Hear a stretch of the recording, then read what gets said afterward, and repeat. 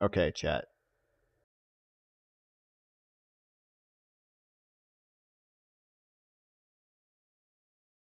Um,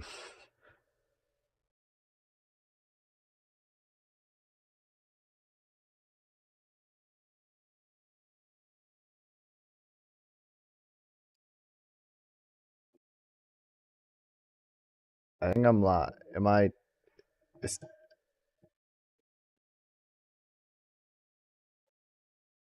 um,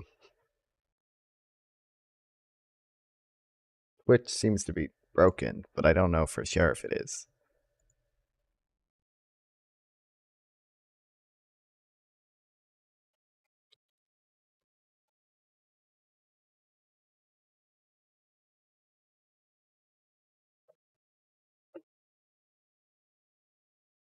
Oh, it's working.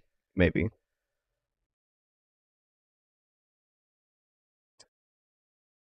or maybe not. Is that just my stream itself?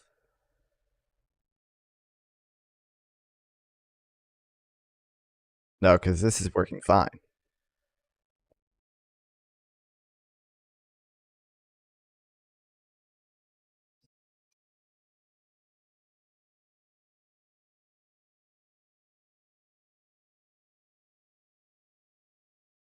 Okay, now it's working though.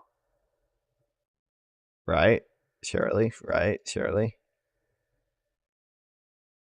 Yeah, kick works fine. I don't understand.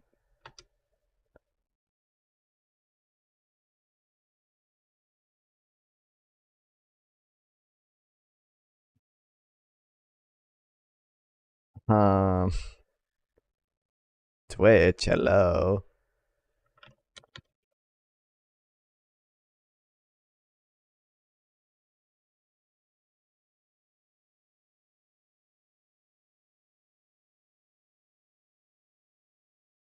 Okay, it's working now.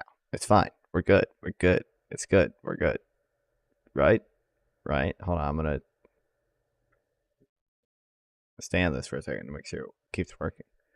I think it's good. I think we're good now.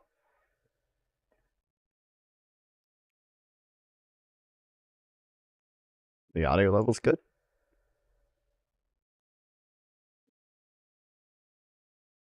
Yeah, we're good. It's fine. Everything's chill. It always works exactly how I want it to.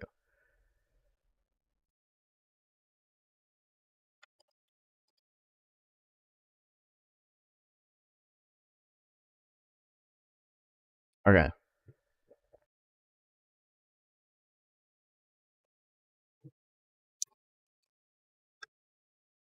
Look at this chat. I got Red Bull now.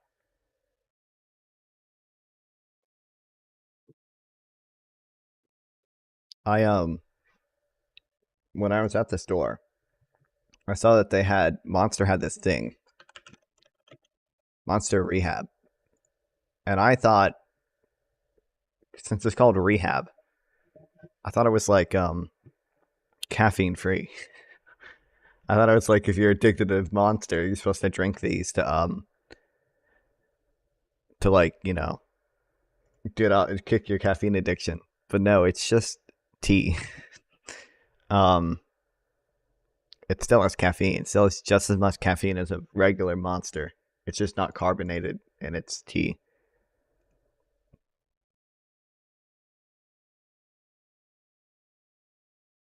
But it still has literally just as much caffeine as a regular Monster.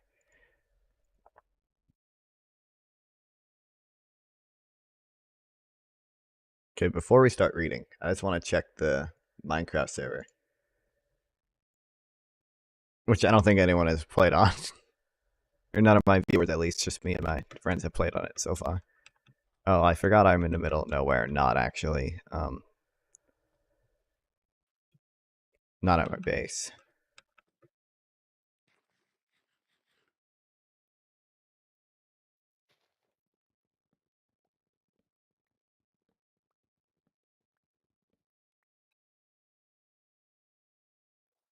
Yeah, I'm the only one on. Uh,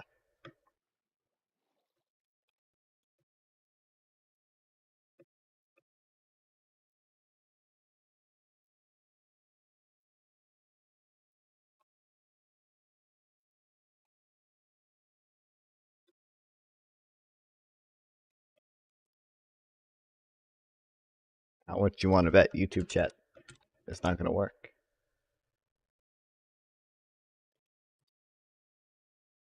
That's so crazy, dude. That's so crazy how YouTube chat never works.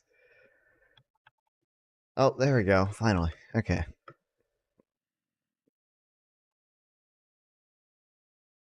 I think by the way, I figured out, I don't know, no one has like noticed this, I guess, which is good. People have probably noticed this, but they haven't said anything. My stream qualities have been like relatively poor. And I was like, why the hell is this happening? Because my settings were good. And I kept like Googling things to like increase my setting. I tried a bunch of different settings and it looked the same no matter what. And I was like, what the hell is happening? And eventually I found out there's this stupid setting. Why? What do you mean why? Why Minecraft? I'm just checking the server to see if anything has happened, which it hasn't. Before I start reading stuff. What do you mean why Minecraft? Minecraft is awesome! Exclamation point Minecraft in the chat. Okay, I accept it.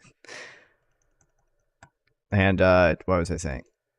Oh, I found there's this stupid setting that because I streamed to multiple platforms was like basically bottlenecking me because I had a thing checked that said like don't let me exceed my maximum limit on how good my stream quality can be on the platform I'm streaming to. But since I streamed it all three platforms, it was like limiting me to like the lowest quality one, which I think was Twitch. But now hopefully I turn that off, and hopefully it'll actually start streaming in like 8,000 bitrate, and not the lower bitrate that it had me in. By the way, just quickly before we read, because Twitch doesn't get to see the thumbnails.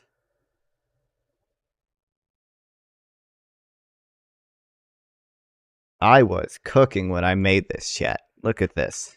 Okay, or be super zoomed in, whatever. I'm just saying.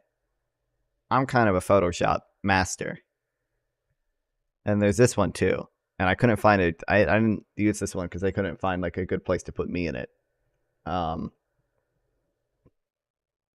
What's going on, non-fun 420 fans? Not much.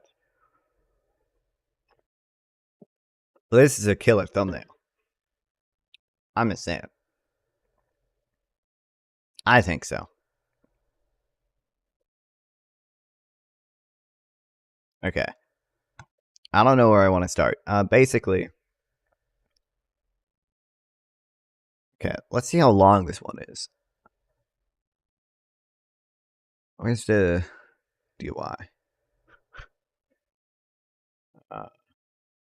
Fuck, you're actually reading Lords? Yeah, I am. But we might start with this. I thought you were just referencing Keynes. I mean, part of it is like this isn't Lord Keynes. Part of it is just going to be like Keynesian stuff, but yeah, some of it will be Lord Keynes. Let me go to okay, paste open. Oh, it's what? Doesn't have it? Did I not? They really don't have it? What the hell?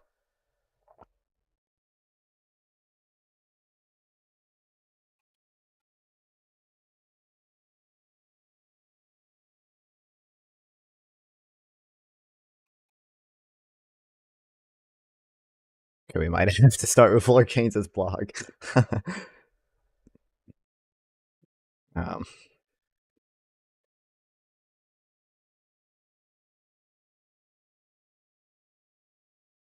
Fuck.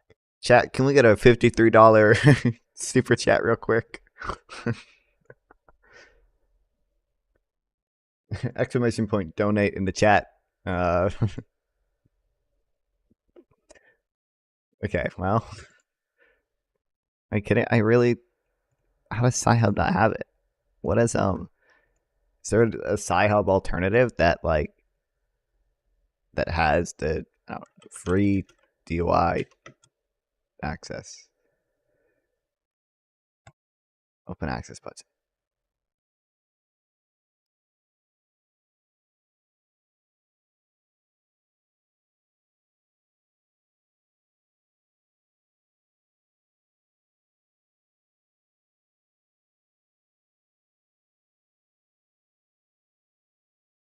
Are you fucking kidding me?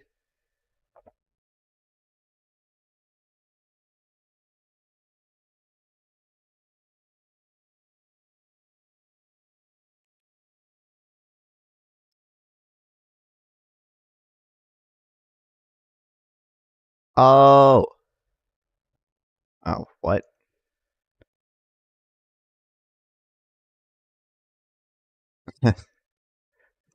Yeah, well, do you think he'll let me have access to it?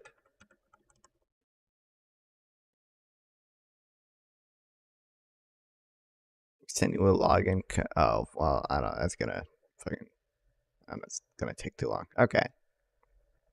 Not reading that. We are reading Lord Kane's. um. Okay.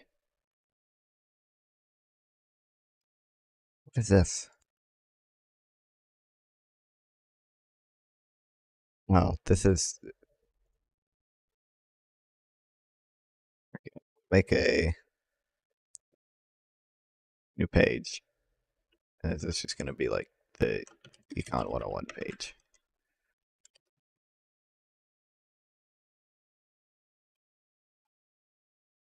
Um. Sure.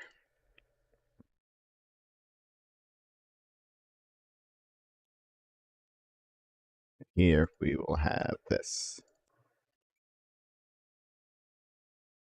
Okay. Now we don't need this. All right.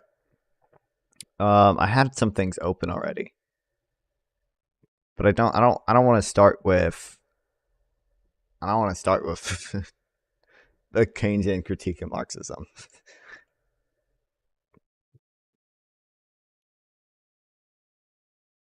I do. I mean, I don't know. Post Keynesian and MMT economics.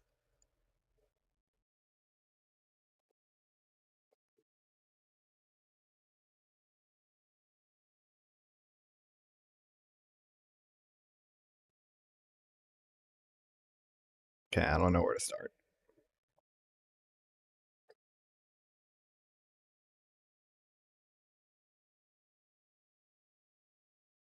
What's this? What the fuck?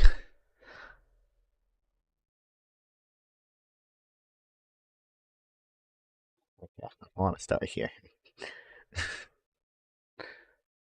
Oh, Sam Harris.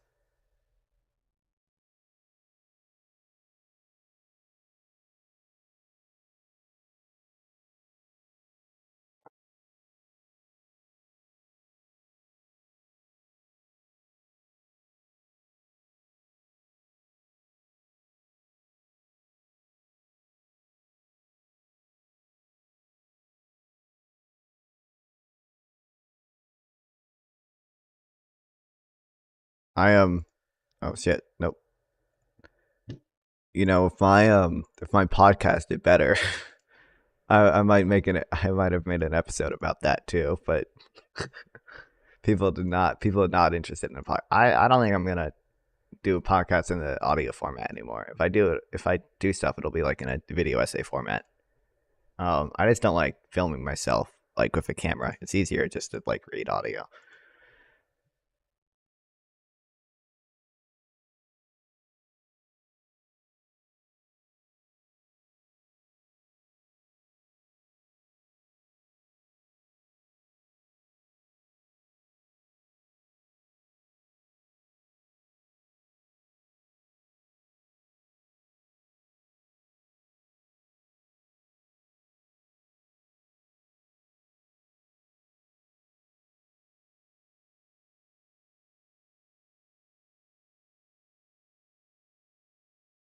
True. Okay. Well, I don't want to start there.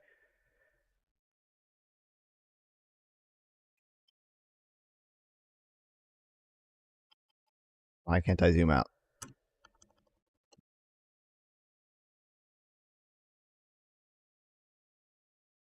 Okay. What's Keynesian price theory?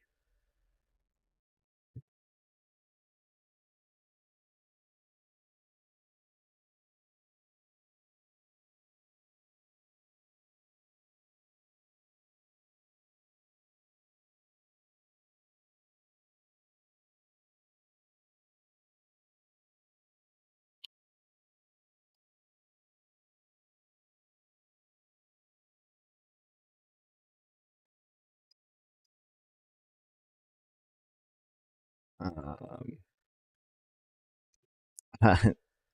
I'm running out of emojis to use as icons.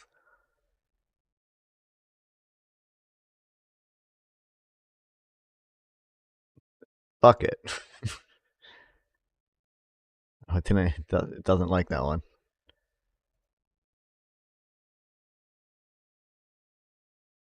Okay, well, I can't use that one. We'll use this. Oh, nope, can't use that one either. Okay, we're using that guy.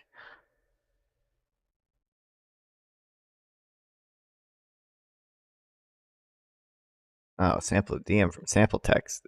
Oh no, this block element.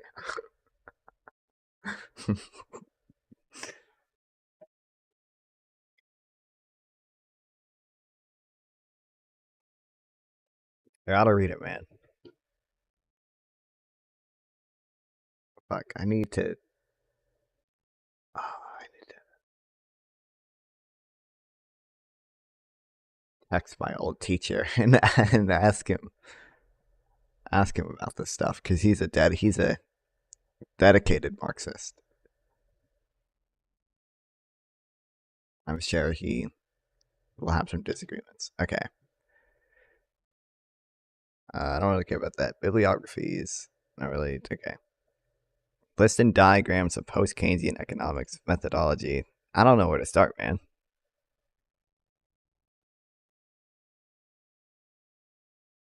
Animal spirits, interest rate policy,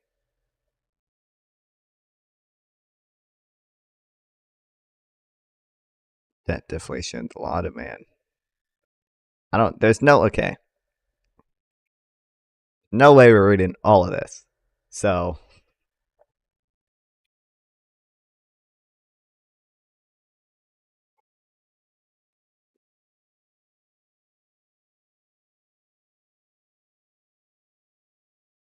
oh hey Zach.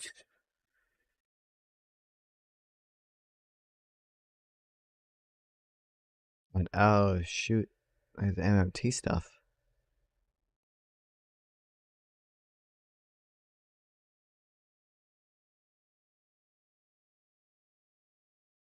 Okay, I might just read this for now, and then I will.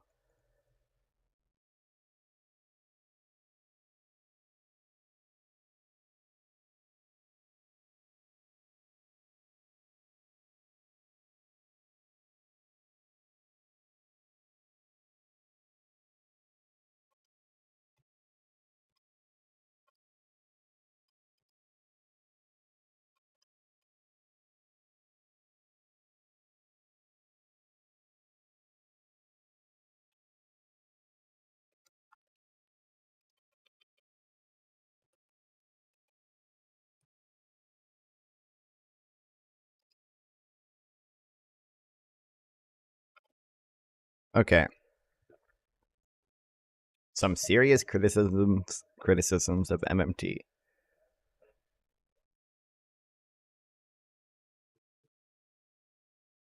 Normally, criticisms of modern monetary theory come from libertarians, and is laughably ignorant and incomplete criticism at that, incompetent.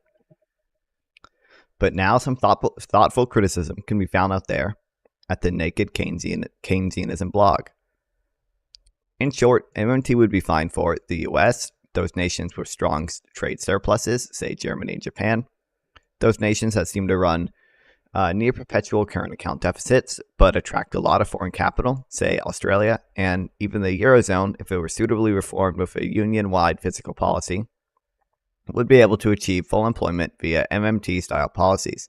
But those nations, especially developing nations, that face real constraints on their current account deficits, would perhaps find it difficult to maintain full employment via MMT if balance of payments crises ensued in response to surging imports. All of this undermines the need for reform of the international payment system. It's time to give developing countries the support from the IMF and World Bank, suitably reformed, that they need for infrastructure and industrial development to achieve some degree of export balance and internal wealth to make MMT work. So this criticism of MMT is just going to be, well, I don't think it works for developing countries right now. To be fair, I think Bill Mitchell has tried to address some of the criticisms here. Quote, a nation might have a food supply problem just because of location. Then they have to import food. For example, in Kazakhstan, where I am working at the moment, they face really significant problems in winter getting fresh vegetables and fruits. Many of these nations also have very little that the world wants by way of their exports. The fact that such a country's national government is sovereign in its own currency and can spend however much it likes in that currency will not solve the problem. There's not enough goods and services, in this case, food, for the sovereign government to purchase.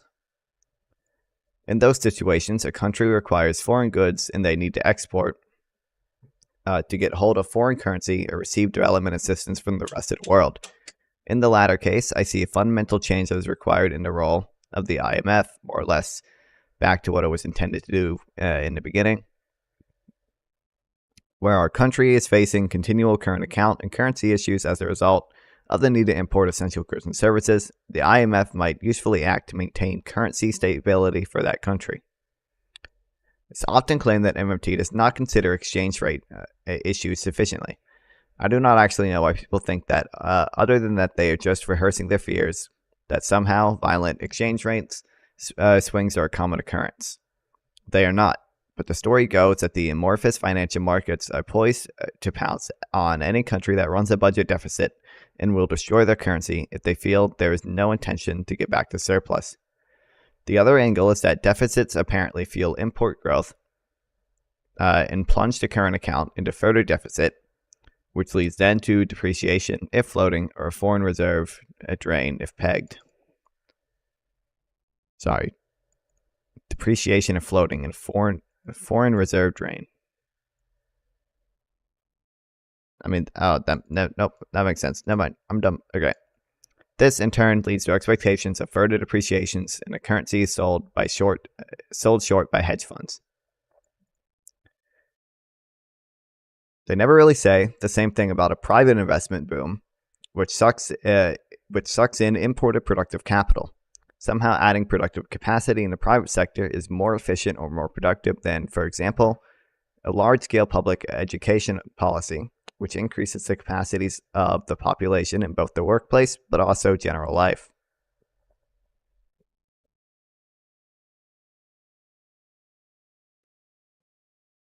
They also never really say anything about private imports of luxury cars, so-called positional goods, into developing countries. It's often claimed that MMT does not consider how exchange rate... wait. We've read that. What?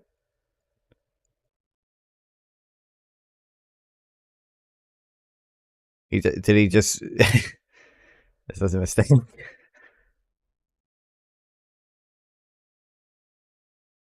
The other angle on this is that deficits apparently fuel import growth, and they just copied the... What? Okay. They never really say the same thing. Oh, he literally just copied the same thing twice. There's serious debate to be had out there, not because of any hostility to MMT. Indeed, I personally regard MMT with sympathy as a bit more radical form of post-Keynesianism, but in a spirit of constructive criticism. Oh, this is it? He doesn't even... Oh, so it's just... Oh, I don't even care. It's just, the only criticism is, well, it's not going to work for some developing countries right now. It's just like fair to say. It's just like that's not what I came here looking for.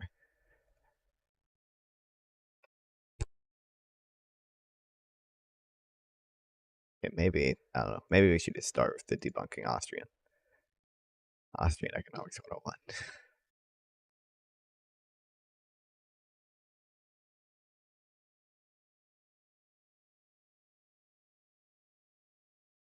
Against Ron Paul.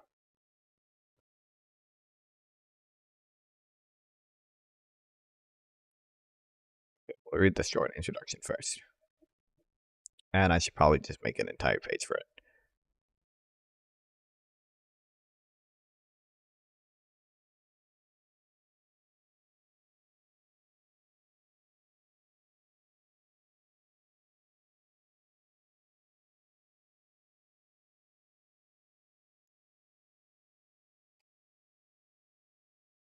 Um,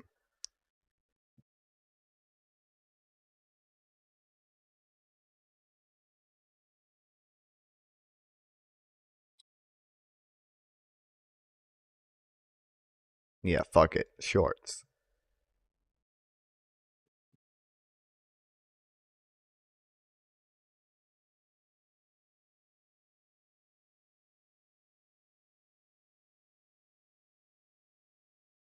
Okay.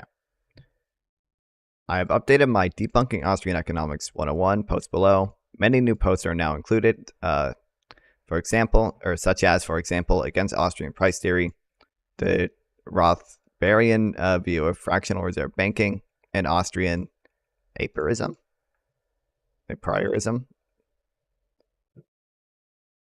I've yet to see any substantive Austrian engagement with the post-Keynesian critique of the theories. This is not really that surprising, since any moderately well-read person with a knowledge of post-Keynesian economics, informed by economic theory, economic history, and by some decent background in analytic philosophy, could crush the Austrian cultists in the debate without breaking a sweat. Okay, based. Please note that not all the posts actually debunk Austrian theories, as some are merely descriptive and allow the reader to understand what Austrians believe. Some posts examine the history of the school.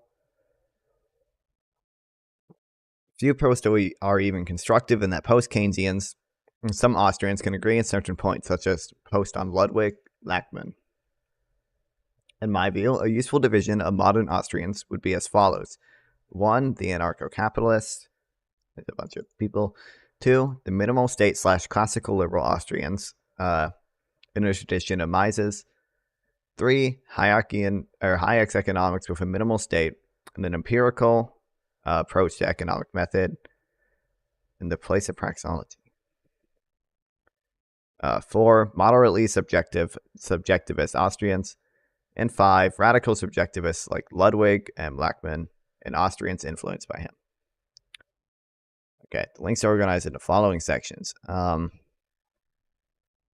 there are 46 things here. We're not going to read all of them. We should probably read one, at least, just so I know.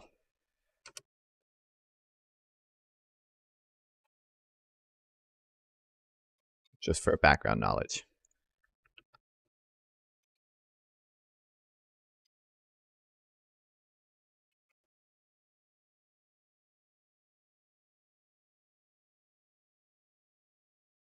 Okay, we're not going to read all of these either, but okay. I don't see a point of it. Okay. The different types of Austrian economics. Fuck, I should copy this first. Paste it here. And here I should do slash heading 3.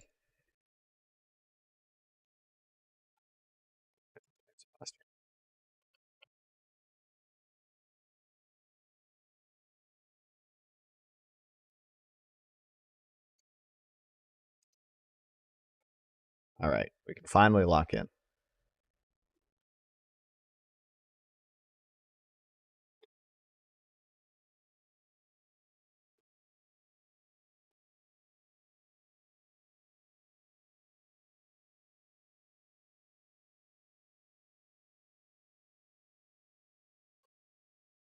Hold on, we can lock in a few seconds.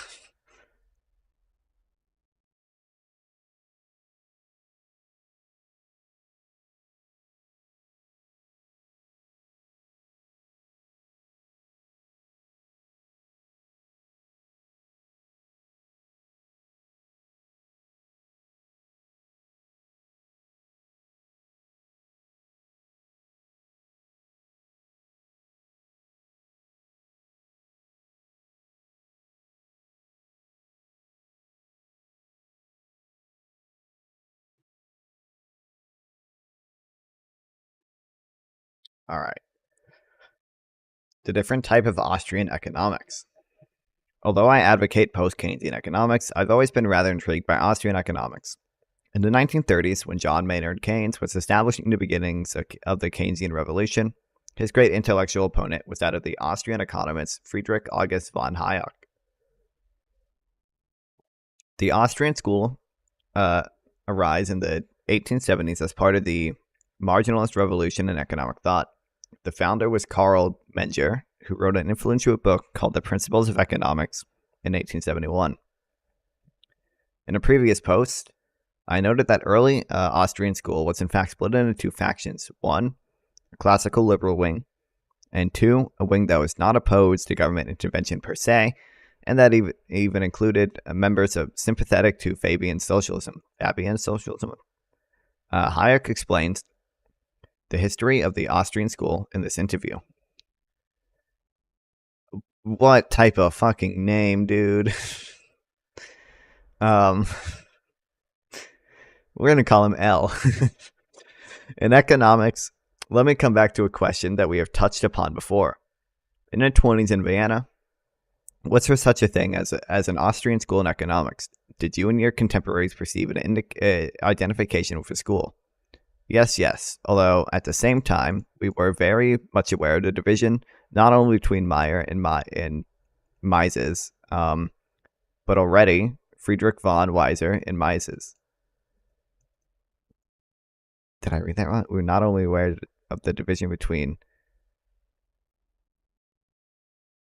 Okay, whatever. You see, we were very much aware that there were two traditions. Oh my god, are all their names going to be like this? Bulwark tradition and the Weiser tradition. And Mises is representing we're going to call him BB. Okay, this is BB. In the BB tradition, and the Meyer was representing the Weiser tradition. And where did a line between the two go? Was there a political or politically ideological line involved? Hayek, very little. BB already had an outright liberal, and Mises even more, while Weiser was significantly tainted with the Fabian socialist sympathies. In fact, it was his great pride to have given the scientific foundations for progressive taxation. But otherwise, there wasn't really. I mean, Weiser, of course, could have claimed to be liberal, but he was using it much more in a latter sense than not a classical liberal sense. The split between the Austrian schools in the 1920s was one, the classical liberal wing of Eugen von Bebe and Mises, which evolved into modern American libertarianism, and two, the wing of von Weiser, some of whom were leaning towards Fabian socialism. Okay, so I don't go ahead and say. What was the guy's name in 1871?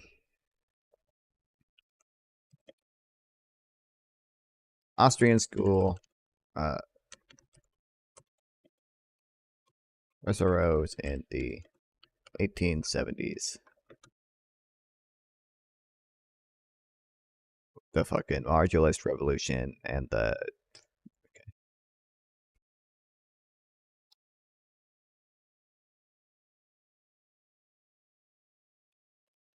With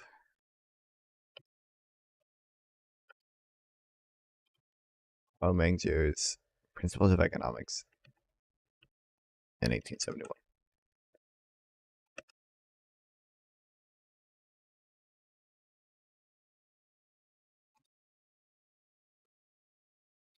It said even back then it was split, right? So as I noted earlier, early Austrians were split into two.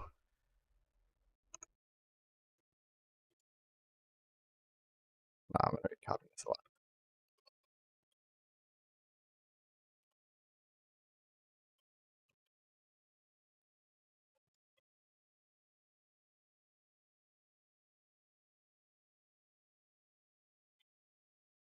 He doesn't give a name to this group. He just says they're sympathetic to.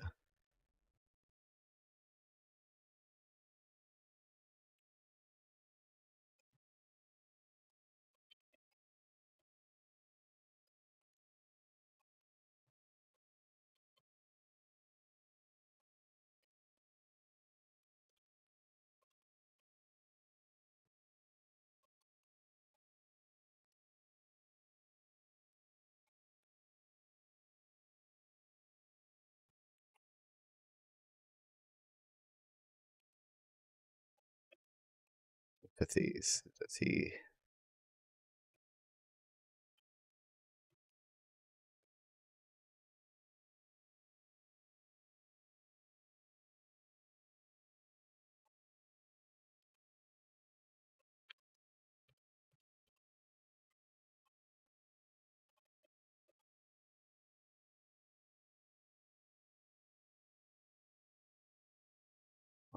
I'm assuming this guy's gonna come up a lot.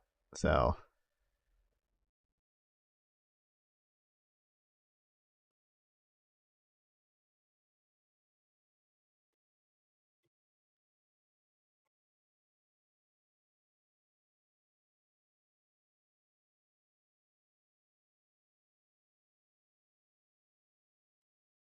okay, I'm not doing that. I'm not trying. I'm sorry, guys. That's not happening. Um,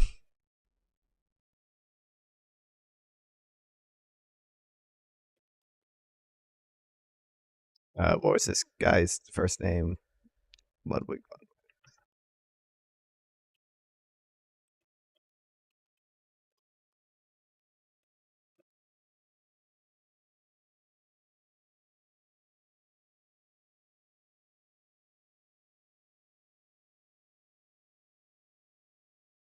His first name's Ludwig or Friedrich. Friedrich. Okay,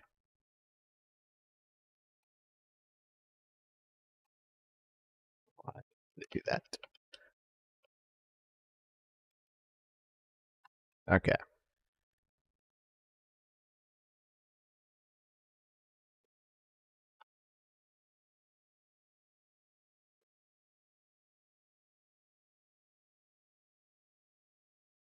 However, with the migration of Austrian economics to America and the emergence of Mises as a leading figure, the classical liberal wing won out, and modern Austrian economics developed from the classical liberal wing under Mises' influence. For much of the 1940s, 50s, and 60s, Mises, Hayek, and Rothbard were the major Austrian thinkers.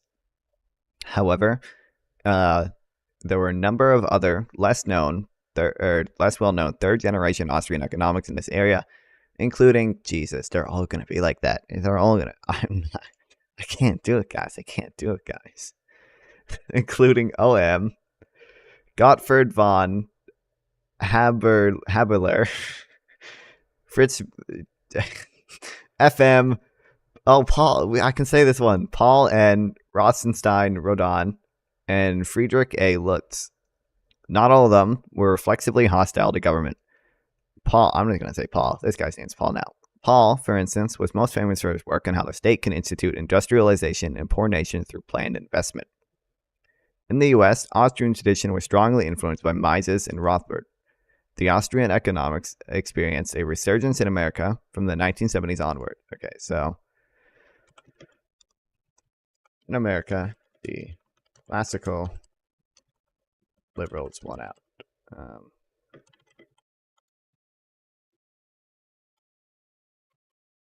Became increasingly influential in the 1970s.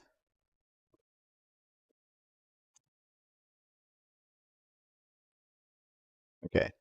Then Austrian economics experienced a resurgence in America from the 1970s onwards. Quote, American Austrianism revolves around an axis that passes through Auburn University, George Mason University, and New York University. It gets its spin from a 1974 conference held at South Royalton, Vermont, a week-long affair that featured lectures by Murray Rothbard, Israel Kurtzner, and Ludwig Lachmann.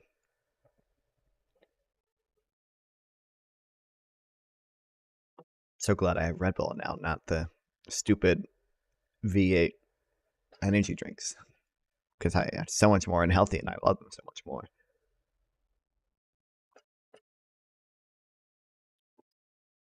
The proceedings of that conference was later published as the Foundations of Modern Austrian Economics.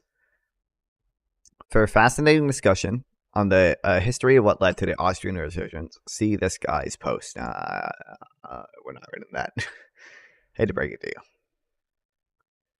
Modern Austrians come in a number of forms and there are clear differences between them. In my view, a useful division, this was like in his intro, useful division of Austrians would be as follows. Okay.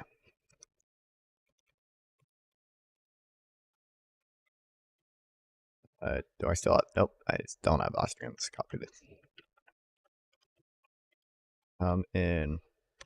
I should say, can we split into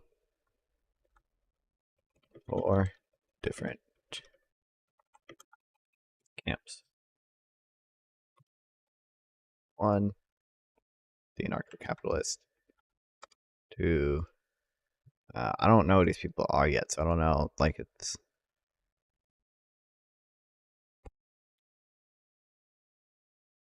2, the minimal state classical over Austrians and intrusion of Mises. 3, Hayek's economics with minimal state. 4, or did he say, wait, hold on, 5. Sorry, it's 5 camps. Moderate subjectivist. Okay, I don't know what this means.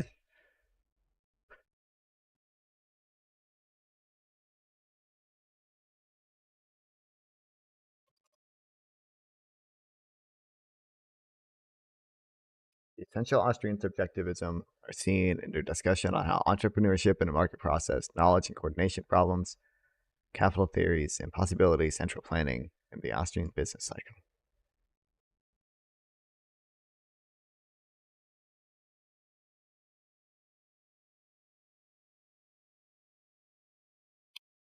Subjectivist insights contribute to positive economics to understand how the world works. They do not bear primarily in policy.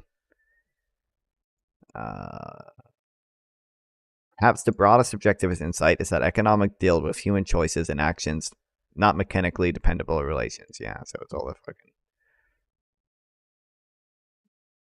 Yeah, okay. The economy is no machine. Oh, no, that's like from the rap battle between Keynes and Hayek.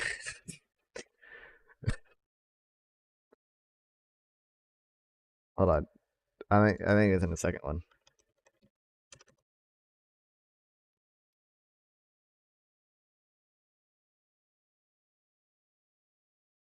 Oh, wait, you're not going to be able to hear it. Hold on.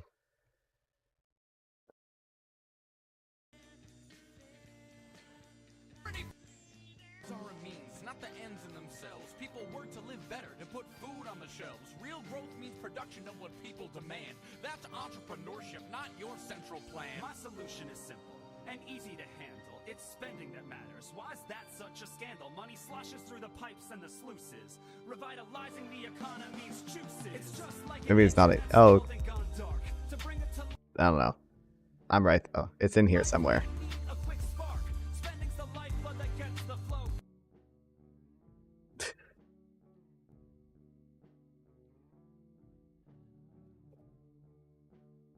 The economy's no machinery. Structures can be asserted and ascertained and manipulated with warrant confidence. Okay, so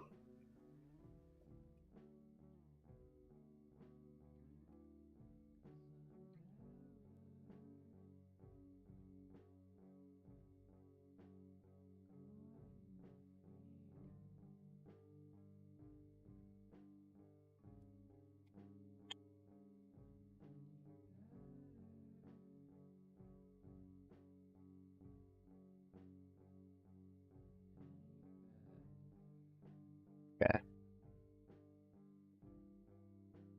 And then 5, the radical subjectivist, like Ludwig von whoever the fuck.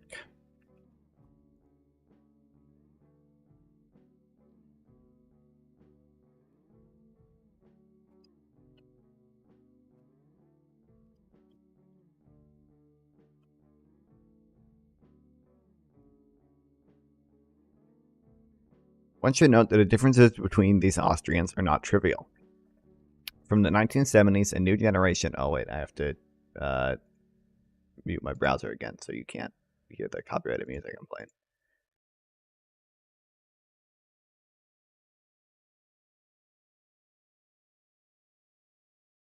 Okay. In the 1970s, a new generation of Austrians challenged the older, purely aphoristic methodology of Mises and advocated for a greater role of empirical testing and Hayek had already moved away from Mises' methodology with his paper Economics and Knowledge. Personally, I have little time for Austrians of type 1 and 2.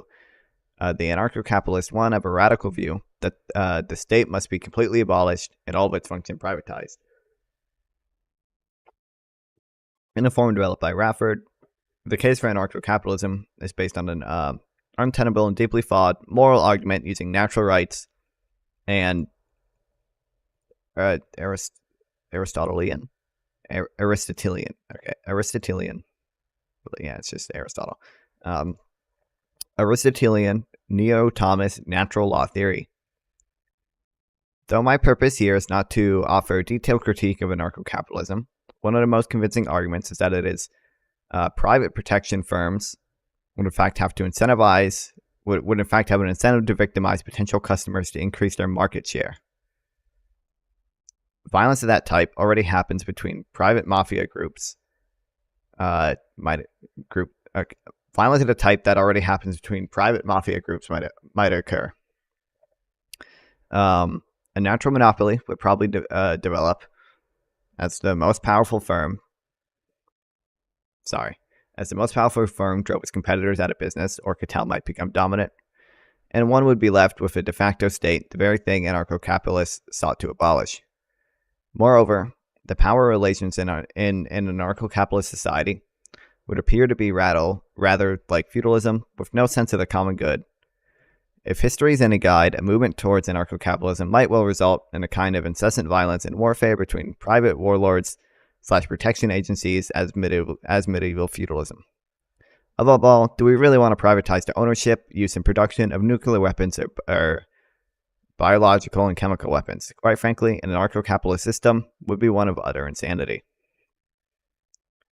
The classical liberal Austrians, too, in the tradition of Mises, support a minimal state with limited functions, like justice and defense. But Mises' praxeology is heavily... Jesus, I already forgot how to pronounce it. Oh, wait, no, this is a different thing. A prioristic, involves in a certain radical rejection of empirical evidence, and falls apart once one sees that the vast number of unsupported subsidiary hypotheses, both present and assumed, that underlie his deductive arguments. Moreover, by admitting the possibility of rational government intervention on utilitarian grounds, Mises' ideology has a severe logical contradiction. Why was Mises a socialist?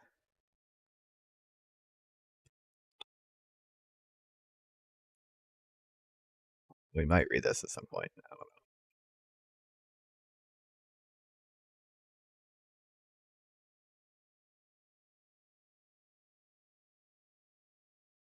I'll leave that there for now.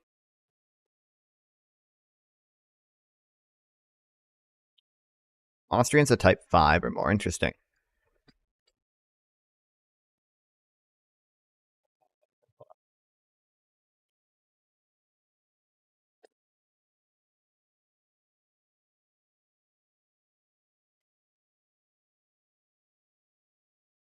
The Austrian radical subjectivists have a Kalidiak.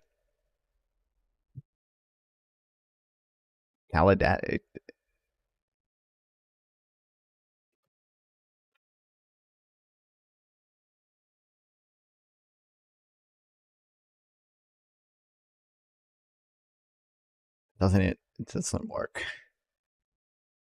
Kalidiak view of economics influenced by the peculiar Austrian Keynesian hybrid, George L.S. Shackle, and stress of subjectivist nature of value, expectations, and knowledge. Lackman, for example, even denied that the free market system tends to equilibrium or have coordinating processes. Lackman's radical subjectivism is rejected by Austrians of type 4, who condemned his position as nihilism. This rejection is not unreasonable from the perspective of those who support extreme laissez-faire economics, because if there were no neoclassical tendency to full employment, equilibrium or high exponential coordination in a free market system, the alleged economic and moral superiority of such a system collapses. It is not surprising that the Lachmann-inspired wing of Austrians arose some hostility from the moderates who defended the free market as an equilibrating or coordinating mechanism. I'm not certain whether Gerald P.O. Discroll and Mario J. Rizzo are moderate subjectivists of Austrian Types 4. Their interesting book, The Economics of Time and Ignorance, appears to use Lachmann's views on the role of time and fundamental uncertainty, but also tries to overcome the charge of nihilism by postulating the idea of pattern coordination in place of equilibrium. They have made some favorable comments about post-Keynesian economics. It is evident, quote, it is evident that there is much more common ground between post-Keynesian subjectivism and Austrian subjectivism. The possibilities for mutually advantageous interchange seem significant. There are indeed some limited similarities in economic analysis between Austrians of Type 4 and 5 and the post-Keynesian economists. Paul Davidson, one of the leading American post-Keynesians, criticized the economics of time and ignorance in his article, The Economics of Ignorance or Ignorance of Economics, in Austrians and post-Keynesians on Economic Reality, rejoinder to critics. Clearly, there are also very significant differences between Austrians and post-Keynesians. That's wild, for real. Austrians of Type 4 include Israel Kurtzner, who argues that plan/pattern coordination, the Austrian substitute for neoclassical equilibrium, and I need to...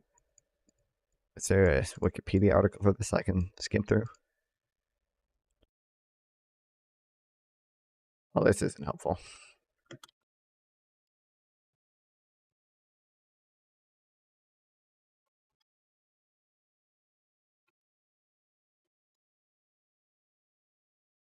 Oh, okay. Well, that's not helpful.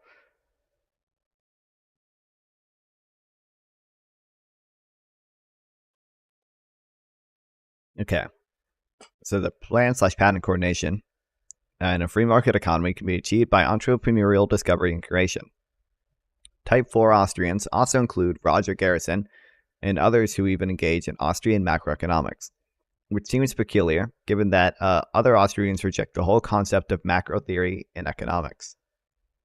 From the perspective of post-Keynesianism, Austrians of Types 4 and especially 5 are the most interesting.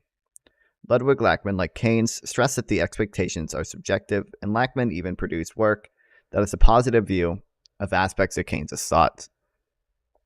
Lachmann's paper, John Maynard Keynes, A View from an Austrian Window, argues that, quote, in the field of methodology, Keynes and the Austrians agree that economics is a social science to which methods have proved successful in the natural sciences should not be applied without careful inspection. But Keynes' mind also moves in another direction. Quote, I want to emphasize strongly the point about economics being a moral science. I mentioned before that it deals with introspection and with values. I might have added that it deals with motives, expectations, psychological uncertainties. One has to be constantly on guard against treating the material as constant and homogeneous. It is as though the fall of the apple to the ground depended on the apple's motives, on whether it was worthwhile falling to the ground and whether the ground wanted the apple to fall, and on mistaken calculations on the part of the apple as to how far it was from the center of the earth. Keynes sees in social facts manifestations of the human mind. Well, to Hayek, it is the complexity of these facts, their multitudes and diversities, that defines the attribution of numerical values to social concepts. To Keynes, it is their mental character that does so. Rather to the surprise of some of us, Keynes emerges as being more deeply committed to subjectivism than his Austrian opponent.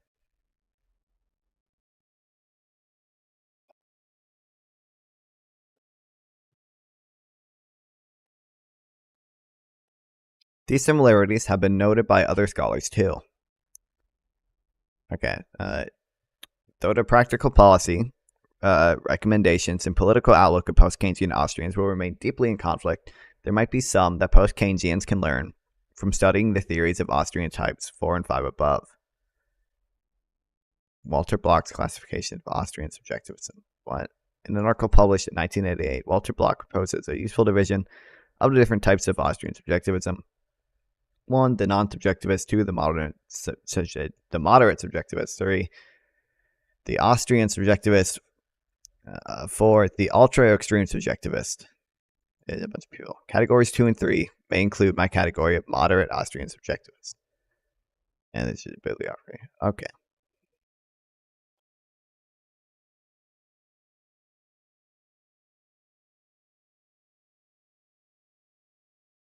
No, I don't. I really need to take notes on how to fight with anarcho-capitalists. I feel like it's pretty. I feel like that's pretty easy. Yeah.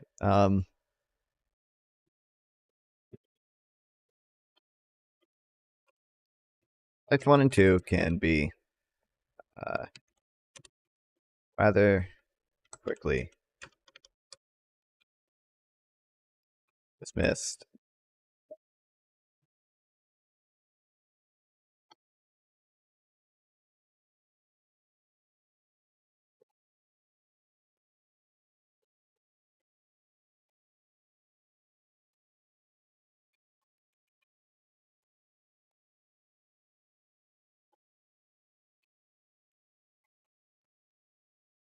Anarcho-capitalism.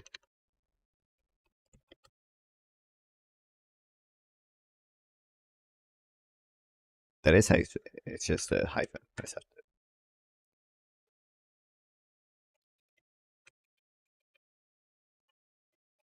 Likely lead to the type of violence that occurs today between, I think he said, yeah, private mafia groups.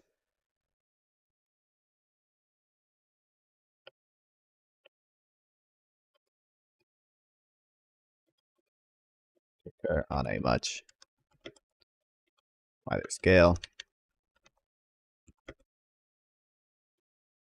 Also, obvious concerns over privatizing nuclear, chemical, and biological weapons.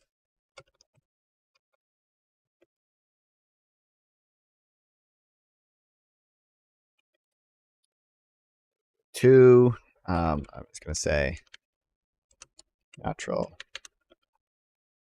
monopolies. Or I should say,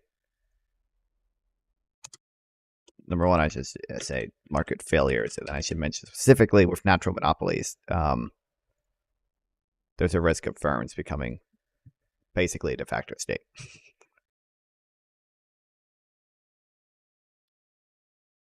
Monopolies become alpha firms that would evolve into a de facto state. Then two, I mean, the same thing on market failures is going to apply.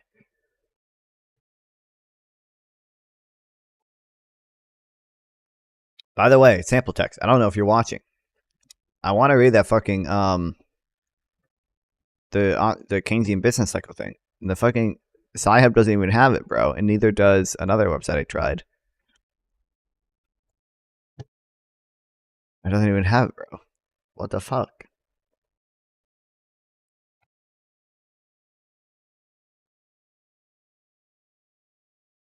And no one will give me a $53 super chat to read it.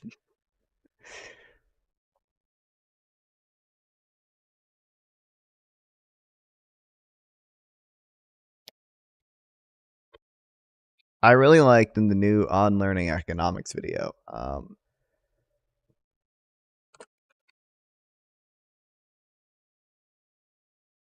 He like made a really good point of like how libertarians are the ones like committed to the like radical position of like government intervention is nearly universally bad, where it's like other people can just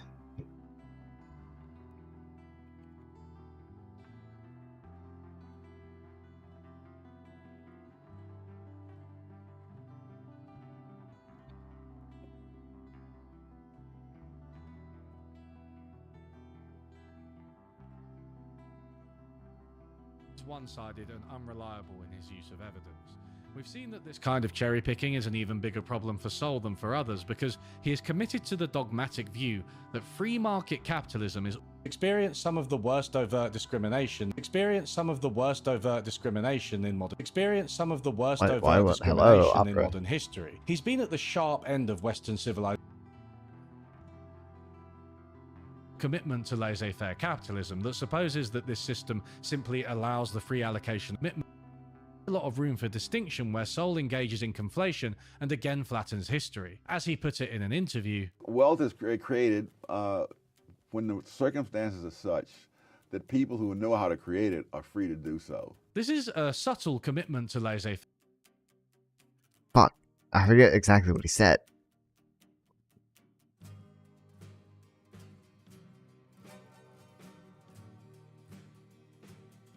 He's gonna say position like way too much to. How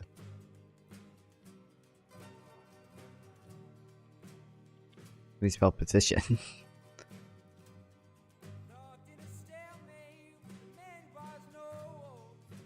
Fuck. I don't know. I'll get that quote eventually.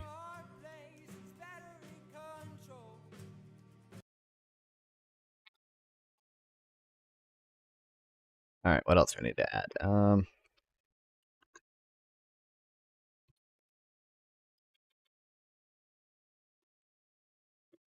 Steps 4 and 5 are more interesting.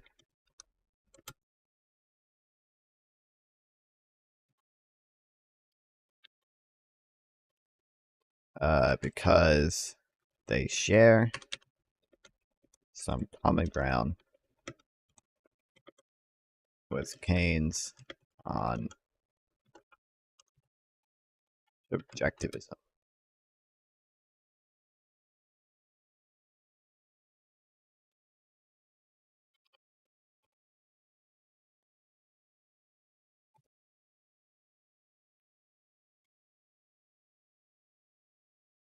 I don't want to put this whole quote in, but I do kind of like it. Oh shit. Is my webcam frozen? Uh-oh. Uh-oh. Hold on, chat.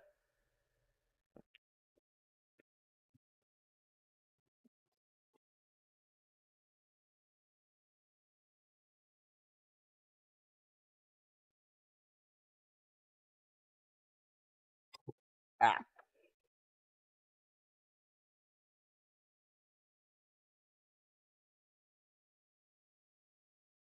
Well, why did it do that? Oh. Okay.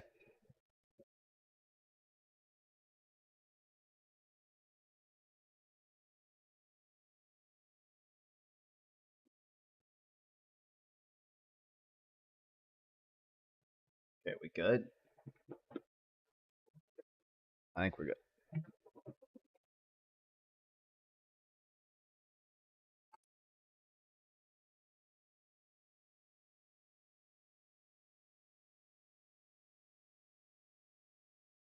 Just by another. All right, back to reading.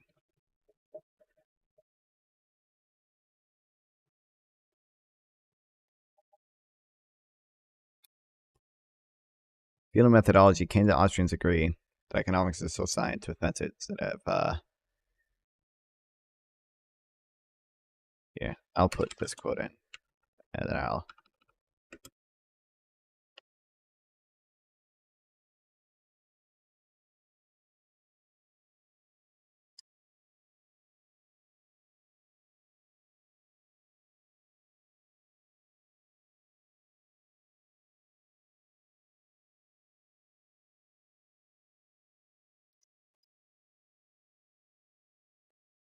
Okay.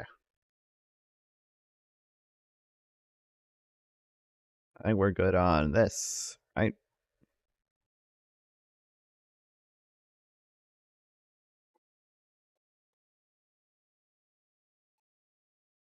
Oh, fuck. Hold on. I just realized I think my school shut down like my school Google Drive account because I, graduated. Oh, but that means I don't have any of my notes from economics class. Damn.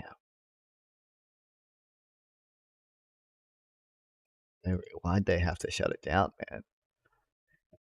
And I couldn't make a copy of it because I was because our school gave us unlimited Google Drive storage, right? Like every student had unlimited Google Drive storage. And there was more than just school stuff on my drive. So I had like 100 something gigabytes of storage. And Google only gives you like 15 for free. So I couldn't copy all my stuff over.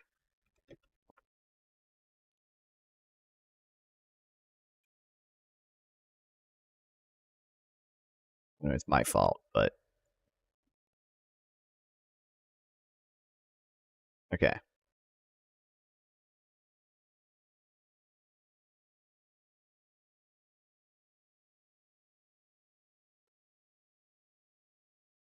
Types of pro-market libertarians. We can read that.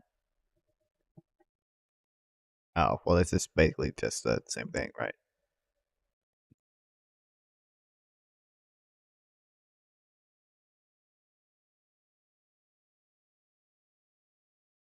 Okay, we don't need this.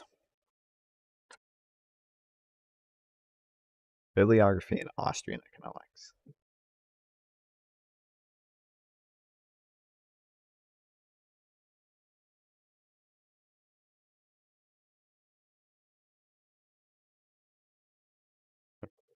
Questions for Austrians before you debate them. Ooh.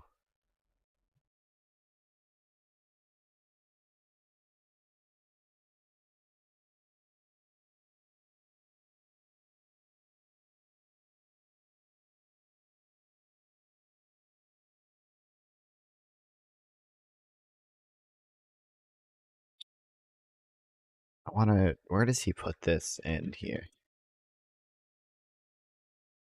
Debunking Austrian ethical theories. Oh boy, taxation theft. I want to get to that one.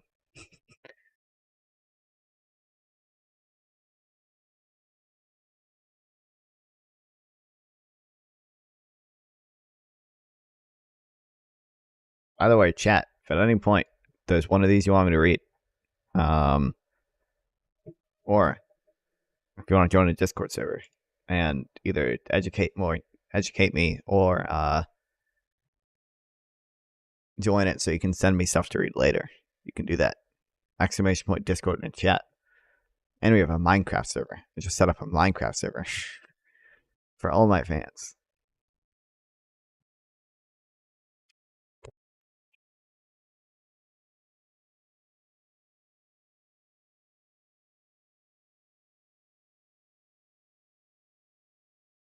Question for Austrians: who wrote this?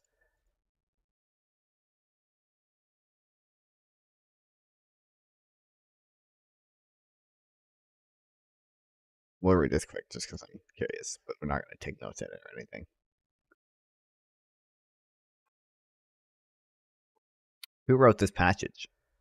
Government thus has to intervene in the economic life for the benefit of not only to redress grievances, but also to establish enterprises that promote economic efforts. But because of their size, are beyond the means of individuals and even private corporations. These are not paternalistic measures to restrain the citizens' activities. On the contrary, they furnish the means for promoting such activities. Furthermore, they are of some importance for those great ends of the whole state that make it appear civilized and cultured. Important roads, railways, and canals that improve the general well-being by improving traffic and communication are special examples of this kind of enterprise and lasting evidence of the concern of the state for well-being of its parts and thereby its own power. At the same time, they are/constitute major prerequisites for the prosperity of a modern state. The building of schools, too, is a suitable field for government to prove its concern with the success of its citizens' economic efforts. Was it some evil statist? Well, no, it was none other than Karl Menger, the founder of Austrian economics, in his lectures to Crown Prince Rudolf of Austria. Yeah, this confirms to me how far some early Austrian schools were from the modern extremism of Rothbardian anarcho-capitalism. In fact, some of the very early Austrians, such as these people, were Fabian socialists. Yeah, whatever.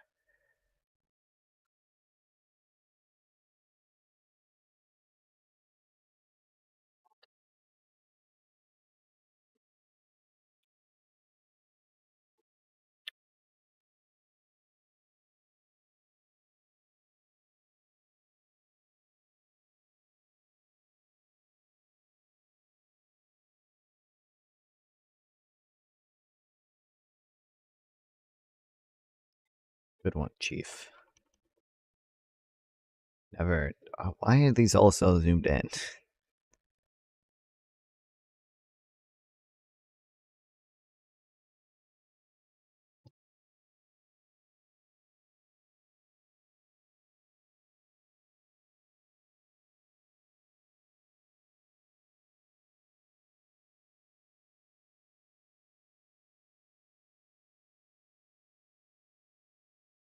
Against the Austrian theory of money.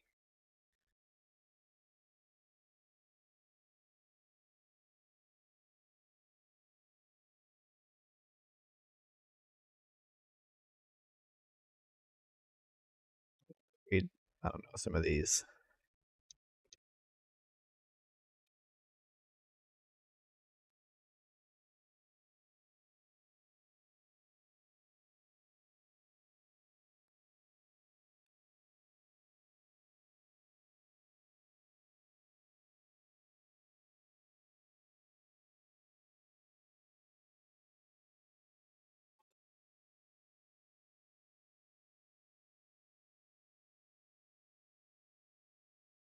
Hayek and the myth of neutral money.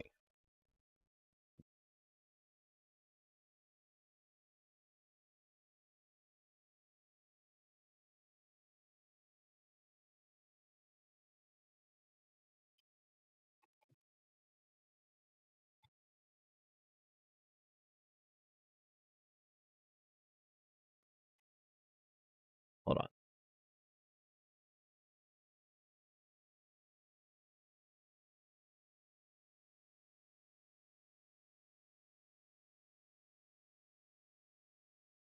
Right.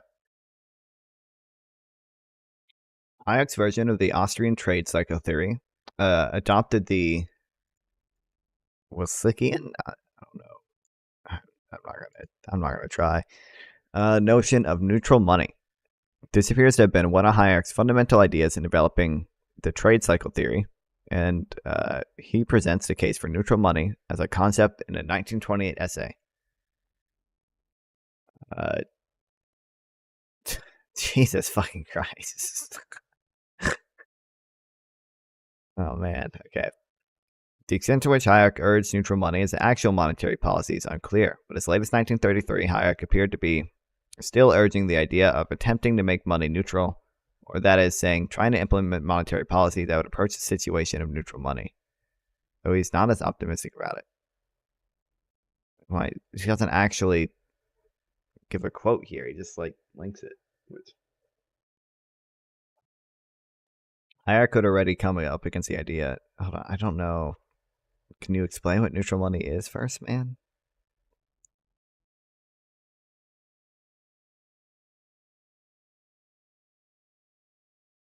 Neutrality money is the idea that changes in the stock of money affects only nominal values in the economy, such as prices, prices, wages, and exchange rates, with no effect on real variables. Okay, no, I get it.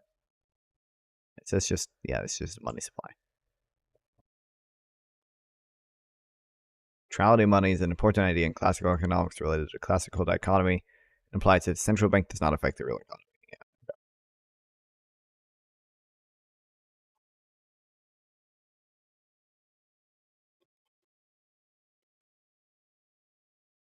I don't want to say neutral money is the idea. Okay. The neutrality money.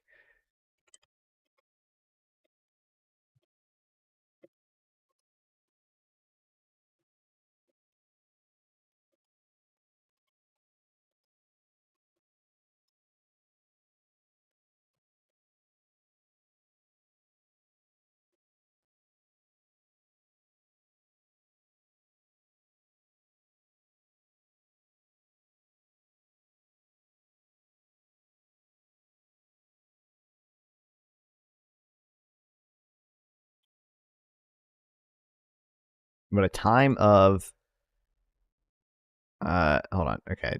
Do we read this? Hayek had already come up against a critique of that in 1932. By the time of the second edition of Price and Production, he was starting to distance himself from neutral money, admitting that it was never a practical policy. Okay, so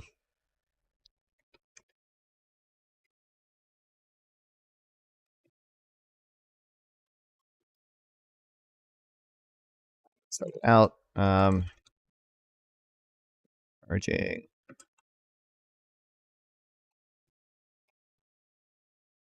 Oh, sorry. So it's the extended way. Okay.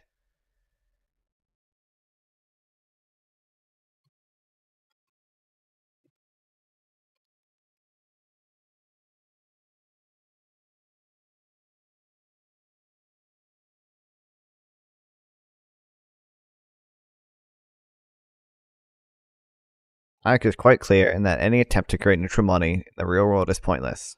Quote, although I have myself given currency to the expression that neutral money, which, as I discovered later, I had unconsciously borrowed from Wixell, it was intended to describe this almost universally made assumption of theoretical analysis and to raise questions whether any real money could ever possess this property, and not as a model to be aimed at by monetary policy. I have long since come to the conclusion that no real money can ever be neutral in this sense, and that we must be content with a system that rapidly corrects inevitable errors. Shrafa vindicated. Okay, well, this is like super short, so it's just.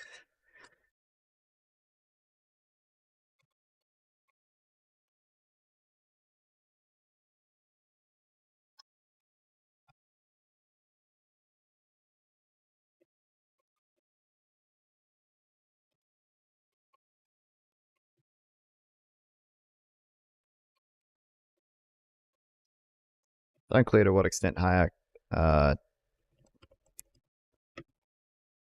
neutral money should be, I don't know, I guess used for actual monetary policy.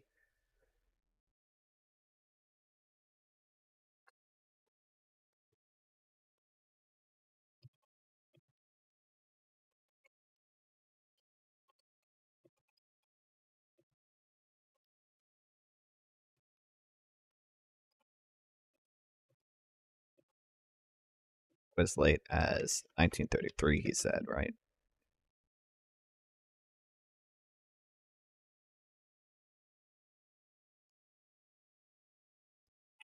Trying to implement monetary policy that would approach this.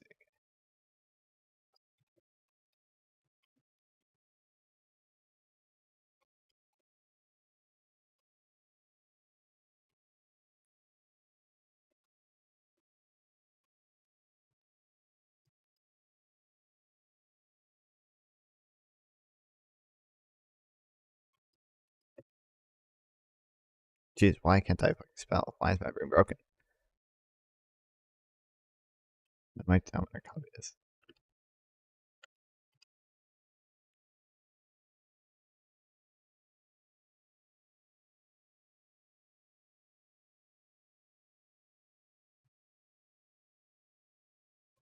Air humidity. Any attempt to use. I don't want to say saying to use But I don't. I want to like paraphrase. I don't just want to copy what he said.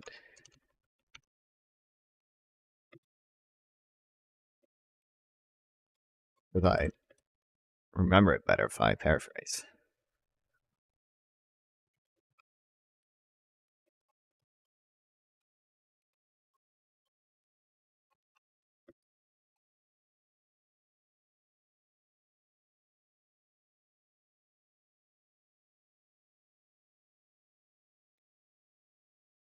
Starting point in object.hierarchy inquiries what it calls neutral money. That is to say, kind of money which leaves production and the relative prices of goods, including their rate of interest, undisturbed, exactly as it would have been if there were no money at all.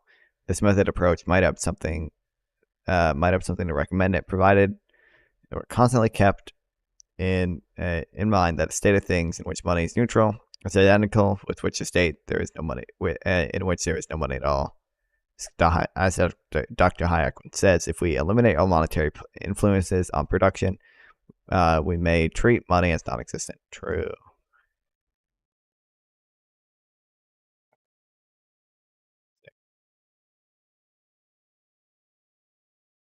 And so, okay, I want to read some of the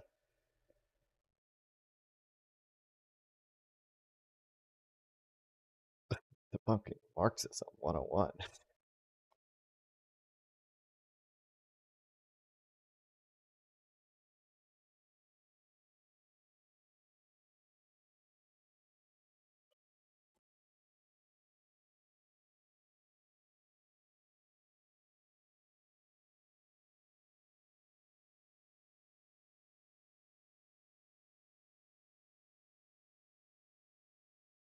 Chat, can we get some emoji in the chat so I know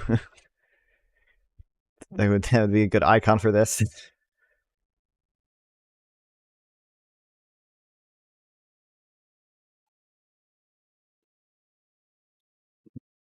looks just like Marx.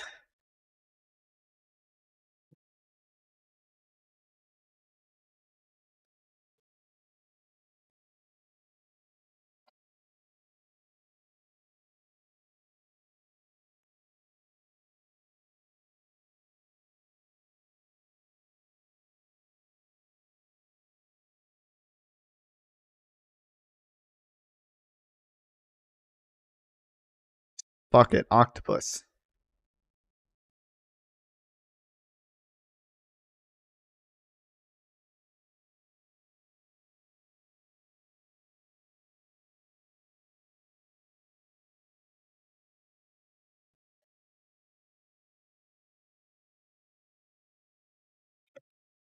Okay. How do I lay out this one? I did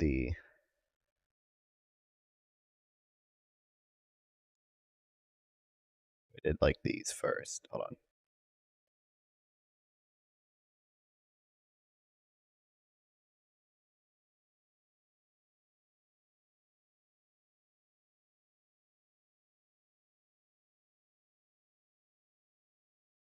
Chomsky and Marxism. Oh dear God, that sounds miserable.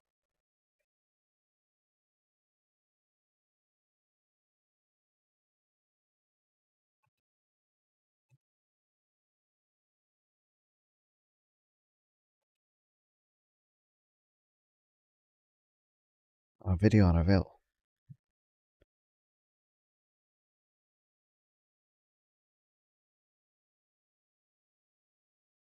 I don't always agree with Chomsky, but what he says here about Marxism is spot on. The interesting and insightful individual concept in Marxist Capital say the idea that uh, monetary production economy, androgynous money, the rudiments of aggregate demand theory, etc., should be taken up in contemporary economy and developed. The other absurd, dogmatic, and untenable aspects of Marxism, the labor theory of value, falling rate of profit, etc., should be utterly rejected. Marx should be read as part of the history of economic theory. This whole theory essentially failed theory of the 19th century. Capitalism, nothing else. Was unavailable. I remember that teacher I mentioned before that was a Marxist Leninist. I remember I was reading Chomsky in his class one day, and I think I talked to him a little bit about what Chomsky said about the labor theory of value or whatever. He was not a fan. I think he conceded. I don't know. He conceded a little bit that like there are definitely dogmatic Marxists out there.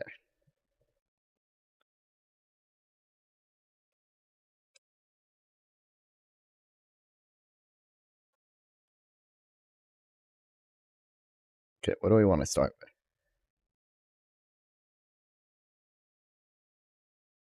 Well, the first interesting one I see is against the labor theory of value, but I super hate reading about LTV value. Any value theory is just fucking miserable. Fuck the British you.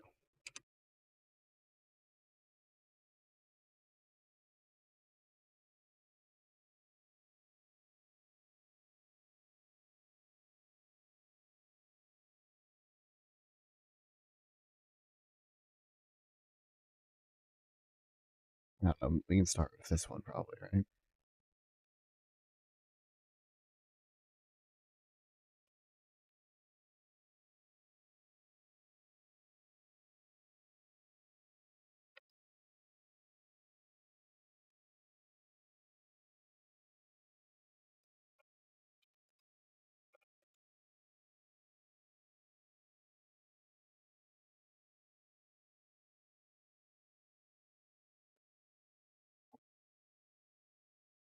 Wait, hold on. I need to think I closed one eye.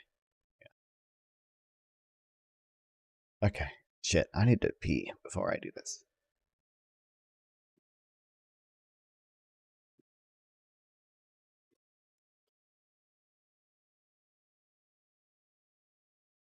Why isn't? Where's Vegeta?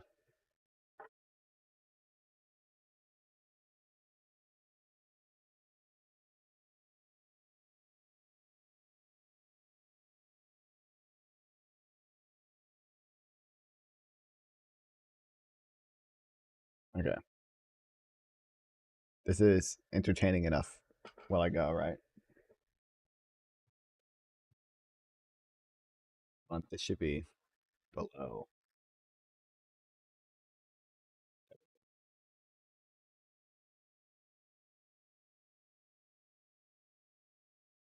Better still have 4 viewers when I come back.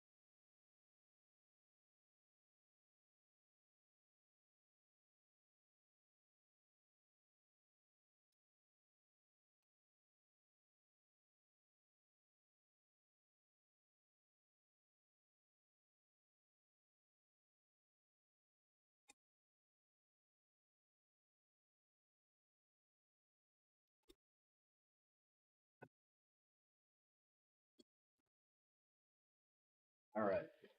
Oh yeah, 5 years. Hell yeah. See, I'm a great streamer. Work break works, man.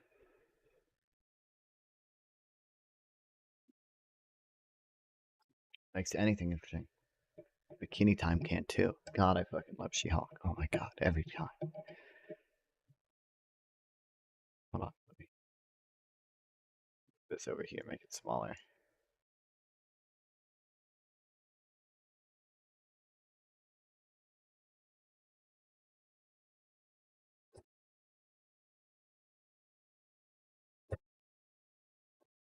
Dude, this is fucking sick.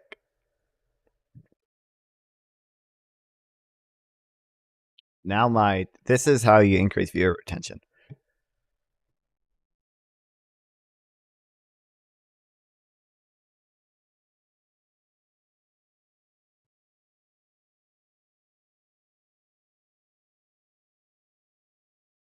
One more thing.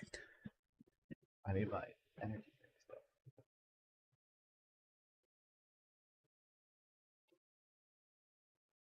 I cannot go for a single second without caffeine. Okay. Why Marx's labor theory of value is wrong in a nutshell. The labor theory of value presented in part 1, volume 1 of Capital is wrong for the following reasons. 1. The a priori argument for the labor theory of value in volume 1 of Marx's Capital is a non sequitur and contradicts itself as detailed here and here. Devastating contradiction. The Wixie. Okay. Jesus. Okay. Already giving me more stuff to read. Oh, I see so many more hyperlinks, man. Oh, no.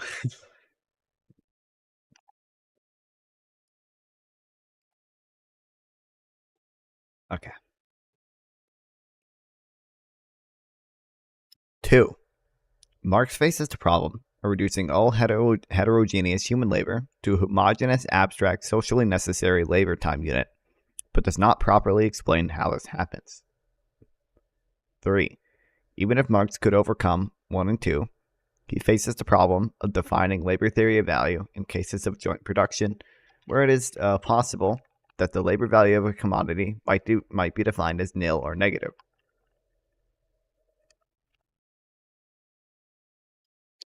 There's no reason why free human wage labor should have a special power that animal slaves or machines do not, as I point out here. Doesn't he would apply it to slaves too? He would just say like all the slaves surplus is being taken, right?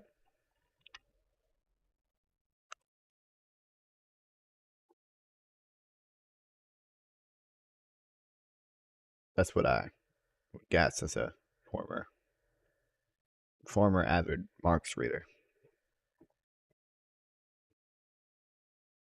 5. Modern fiat money refutes Marx's theory of money. And also his labor theory of value, since money must be produced as a commodity in Marx's theory, but has long since ceased to be, as I point out here and here. I don't know when he say refutes his theory of money, there wasn't fiat currency back then, right? So like, I mean, you can say it doesn't apply to the modern day, which like obviously, but yeah, obviously.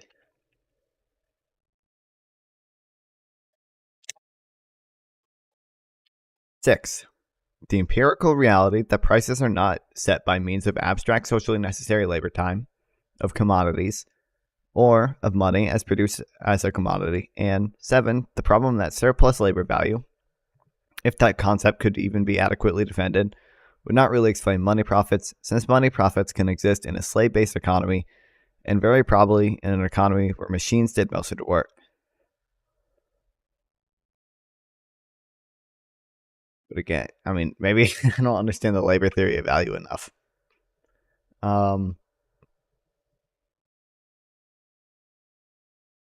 But it would just be like all the slave surplus is being taken, right?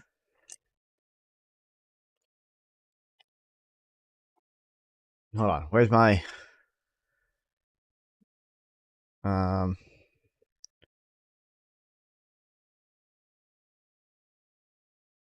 What's it? Is it okay? Labor theory value. Is it just Marxism explained?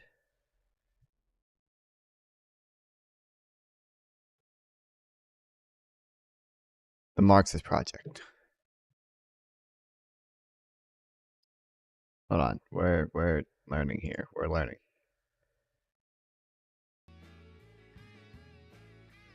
Surplus value. All right. These concepts are central to Marx's critique of the capitalist mode of production, and in general add to the base of important ideas that the rest of Marxist theory is built on. Surplus labor is a pretty simple concept. In Volume 1 of Capital, Marx takes us to the marketplace to witness the capitalist buying the things he or she needs in order to make some kind of profit. For the sake of example, we're going to assume that the capitalist owns a t-shirt factory and needs the necessary ingredients to produce marketable t-shirts. The capitalist is going to need material for the t-shirt itself, some kind of machinery for assembly, and a worker to commit their labor power to running the whole production process. So, just like the capitalist buys cotton and sewing machines from which t-shirts can be made, the capitalist also buys the labor power of the worker. This labor power is simply a worker's ability to put in a certain amount of labor in a given time. This labor, as we will see, creates new value. In this way, labor is a unique commodity because of its ability to add value to some object. In our example, the cotton, which becomes a t-shirt. Also, unlike the objects that the capitalist buys, labor is not for sale permanently. The worker hires out labor on a contractual basis. The agreement is that the worker produces the capitalist X number of his or her hours a day, and in exchange, the capitalist pays the worker some agreed upon salary. As the worker signs on to the job, his or her time and labor is given away to the capitalist. However, in order to make a profit, the capitalist has to pay the worker less than the value of what he or she is capable of producing. Right. If the capitalist didn't do this, his profits would flatline.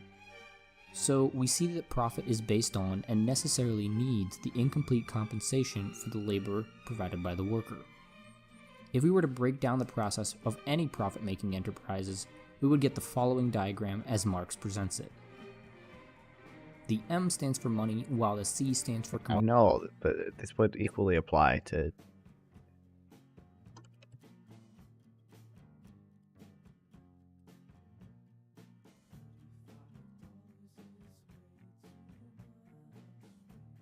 It's just that their labor power was owned. Is that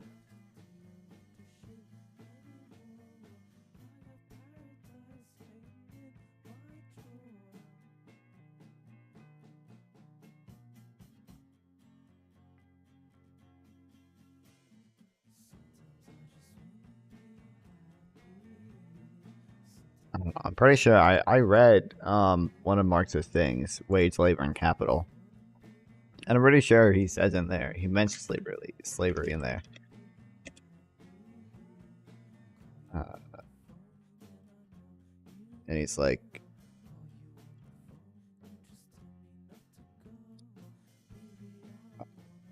alright, can I view the whole text?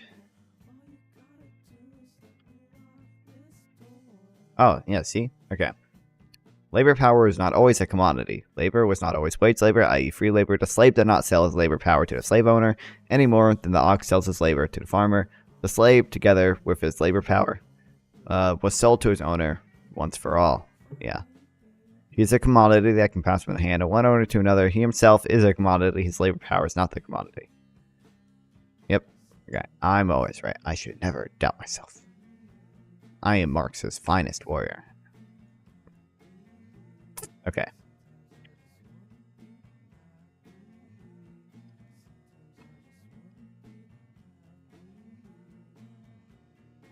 Orkane's notes.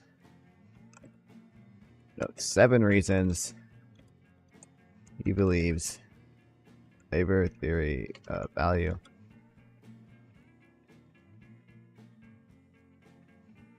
be wrong.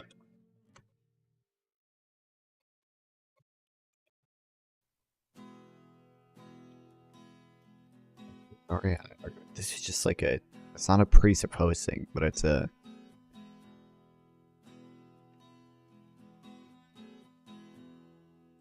Priori is knowledge independent from any experience. Examples include mathematics, and deduction and pure reason.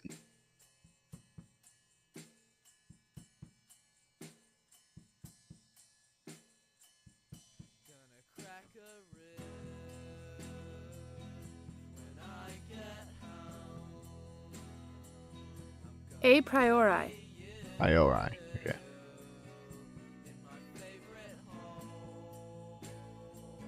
Yeah, okay. The a priori assumption for the labor theory of value in volume 1 Marx's capitals and non sequitur. I don't want to just copy this. Because again, I learn more if I paraphrase, but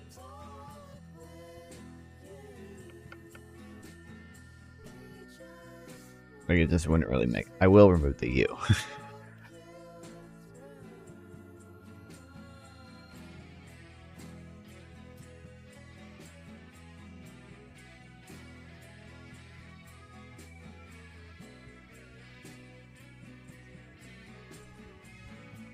Two, Marx raises the problem of reducing all heterogeneous human labor to a homogeneous, abstract, socially necessary labor time unit. Fuck.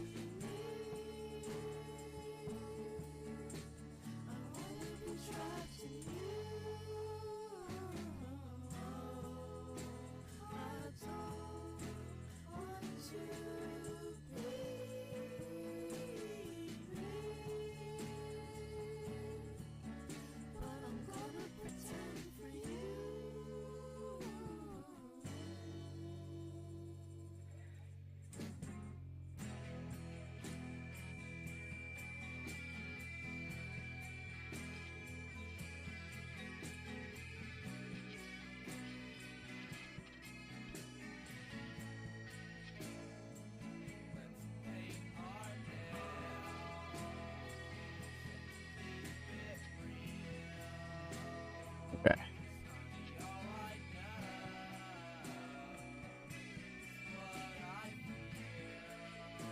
These points together are devastating for the labor theory of value, but only one needs to be true to demonstrate Marxist theory of value as it stands in Volume 1 of Capital is flawed.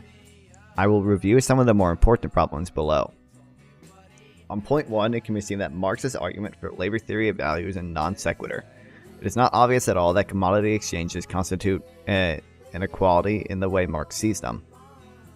Marx actually admits later in Chapter 1 that in some human societies, commodities may simply exchange as use value for use value. Now there is an equality in exchange in the sense in which, say, 2 sheep might exchange for 1 cow, and only 2 sheep and nothing more exchange, and vice versa. But this is a trivial sense of equality. It does not help Marx. Marx's leap to the conclusion that there must be an additional fundamental unit of homogeneous labor time in which both commodities can be measured quantitatively, and by which they can be both shown to be equivalent, simply does not follow. It is a non sequitur. It could be that labor, as Marx defines it, is non-existent. Marx's arguments was shoddy and commits a straightforward logical fallacy. Okay, so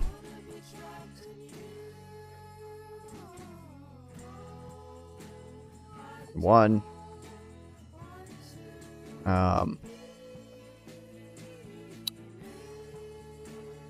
Marx's conclusion that there must be some quantitative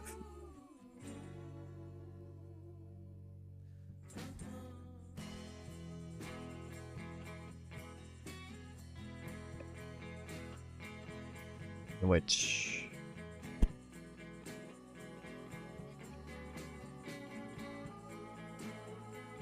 quantities are measured is not at all obvious.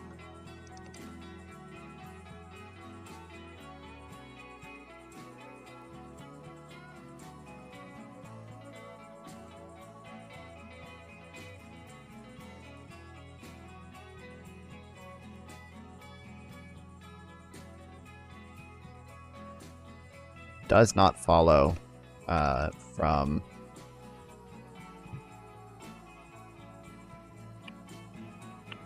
other points.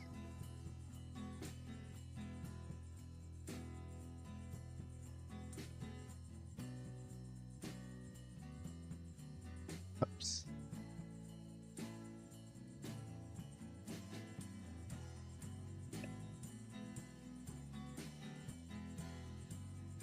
Marx actually admits later in chapter 1 that in some human societies, commodities may simply exchange as use value for use value. Alright. Okay.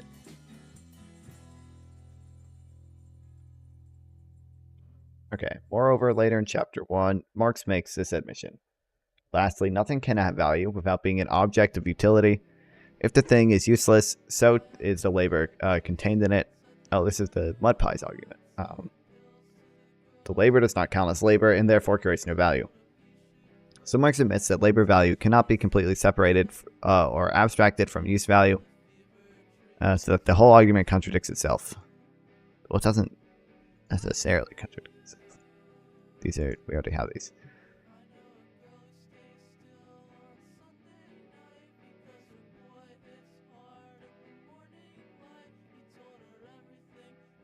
Marx admits that labor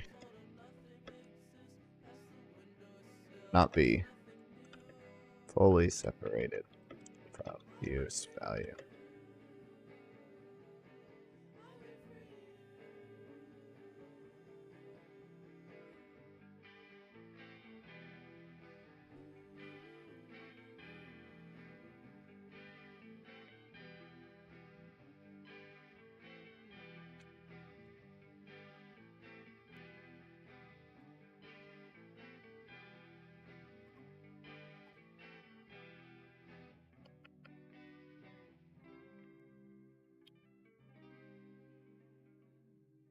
I don't know if that. Why does it necessarily follow that's a contradiction? Just because it can't be completely abstracted, like it. I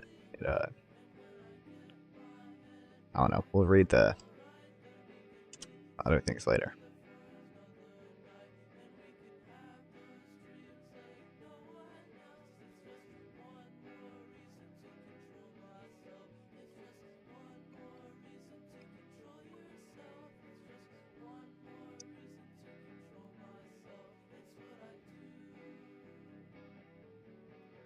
Why? No shit. Why are you doing this to me?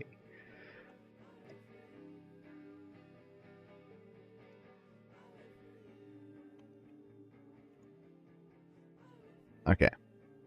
On point 2, Marx argues that all skilled or experienced labor is a multiple of simple or abstract labor, and that all labor is reducible to a meaningful, common, homogeneous unit of labor. Marx does not adequately explain how to do this. First, Marx suggests that the reduction of all skilled labor to a simple unit of abstract labor can be conducted in a physical or scientific manner by examining the expenditure of human brains, nerves, and muscles. But then Marx states that, quote, experience shows that this reduction is not constantly being made. A commodity may be the product of the most skilled labor, but its value, by equating it to the product of a simple unskilled labor, represents a definite quantity of the latter labor alone. The different proportions in which different sorts of labor are reduced to unskilled labor as their standard are established by a social process that goes beyond the backs of the producers and consequently appears to be fixed by custom. But since Marx admits in Volume 3 of Capital that most commodities do not even exchange for their true labor values, this argument does not work. And what is more, that it contradicts his earlier approach. If by the only way we can actually determine the value of skilled labor is by looking at the actual market exchange of the products of skilled labor for products of unskilled labor, then why bother explaining the differences in terms of expenditure of human brains, nerves, and muscles?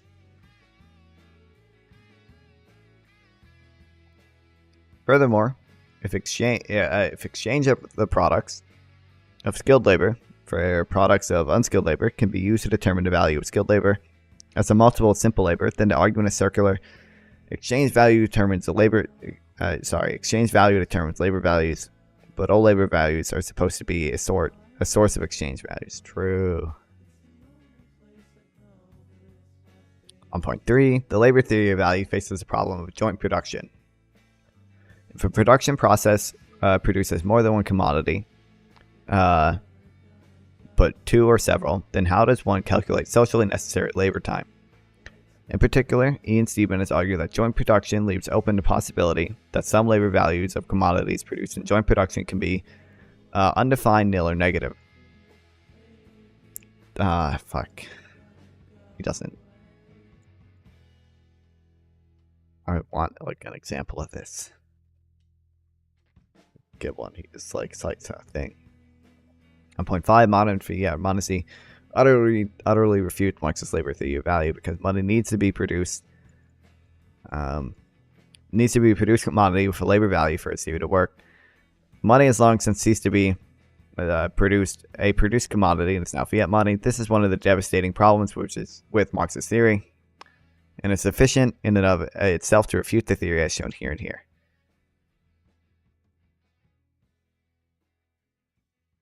Okay, well.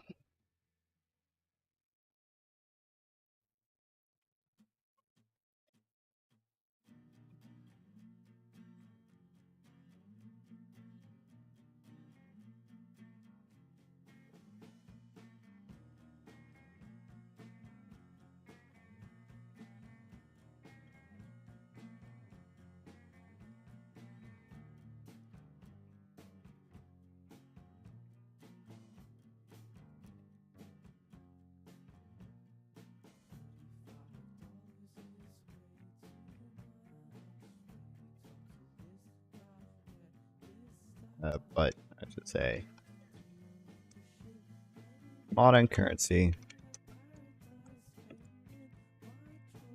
it's fiat, and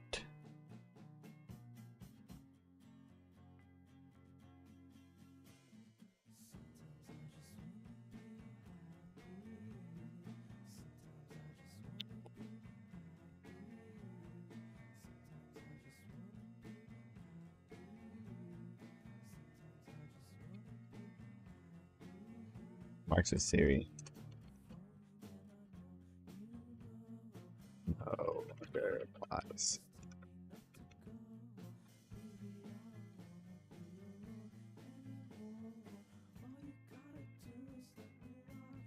For example, Marx said that prices are determined by at least the one long-run labor value of gold, determined by the abstract socially necessary labor time required for gold's production, and 2, as this relates an exchange to the labor value of other commodities. But this idea, if taken seriously, requires the actual exchange value of gold as money against other commodities gravitates. But this idea, if taken seriously, requires that the actual exchange value of gold as money against other commodities gravitates around the long-run value of the abstract socially necessary labor time needed to produce gold. This is an important point and utterly undermines the Marxist apologetics claims that Marx never meant labor value to be a determiner of individual commodity prices and capital. But in the modern world, we have fiat money, and the theory is worthless. Marxist theory of how labor value undermines the price list is utterly impossible. All in one could not take Marxist LTV seriously. It is flawed or undetermined in so many ways, and stands refuted by the reality of modern fiat money. Jesus. I hate value so much. I hate value. I need to do it though. I need to read all this shit. I need to do it. But I hate it so much. I hate it. Most Marxists don't even know what they're talking about when they talk about labor theory value. Like I talk to socialists, and it's like I know more about LTV than them, and I don't even believe in it. And it's like, it's such an annoying thing. It's like, if someone believes in LTV, like you can know, like you know the dialogue tree they're going down for like every single argument. Yeah, and it sucks.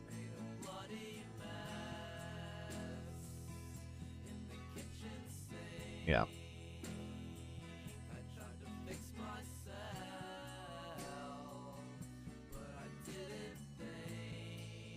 Hold on. Okay.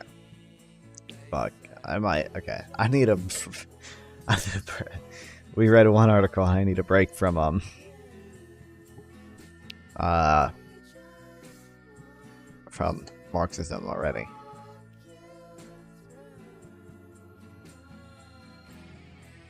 Oh, it's so Jover, guys. It's so Jover. This was at 400 before. Oh no, it's so Jover. Oh no. It's over. It's over. Sell your non-font stocks now. It's going down.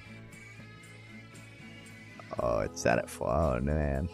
I love YouTube so much. I love the YouTube algorithm. Look at this. Wow. You know, you would look at it right here and have no reason to believe that it's about to flatline, but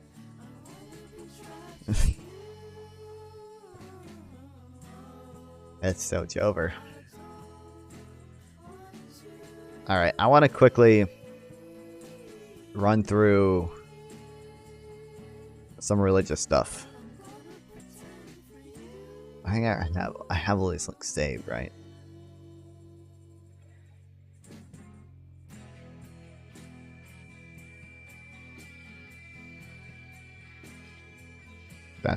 We have that definitely, and that. I think we have that. But I don't know. And that's just the main link. Okay.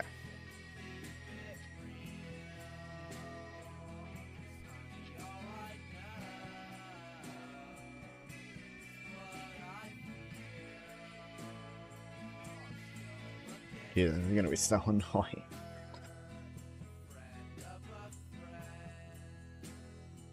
Okay, I want to run through my religion stuff. It shouldn't, I don't know, take that long.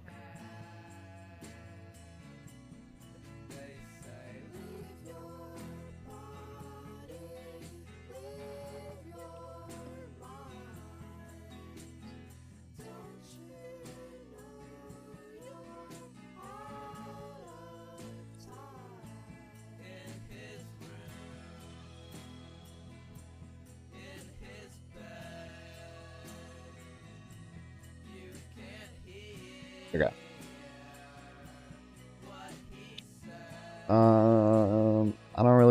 I don't need to do free will right now. Okay, Pascal's wager.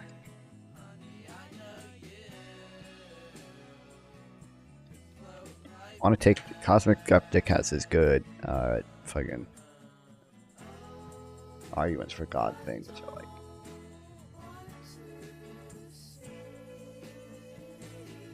Hey guys, it's Cosmic. In the 17th century... Free will would take a while to do next. Okay.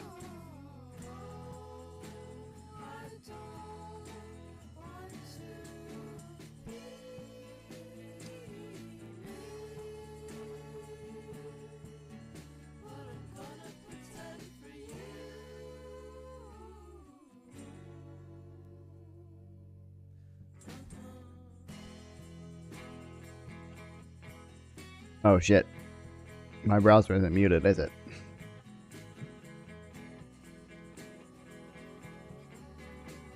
Oh shit. My browser isn't muted. Well, they haven't noticed the copyrighted music yet, so we'll be fine, right? Surely.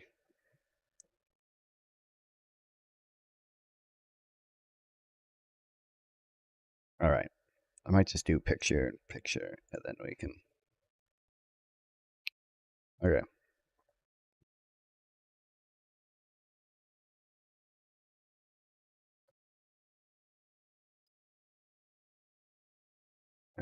No, because there's going to be more notes on here than just this, so...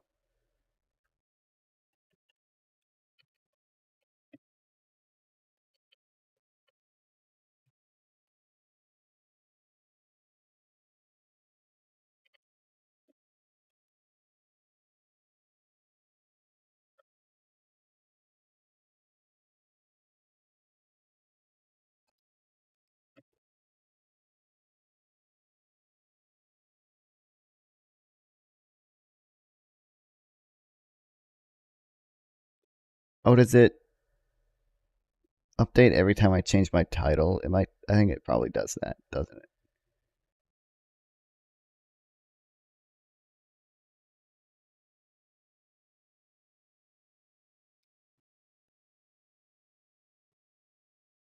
Okay. I think the religion stuff is going to be more controversial with my chat because I think there's still some people from the Christian nationalist debate that's probably in here, and they're not going to like my atheism takes.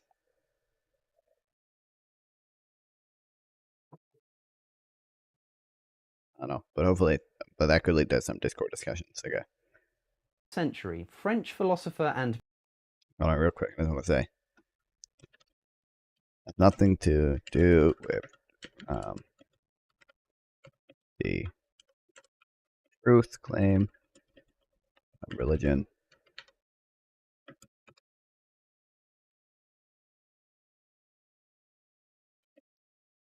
I cannot bring myself to believe in something just because I find it more comfortable to believe it.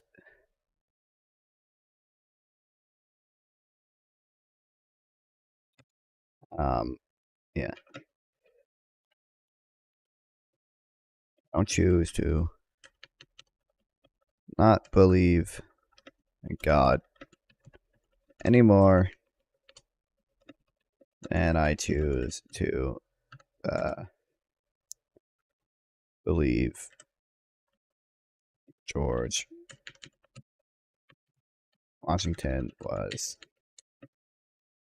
the first president of the U.S. All right, now we can do this. mathematician Blaise Pascal proposed an idea, a kind of pragmatic argument as to why people should bet their lives upon God's existence. It came later to be known as Pascal's wager and can be summed up in the following question. What if you're wrong? What if you, being a disbeliever, are wrong about God's existence and he does actually exist? Okay, the argument goes as follows, that from Pascal's perspective, he was a Christian apologist, and so from his perspective, he thought that if the believer was right and the non-believer was wrong, then the non-believer, the one who's wrong, is going to suffer an eternity in hell. Whereas if it was the other way around, if the non-believer is correct and the believer is wrong, then the person who's wrong in that situation doesn't suffer any consequences at all. So by weighing up each side, it seems most logical that you should place your trust in God's existence. Now I'm sure you've heard this before.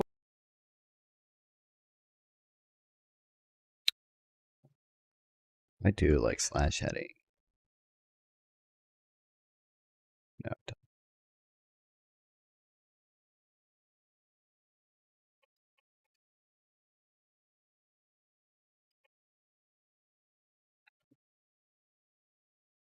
It's very popular among theists when arguing against atheists, yet peculiarly not when arguing against people who happen to have a different faith. And I think this highlights the first contention that I have with Pascal's wager, which is that it doesn't specify any particular God. If you're a Christian using Pascal's wager, I could just as easily ask you, what if you're wrong and Muhammad truly is the last prophet of God? Or if you're a Muslim,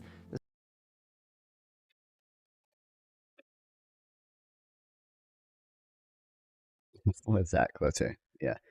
Hold on. Okay. Let's improve the existence of any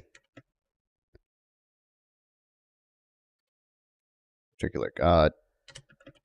It gives me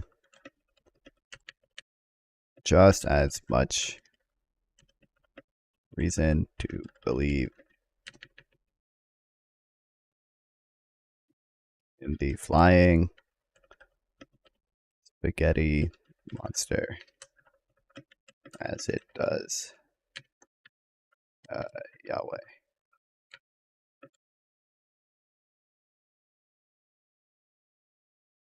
That's how you spell Yahweh, right? Yeah. the same could be said but vice versa. The first commandment issued to Moses on Mount Sinai in the book of Exodus is, "Thou shalt have no other gods before me." Okay? The God of the Old Testament is a self-admittedly jealous God. You only have to read a few select verses from the Old Testament to realize that God is never particularly happy when people decide to pray to the wrong deity. Okay, the first commandment is, thou shalt have no other gods before me. Not thou shalt not deny me, not thou shalt believe in me, but thou shalt have no other gods before me. And this implies that which God you decide to pray to is at least as important and possibly more important than choosing to pray to a God at all. And in this respect, atheists might actually be better off than people who are part of the wrong religion. Okay, if you get to the pearly gates and you're stood there as an atheist next to a Muslim, God might look at you and think, well, at least you said, I don't know. You chose not to believe in this God, but that was just based upon lack of evidence, whereas the Muslim was praying to the wrong God. And who do you think he'd look upon more harshly? But okay, let's give Pascal the benefit of the doubt. Let's say that if there was a God that existed, it would be the Christian God. Let's say that he's got the philosophy right. You've still got a pretty big problem on your hands, and that is the fact that you can't choose what to believe in. Okay, to illustrate my point, imagine I asked you to start believing that Australia does not exist. Okay, I want you to believe that Australia is not there. Okay, you can tell yourself that Australia doesn't exist. You can tell your friends and family that it doesn't exist. You can ignore photos and videos, and you could never book a holiday there, but could you really believe that Australia doesn't exist when you know the contrary to be true?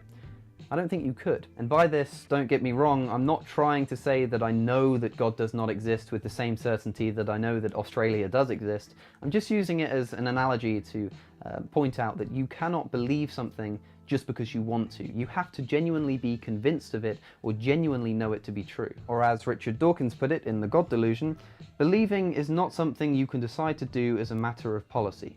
I can decide to swear on a stack of Bibles that I believe every word inside them, but that can't make me actually believe it if I don't. Pascal's wager can only ever be an argument for feigning belief in God. If I were laying on my deathbed, Why is Google?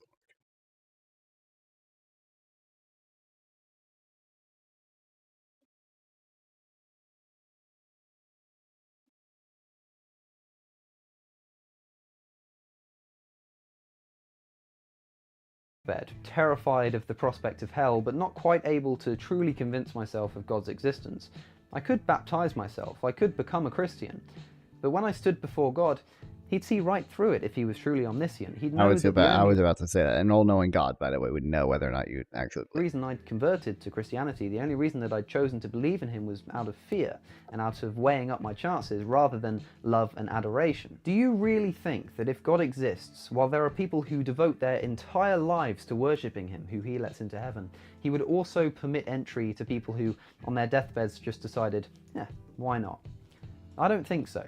And God forbid you get to heaven and it's Allah and the Prophet Muhammad, and you've just converted to Christianity. Well, then you'd really be in the shit. It seems to me that any intelligent God would far more appreciate intellectually honest skepticism than a half-hearted ass-kissing just in case. But let's not forget that even if God truly does require me to believe in him to get into heaven, he could easily achieve this. Okay, I might not be able to tell you what would convince me of God's existence, but if there's anybody that does know, it's him, the omniscient creator. This means one of two things. Either God can't make me believe in him, which doesn't make any sense. This is an omnipotent, omniscient being. He knows exactly what to do and has the means to do it. But that only leaves the option that he doesn't want me to believe, that he's preventing me from believing in him. In which case I would submit to this God when standing before him at the pearly gates, that it's his fault that I'm an unbeliever. I will not be blamed for my infidelity. I will not kiss the feet of such an evidently apathetic, or perhaps worse still, capriciously malignant supernatural thug who chose to reveal himself to some, but knowingly denied such a revelation to me, and then has the audacity to claim that I should have to pay for it. Whose God is this, and why would anybody wish to be a slave to his will? So there are the majority of my main contentions to Pascal's wager. But of course, this is a discussion. I'd love to hear what you have to say. Do leave a comment. I did put out a tweet asking people what their best response is to the question of what if you're wrong, and I got quite a lot of responses, so feel free to go and check that out. But the most popular one that I got by far, You are either this Catholic idea or wrong. of, That is well, true. God can't expect me to believe in him if he didn't provide the evidence, especially seeing as he would know precisely what evidence he would have to supply in order to Wait, hold on. Okay.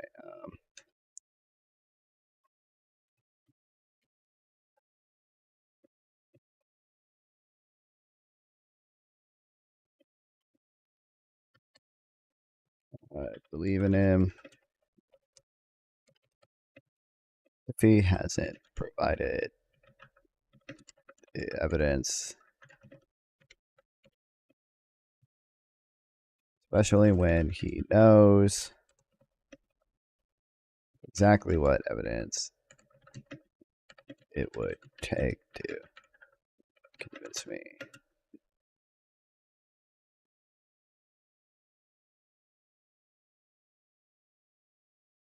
To make me believe. This was the most popular contention that people had, and it's probably the one that I agree with the most. And look, the question is flawed from the outset, really. Pascal argues that the person who's on God's side has nothing to lose if they're wrong. But here's the thing, if you came up to me with some kind of moral theory that you wanted me to apply to my life and try out, then I might say, okay, sure, what have I got to lose? But if you start getting specific, if you tell me that I need to worship and submit myself to a supernatural deity, if you want me to think that a woman's testimony in court is worth half that of a man's, if you want me to deny science, if you want to limit my choice of sexual partner by 50%, if you want to curtail my freedom in such a manner, well then I'm sorry, but you're going to have to do slightly better than what if you're wrong. But anyway, I have been Alex O'Connor, or Cosmic Skeptic. Oh, hold on. Okay. Belief is belief in God is not considered enough to avoid hell in most religions and Christian denominations.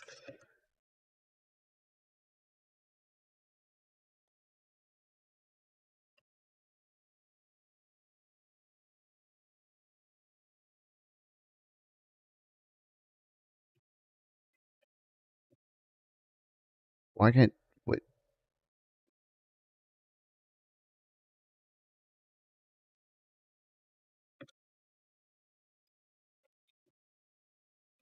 You must also accept and live your life by specific moral and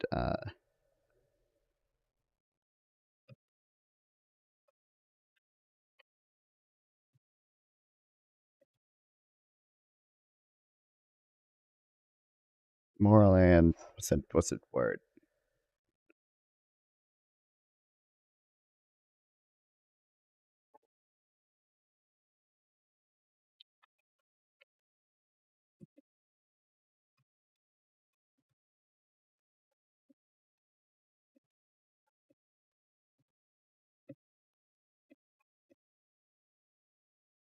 So it's not engaging premarital sex. What are some other? I'm trying to think of some other ones that like even like pretty moderate Christians accept. Yeah, I don't know.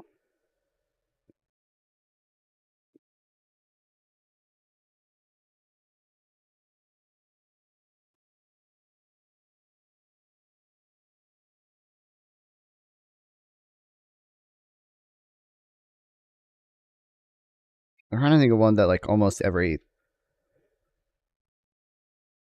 like what's one that like I'm trying to think of one that like my mom accepts as like immoral just because it's like I don't know, like in the Bible or whatever.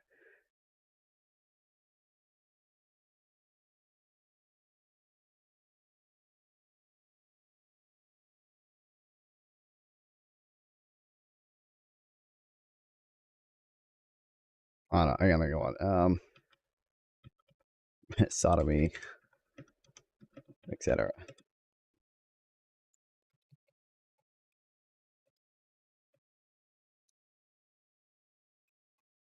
Do lose things by living your life as if God exists. All right, perfect.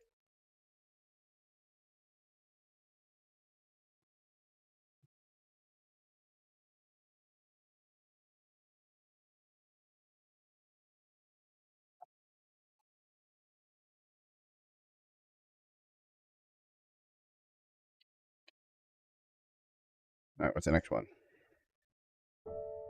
If you know That, I don't care about that one. from the Arabic, Well, maybe I do. it. However, I'm also of the belief that a large number of these people completely misunderstand what it means to be dogmatic, and so are at risk of being entirely hypocritical. Disclaimer. Yes, I'm talking about organised religion. No, it's not the only type of dogma, and while I think it's possibly the most damaging, that's up for debate. But I certainly believe that religion is its most pestilential and life-defining manifestation, and also its most unwarrantedly permitted and socially forgivable form. Hold on. What's the three basic things? Hold on, I might just use a picture.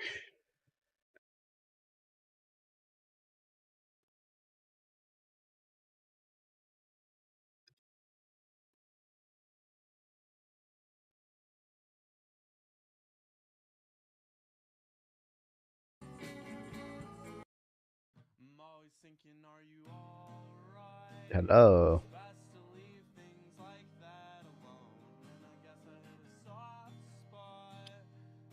Mirio. Logical. Hey, nay, nay.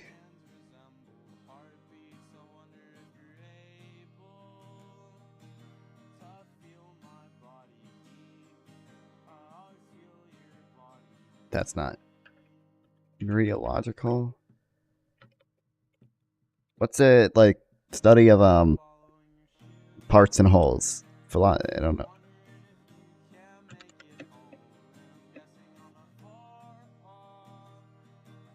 Miriology.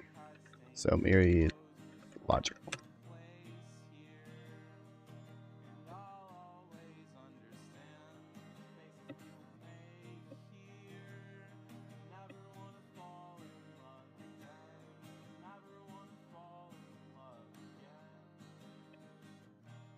Could take a view that this assumption is wrong.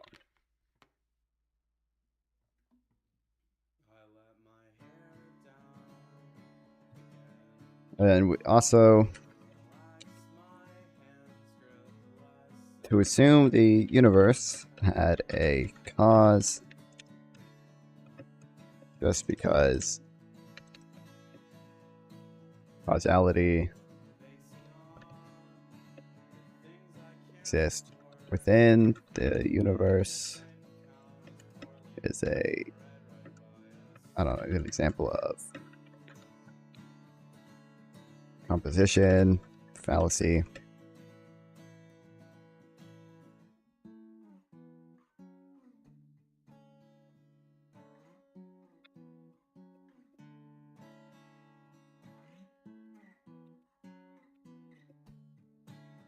There is no reason the universe itself had to have a cause.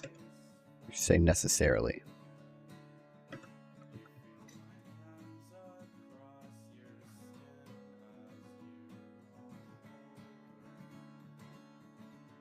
Web browser choice, true. I should have waited to get the sponsorship by them. It's really what I should have done. What else?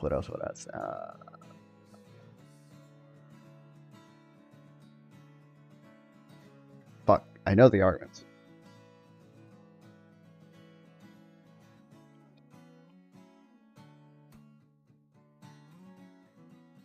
Oh, also, basically a god of the gaps.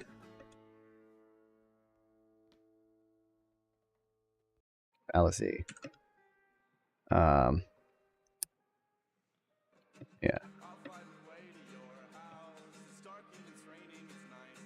Not know the answer to this. Or, sorry, the answer to why the universe exists. We may never know.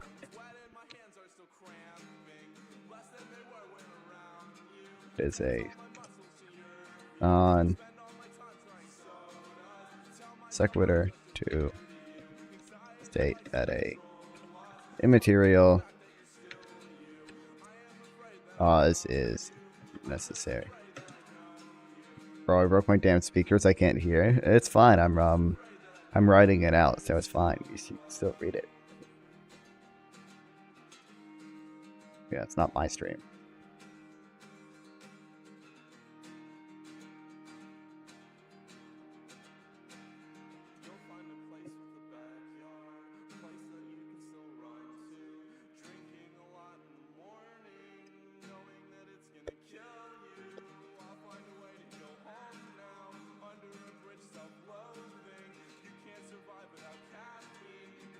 Okay. From the Arabic to argue or discuss, the Kalam cosmological argument traces its roots to Islamic scholars writing around the turn of the first millennium. However, William Lane Craig, arguably its most notable proponent, is largely responsible for its popularity among Western religious apologists today, thanks to his book on the subject, as well as his career of public debate. Oh wait, one more thing. This doesn't prove the existence of any particular god.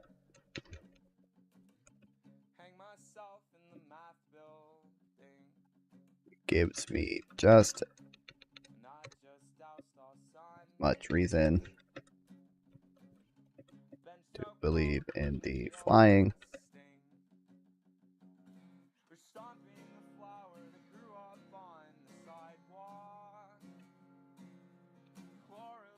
Getty monster as it does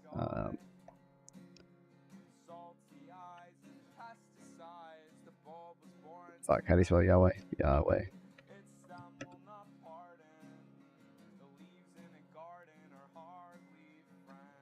Okay. Now / toggle editing 2. Remember we played Jackbox? Yeah, no, I remember. This is basically Jackbox when you think about it.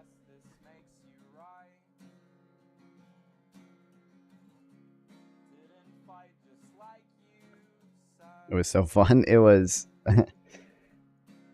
fun at times, and then at other times there were. From the Arabic to argue. I have the screen blur for a Kalam reason. cosmological argument. Oh fuck! Why doesn't the screen blur work? Well, before we play Jackbox again, I'm gonna have to fix the screen blur. Debates. However, other types of cosmological argument have been present in Western philosophy since long before Craig, largely thanks to the works of Thomas Aquinas. A cosmological argument relies on the idea of causation, that is, cause and effect. Everything has a cause, noted Aquinas. The universe is a thing, and therefore the universe should have a cause.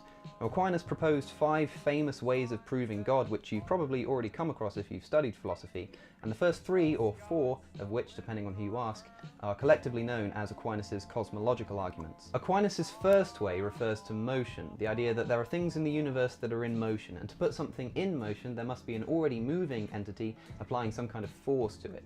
And by the laws of causation, there must have been some kind of first mover to set the first thing in motion. His second way refers to cause. Things in the universe have causes, and therefore there must have been a first cause too. And his third way refers to contingency, the idea that some things in the universe rely on something else for their existence. For instance, you and I rely on our parents. Plants and flowers rely on their seeds being planted to exist. And again, if you trace things back far enough, you'll eventually get to the first mover, the non-contingent necessary being, and Aquinas called this God. Now you can probably recognize that all 3 of these arguments rely on practically the same logic, that is, every effect in existence. For instance, you and I rely on our parents. Plants and flowers rely on their seeds being planted to exist. And again, if you trace things back far enough, you'll eventually get to the first mover, the already moving entity applying some kind of force to it. And by the laws of causation, there must have been some kind of first mover to set the first thing in motion. His second way refers to cause. Things in the universe have causes, and therefore there must have been a first cause too. And his third way refers to contingency, the idea that some things in the universe rely on something else for their existence. For instance, you and I rely on our parents. Plants and flowers rely on their seeds being planted to exist. And again, if you trace things back far enough, you'll eventually get to the first mover, the non-contingent necessary being. And Must have been, I don't know, first month. Aquinas called this God. Now you can probably recognise that all three of these arguments Good night, rely on Nene. practically the same We'll logic. give you a that is, twerk every break. effect in the Or a universe thug has a shaker. cause.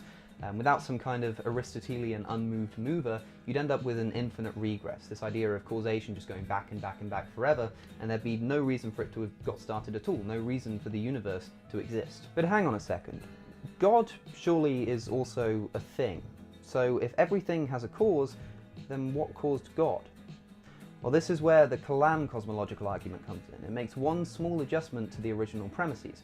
Instead of saying that everything has a cause, it says that everything that begins to exist has a cause. And God has always...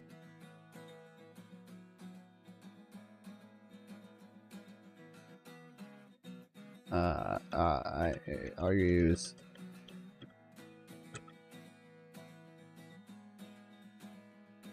God's always existed.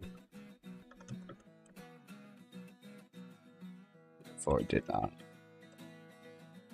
begin to exist. So it does not have to obey us.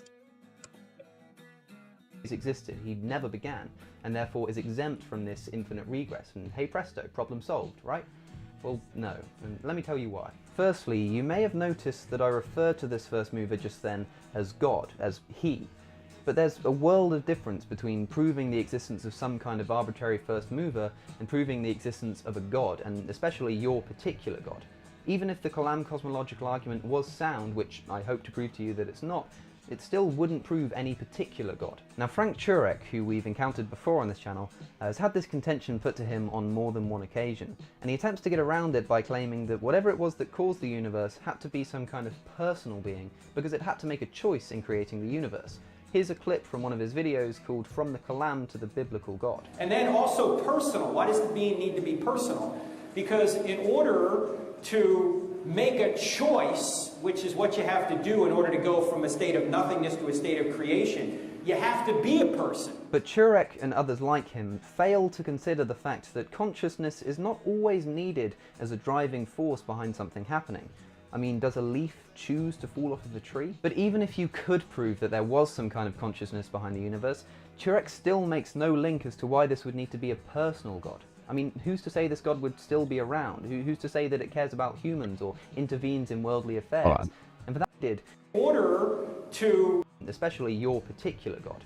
Even if the Kalam cosmological argument was sound, which I hope to prove to you that it's not, it still wouldn't prove any particular god. Now Frank Turek, who we've encountered before on this channel, has had this contention put to him on more than one occasion, and he attempts to get around it by claiming that whatever it was that caused the universe had to be some kind of personal being, because it had to make a choice in creating the universe. Here's a clip from one of his videos called From the Kalam to the Biblical God. And then also personal. Why does the being need to be personal?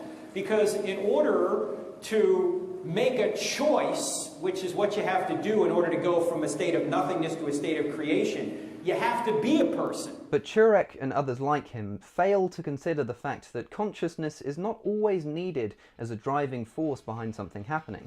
I mean, does a leaf choose to fall off of a tree? But even if you could prove that there was some kind of consciousness behind the universe, Turek still makes no link as to why this would need to be a personal god. I mean, who's to say this god would still be around? Who's to say that it cares about humans or intervenes in worldly affairs? And for that matter, who's to say that it would be one god? Why not some kind of polytheistic... Yeah, hold on. Even though,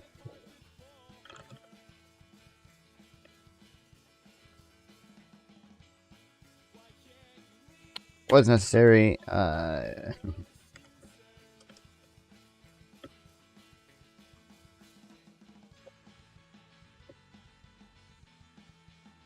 Multiple gods. God would no longer have to be around,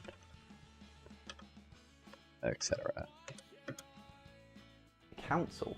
And who's to say that it's not some kind of evil god with evil intentions? The list is unending. This argument offers absolutely no specificities on the nature of this prime mover. And look, this whole argument exists for the sake of it being impossible for there to be an infinite regress of causation.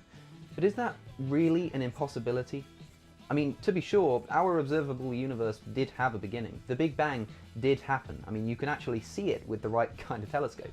In fact, if you want to see a video on some proofs for the Big Bang, do let me know in the comments. It's been something that I've been considering doing for a while, so if you want to see that, do let me know. Now, theists often point to the Big Bang and say, well look, here's the beginning of everything in existence. There must have been some kind of cause behind it.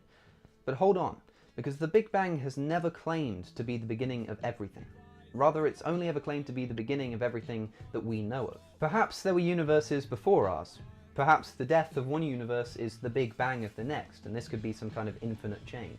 Perhaps there's a multiverse, and not even a multiverse of separate entities, but maybe one large, infinitely large fabric in which there are sort of localized areas of activity, one of which is our observable universe, which did have its own beginning. There's simply no way for us to know. Aquinas, Craig, and Turek alike assume some kind of singular grand beginning to not only our universe, but anything that does, will, and can exist. And there's simply no proof to back this up. There's a lot that we don't know about the laws of physics. There's probably a lot that we can't know about the laws of physics. I mean, let's not forget that we are constrained to one single universe. There's no way for us to compare it with any others. We can test things within the universe because we can make control variables when we have more than one example of the thing that we're trying to test. But we shouldn't be so naive to assume that everything that applies to things within the universe also applies to the universe itself. To do so is to commit the fallacy of composition, and this is one of Bertrand Russell's prime objections to the Kalam cosmological argument. Here's an example of the logic. No atoms are alive, therefore nothing made of atoms is alive. You can see the problem here. Now, this isn't to say that this logic doesn't work sometimes. There's a good example from carneades.org, I'll link in the description, of a brick wall. Okay, suppose we had a brick wall of which all of the bricks were red. Does that mean that the wall itself is red? Well, yes, of course it does. But suppose we said that every brick was small. Does that mean that the wall itself was small? Well, no. Just because the bricks are small doesn't mean the wall itself is small. Just because everything within the universe has a cause doesn't mean the universe itself has a cause. But it's important to recognize here that we're not saying that there was definitely no cause behind the universe, or if there was, that it definitely wasn't a god. Okay, it's the theist that's making an active claim, and we're simply trying to rebut it. This series, this Arguments for God series, is a series of rebuttals, not a series of arguments, okay, because the burden of proof does not lie with the atheist. But with that out of the way, let's conclude with a summary of the Kalam cosmological argument. So here goes.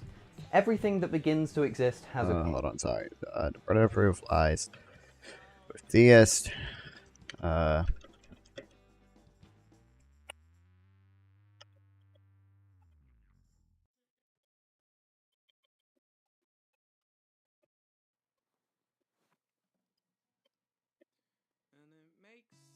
cause. I believe that there was a beginning, not only to everything within the observable universe, but to that universe itself and everything that does, can, and will ever exist. Therefore, there must have been some kind of prime mover, and that prime mover was obviously the god of the religion in which I happen to have been brought up. Checkmate, atheists. I've been Alex J. O'Connor, or Cosmic Skeptic. You can find me on social media here. Don't forget to subscribe. Thank you for... Okay, Teely. Oh shit! I would need a. There's one TikTok video I really liked that I went over it. So basically, there's this god, the gaps again. Then it gives me just as much, if not more, reason to believe in the flying spaghetti monster.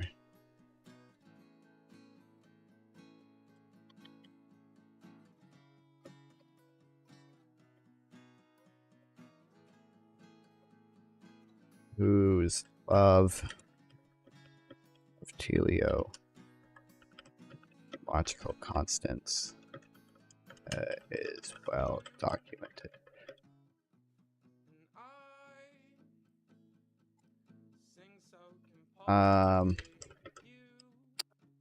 Amount of fundamental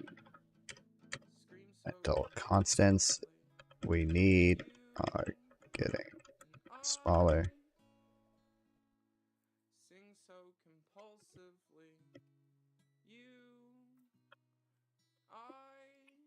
Find ways to derive constants from or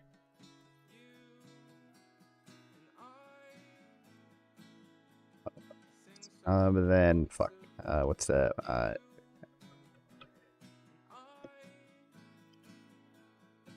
We already have explanations for why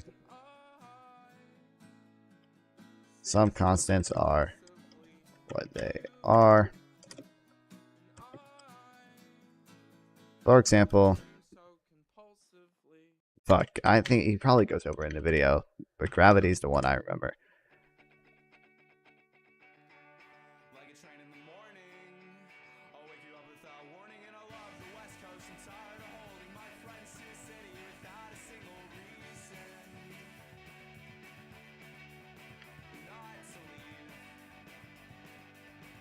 Gravity could not have been any their speed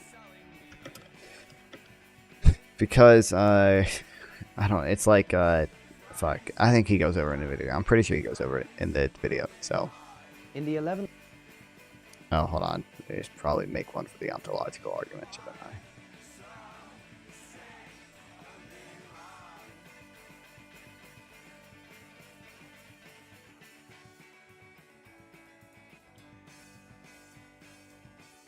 That icon. I don't know what I don't know what a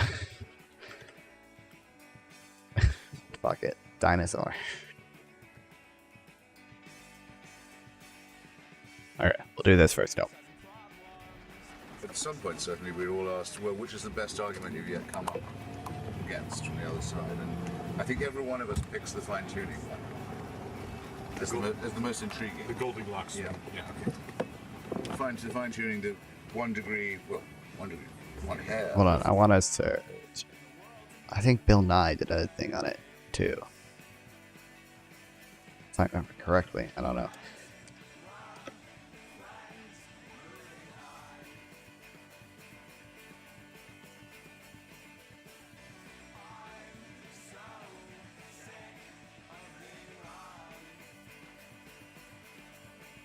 Once it's on tape, actually, a discussion between Dawkins, Dennett, Harris, and myself took place in my apartment.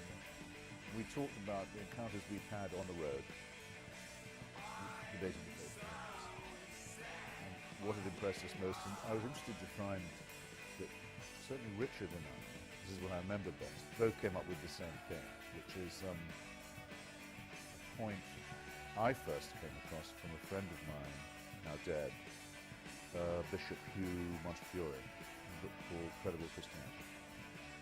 And it's an argument that's been put in several different ways by several different people, but essentially it says, why are conditions so optimal for life in this terrestrial orb? Fine-tuning. And I was surprised to find that Richard was impressed by that too.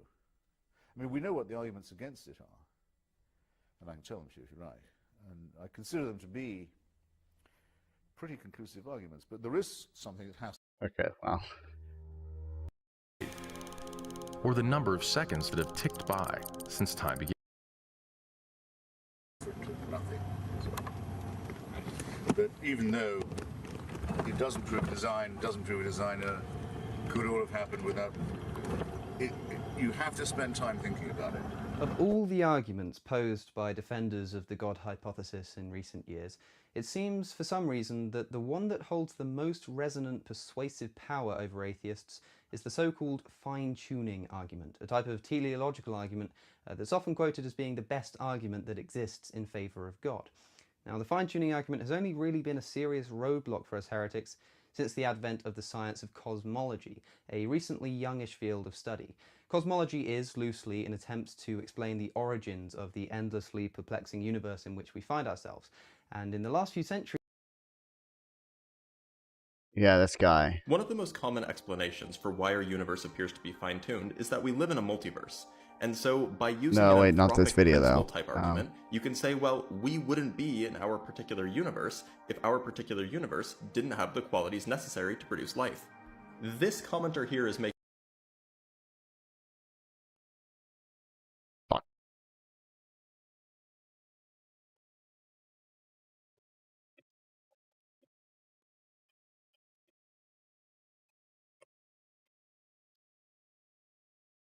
Is it this?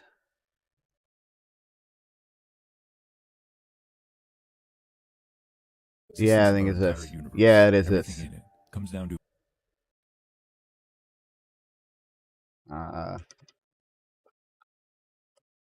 I'll put that there for now. about 30 numbers. This is true. I have a video on this matter in my quantum field theory playlist. Go check it out. Each one of these numbers are so perfectly precise that if any one of them were off, there would be no life and no universe as we know it. So what this creator is talking about is the so-called fine-tuning problem, namely that our universe seems finely tuned for life. Or does it? While it is true that if you fixed all of the other constants but changed just one, say the fine structure constant, the one that governs electromagnetic forces, then yes, life as we know it may not be possible. But that's not the full story. In fact, this report up here... Okay, we'll watch that after.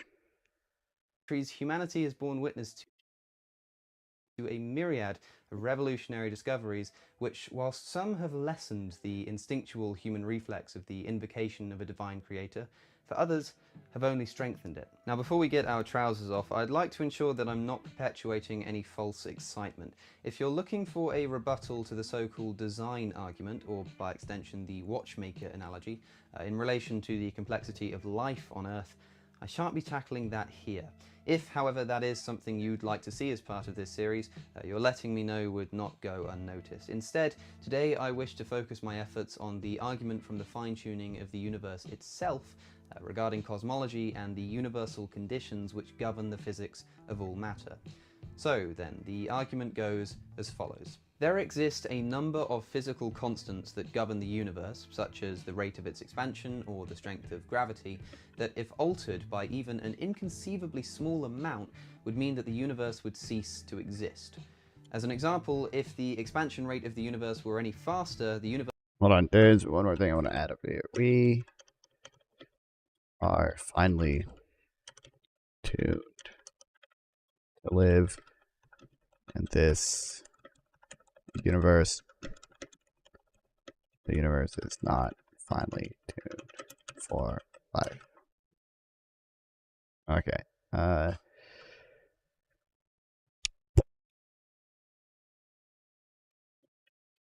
have changed even by the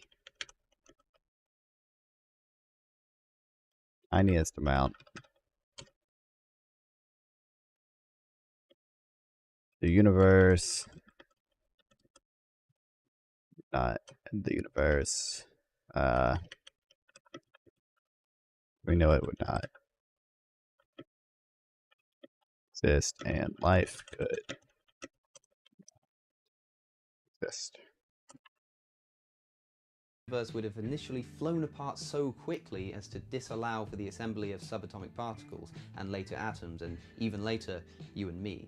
If, conversely, it were any slower, then the universe would have collapsed under its own gravity.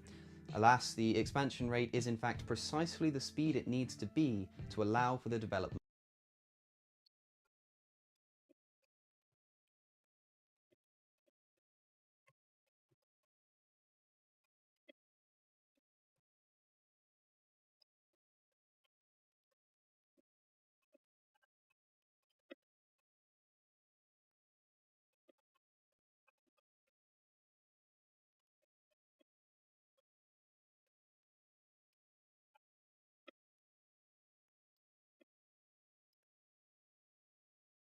gravity, you and me.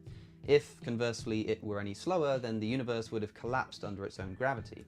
Alas, the expansion rate is in fact precisely the speed it needs to be to allow for the development of matter. Now, the instinctual reaction to this is generally the consideration of two possible explanations. Option A is that this occurred completely by chance and that we just got lucky, and option B is that there was some kind of intelligence behind the calibration of these constants.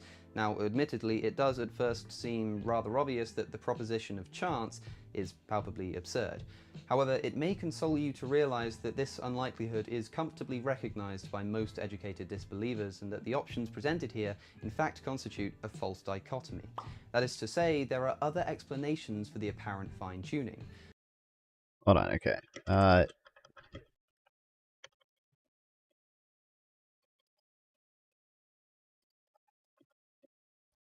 Seems impossible.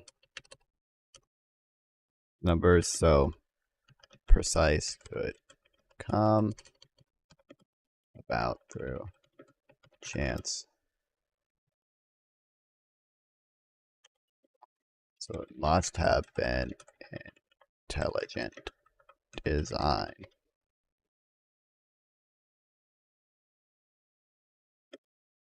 The third, often unspoken option to consider is that of physical necessity. So false dichotomy.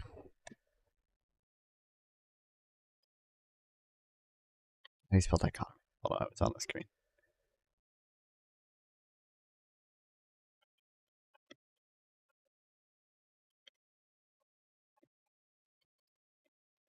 Other potential explanations, such as physical necessity.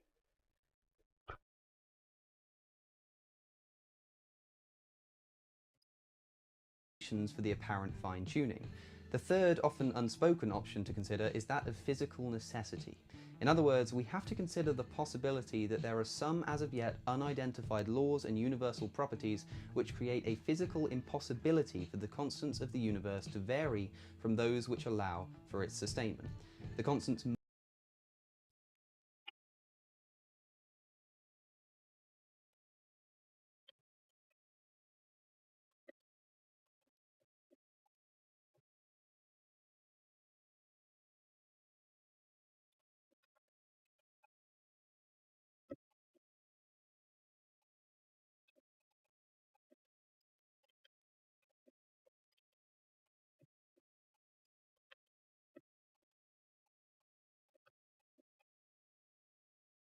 must have been that way, in other words. To elucidate, allow me to present a wonderfully convenient example, given that this has already been somewhat shown to be the case for at least one of the quoted constants. The specific example I'm speaking of is gravity. As you'll know if you paid even minimal attention in school, it was Sir Isaac Newton who first proposed gravity as an explanation for the orbit of celestial orbs in a publication called Principia Mathematica in the 17th century. For Newton, gravity was more of a concept than a physical quality of the universe, which he explained with reference to a mathematical inverse square law, which is simply an elegant formula that describes the strength of gravity. If an object moves 2 times further away, its gravity becomes 4 times weaker. If an object moves 4 times further away, its gravity becomes 16 times weaker because it's squared. Under a Newtonian understanding of gravity, it can be remarkably easy to credit some intelligent designer for the mathematical perfection of this expression, just as Newton was a man of God himself. However, 2 centuries later, gravitational theory experienced quite a shake-up from a modest Swiss patent office employee with a famously incredible imagination. When Albert Einstein published his understanding of gravity, and thanks to since collected evidence, the world was made aware of a fascinating fact: that gravity isn't just an arbitrary force, it's a physical quality of the universe. You see, Einstein's big idea was contrary to the belief that the universe is just empty space in which stuff happens, that space itself is a physical thing, a thing that can bend and warp and be affected by matter. The common analogy is to think of the universe as some kind of 4-dimensional fabric, similarly to how placing a bowling ball on a trampoline will cause other objects on the trampoline to fall towards it. Objects in space warp the space around them, causing them to attract other objects, the effect that we call gravity. Suddenly, the mathematical perfection of gravity makes perfect sense. Of course, the force of gravity is a perfect inverse square law. It has to be due to the fact that gravity is just a symptom of the malleable fabric of space. It's not just an arbitrary... Explains why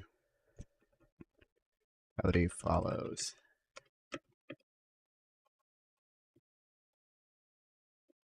Square law simply has to be because the fact that gravity is just perfection of gravity makes perfect sense. Of course, the force of gravity is a perfect inverse square law. It has to be due to the fact that gravity is just a symptom of the malleable fabric of space. It's not just an arbitrary value that could have in principle had any strength. It's a real, tangible, physical effect of space itself.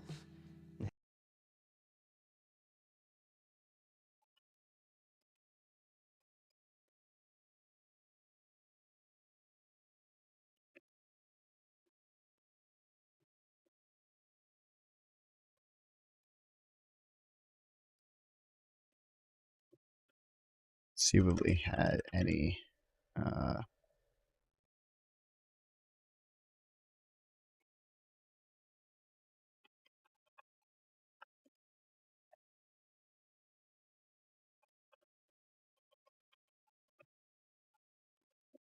number attached to it. All right. Hey presto, the problem of fine-tuning disappears. The problem is, of course, that Einsteins don't come around all too often, and so it may be a long while before we can develop a similar understanding of the other governing constants of the universe. But remember that just because we don't have proof of the physical necessity of other constants, its mere plausibility at the very least removes the need for the conjuring up of some god or gods.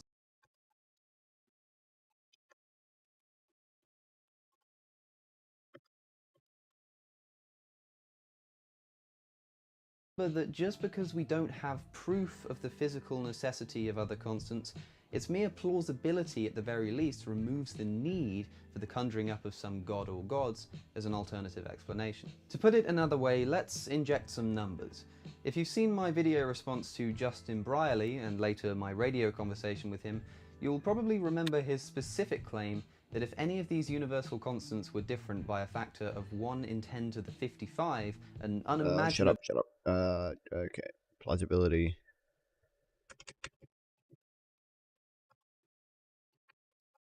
This removes the need for intelligent design.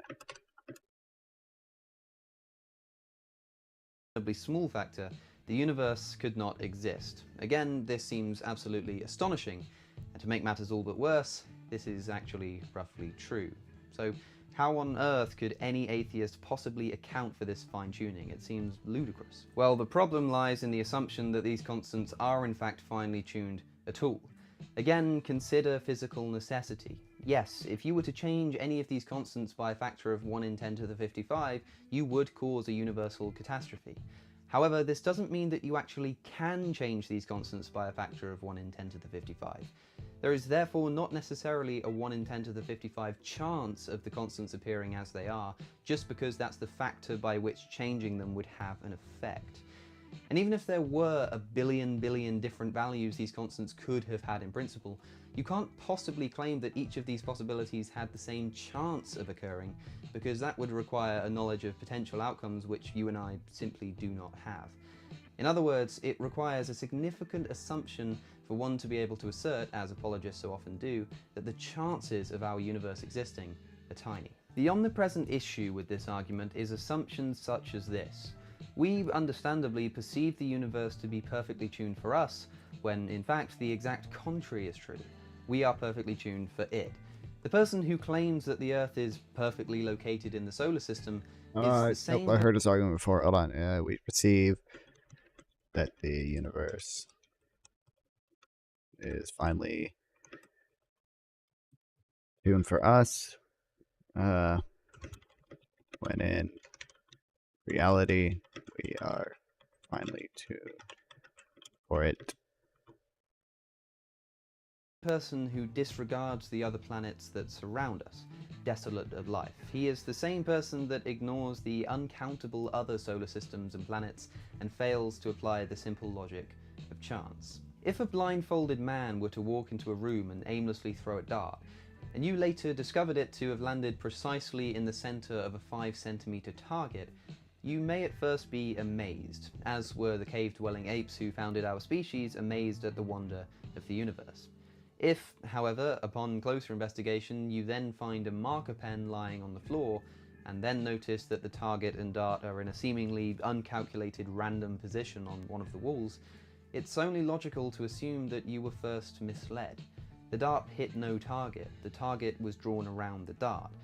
We have conclusively uncovered the marker pen of the universe through the cosmological and evolutionary sciences, and we have recently noticed our own uncalculated random position in an endlessly hostile universe. If, in other words, this universe is finely tuned for something, it takes an extraordinary leap of faith for any sound-minded individual to believe that that something is us. I've been Alex O'Connor, or Cosmic Skeptic. You can find me on social media here. Alright. Oh, wait. Shit. This one. Okay.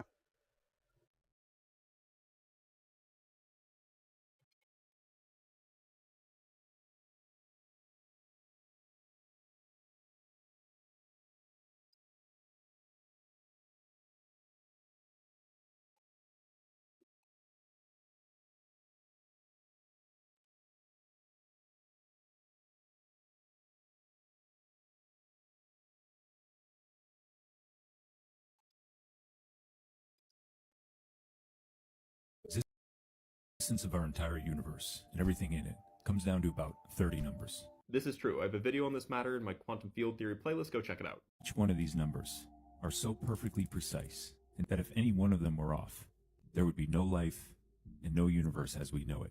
So what this creator is talking about is the so-called fine-tuning problem, namely that our universe seems finely tuned for life. Or does it?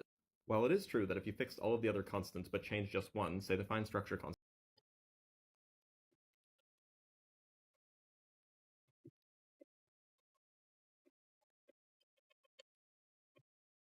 fixing older constants, just changing one does leave incredibly little room for change, but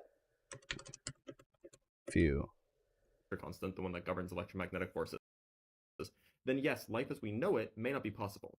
But that's not the full story. In fact, this report up here says that if you change all of the parameters, they can actually change quite wildly and still lead to intelligent life. Allow yourself to change all the parameters. They could change quite wildly.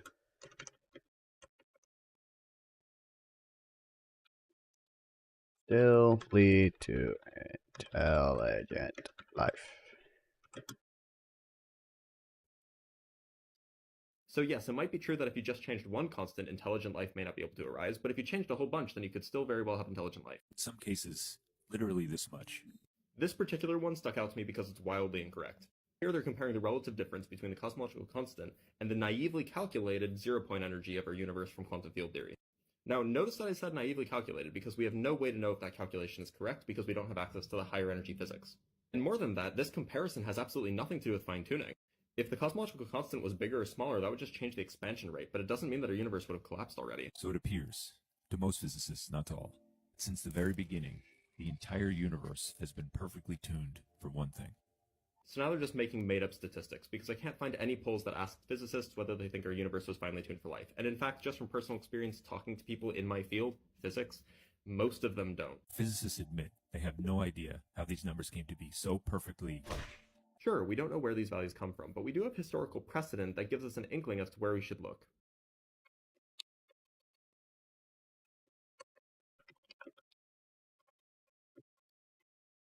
Don't know where exactly these values come from, but in the past,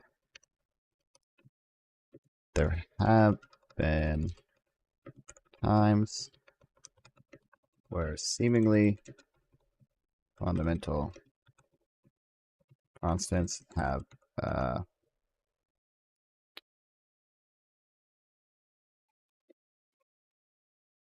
been, I don't know, figured out.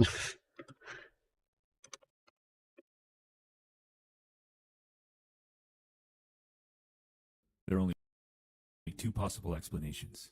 Whether these numbers were set by a super intellect, or they occurred naturally in one universe amidst trillions. So this is just not true.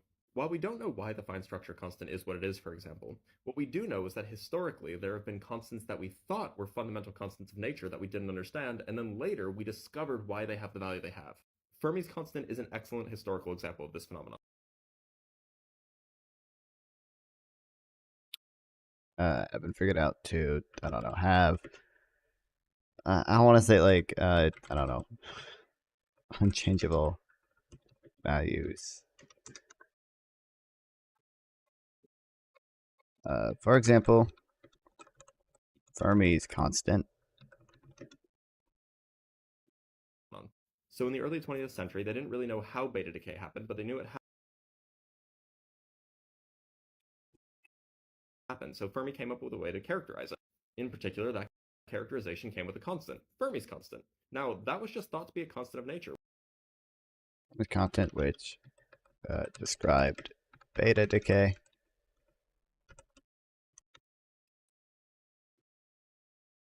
It's thought to be a fundamental unexplainable constant.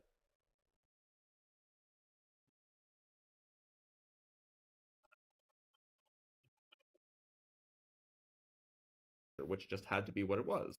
But later, as we continued to develop deeper theories of the universe, we actually were able to derive that constant using more fundamental constants. Fewer fundamental constants, if you will.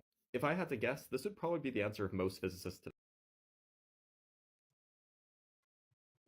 But as we, I don't know, developed a deeper understanding,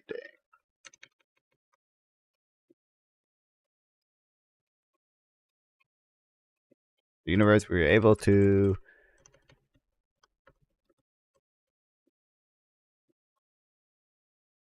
derive this constant from fewer fundamental constants.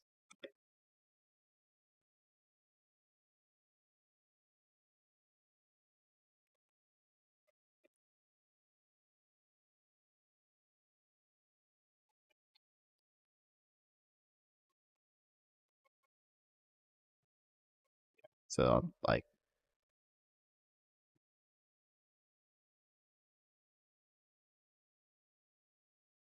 physical necessity could plausibly explain all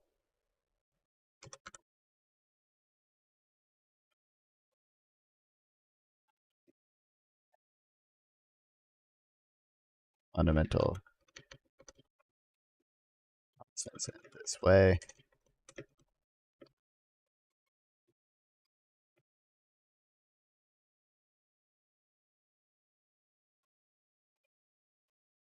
Moving the need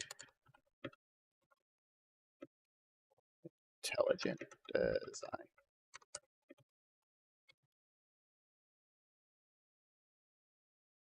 Today, that we just don't have a theory of everything yet, so how do we know that the constants we're working with truly are fundamental? Way, okay. Sick.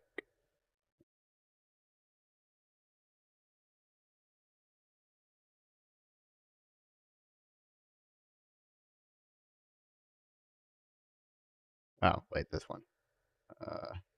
Ontological argument. In the 11th century, Anselm of Canterbury attempted to propose a deductive, logical argument for the existence of God using rational... Are you training to be a debate streamer? Yeah, in a way.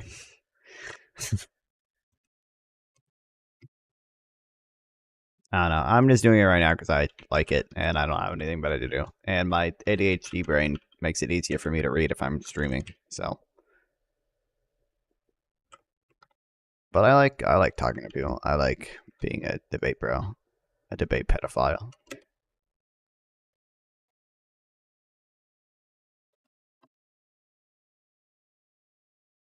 I need to throw my monster away.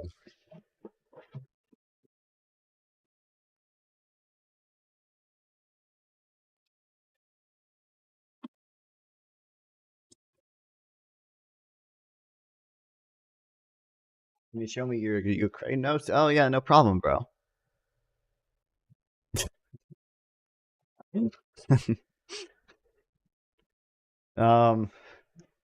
Yeah.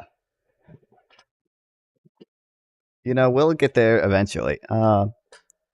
I don't. It's like I don't even. It's just like an easy thing. Like I don't like. What do I? I don't. I don't need notes for it because it's just like, well, one of these sides invaded a sovereign country. Yeah, for territorial expansion. And the other side is defending itself, and it's like, well, you know, I wonder. Yeah. One of these sides literally recognized. I don't think it's that simple. I mean, you can make arguments for fucking NATO expansion, but they're all fucking bullshit. Rationality alone. God is the greatest maximal being, Anselm argued.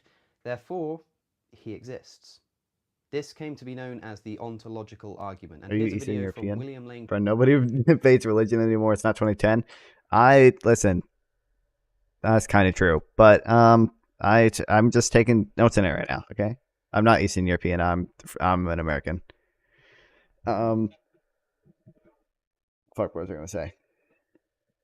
But I don't even, well, like, what does that have to do? Like, the fucking Eastern European countries all wanted to be in NATO. They all voluntarily joined NATO. Poland wanted to be in NATO so bad that it fucking blackmailed its way into NATO. It literally fucking met with the like Republican Party. Russia did want to be in NATO, yeah. Which maybe we should have accepted that. But like I don't know. Craig's YouTube channel attempting to explain it. Here it is. Also, that guy I talked to about the Gaza apartheid stuff, I think we're going to do a religion one at some point. So What can be defined as a maximally great being? If something were greater than God, then that being would be God. And in order to be maximally great, a maximally great being would have to be all-powerful, all-knowing, and morally perfect in every possible world. So the first problem that we run into is that these properties are contradictory and paradoxical. hold on, I need to. Therefore, he exists. This came to be in the 11th century. Anselm of Canterbury attempted to propose a deductive, logical argument for the existence of God using rationality alone. God is the greatest maximal being, Anselm argued. Therefore, he exists. This came to be known as the ontological argument, and here's a video from William Lane Craig's YouTube channel attempting to explain it. Here it is. Okay, well, do you really stream to debate Ukraine? I mean, are you in the Discord server? I feel like we could talk about Ukraine if you want to, but I'm just taking notes right. There's no reason I can't do this later. As a maximally great being. If something were greater than God, then that being would be God.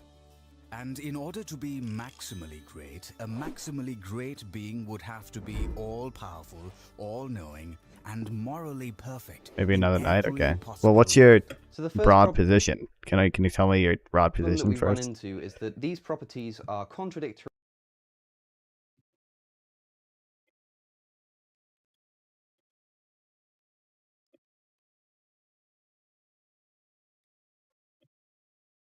Yeah, this argument does suck, but which is why nobody makes it. Like, this is why nobody debates religion.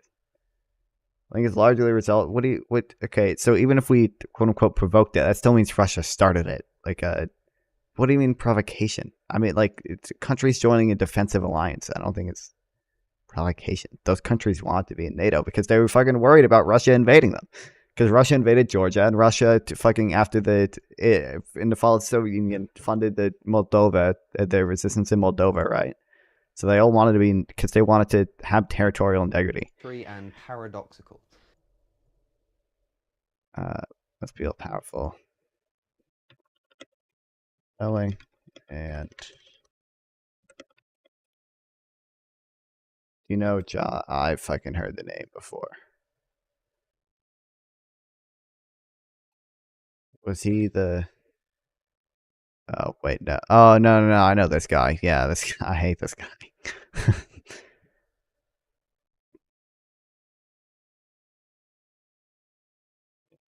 It's our fault. It's so dumb. You've even gone so far as to say that, in a way, what Russia did when it decided to invade was actually rational. That doesn't mean that we like it or approve. I don't, were we fucking planning a ground invasion of Russia through NATO? Like, I don't understand. Okay, firstly, we have omnipotence. Nothing can truly be all-powerful. This is a common philosophical thought, and you've probably heard it best exemplified in the famous dilemma. Could God create a rock so heavy that he couldn't lift it? Now, this dilemma is usually brought up when discussing the nature of God's omnipotence on the presumption that he actually exists. And the best solution to this problem to most people would seem to be that maybe God is a maximally powerful being, but not all-powerful. And if you're not familiar with the dilemma, the two possible answers are either A, that God can create the rock so heavy that he can't lift it, but if he can't lift it, he's not omnipotent. And B, that he can't make the rock, which means he's also not omnipotent. And the same thing goes for omniscience, being all-knowing. That is, if you makes you couple think it with Russia is imperialist? Bro, it is invading a sovereign country right now for territorial expansion. In 2014, it put troops in Crimea because it got fucking asthma that Yanukovych left. I know the sovereign country that it is invading right now.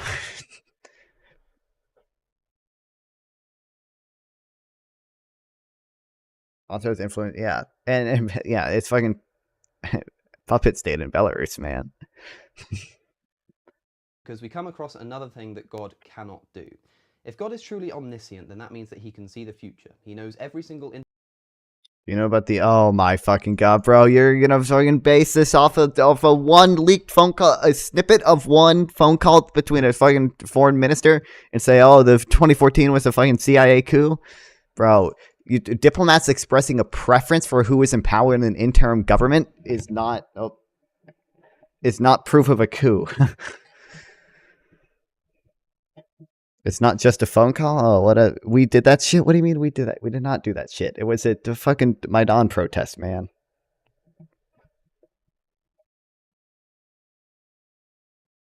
It's not absolutely not well documented. The only evidence is that one fucking phone call that was leaked by Russia, and it's a snippet of a phone call. That was a good coup, though. True. This shit's broken, man. I need a new mic stand. That was a great coup. I don't. If you can show me evidence, it's not just a phone call. We know how. I'm aware. I know we did all the fucking Pinochet and the helicopter rides and the disappearances and.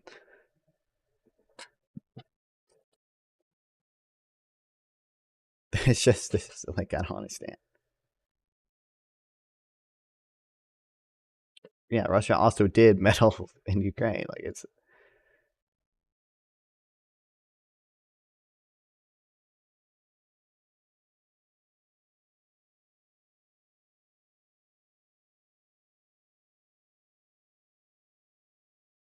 intervention he will ever make, and he knows of every single choice that he will ever make in advance. But it then logically follows that God cannot change his mind. If God was able to change his mind, then that means that he can't have been able to foresee whatever the factor was that caused him to change his mind, because if he could have foreseen it, then he wouldn't have been changing his mind at all. But if he couldn't foresee the factors that would cause him to change his mind, then he's not omniscient. As for imagining a morally perfect being, this is contingent upon already having some pre-existing idea of objective morality before we've gotten to the stage of proving God. Now, don't get me wrong here. If God did exist, then there would be an objective moral standard. But you can't say, imagine an objectively perfect morality in order to prove God, if you need that God in order to prove the existence of the objective. And I'm trying to think. I mean, it's gonna say it's propaganda.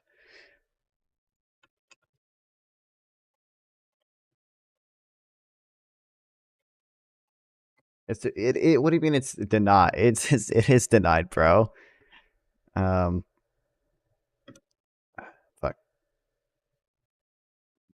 Oh, this is I love this video so much. It's 2001 and there is so much tension over Afghanistan right now. George Bush is threatening to invade, but as leftists, we really don't want war. So, you should really work on de-escalation.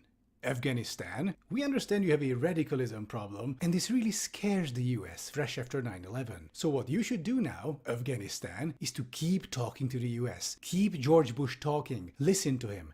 Give diplomacy a chance. Don't look threatening, don't say anything anti-American. Give peace a chance. Afghanistan, even as US troops are massing on your border, clearly preparing to attack, don't stop trying to solve the conflict diplomatically. You have to keep trying, Afghanistan. What's that? The US started this, not us? We didn't catch that, Afghanistan. We can barely hear you. What's that? The US launched the invasion? Okay, first off, it's a special military operation that only happened because you haven't extradited Osama bin Laden. I mean, the US bombarding your cities and murdering your people really is an understandable reaction. Besides, do you have any proof that the US committed these atrocities? It's more than likely that all the... Everyone knows this happened financially.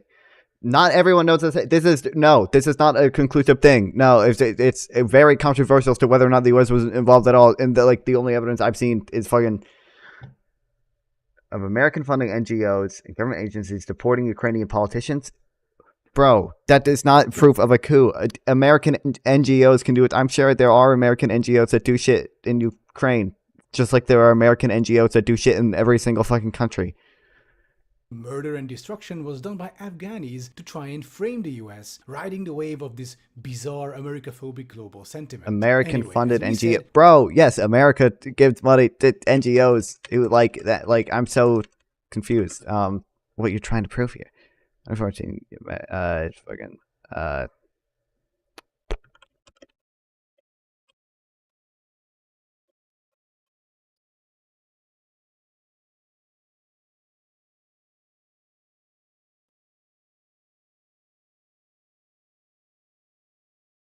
Like, it wasn't like. Oh wait, this is the unrest. Hold on. Let's just okay. 2014.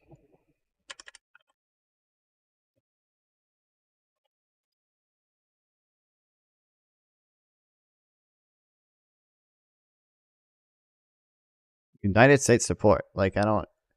John McCain visited Yanukovych and later discussed the crown, saying Ukraine will make Europe. Like, I don't. It's yeah, it's like the phone call between the people. Victoria Nuland and the U.S. Secretary to say, to the extent of what's a coup, it's hard to say. Materially interfered with the political process in favor of our interest to undermine the Russians. What do we do? American NGOs did what? Helped you? Like, I'm sure. Like, what are you claiming? December 2013, the Ukraine Foundation that the U.S. government has spent about $5 million in democracy building programs in Ukraine since 1991. Like, I don't. Like, yeah, like I've read about this before. That we did give Ukraine $5 billion in 1991. Yes, we did. We gave aid to a lot of countries after the Soviet Union fell. Like, I don't know what to tell you, man.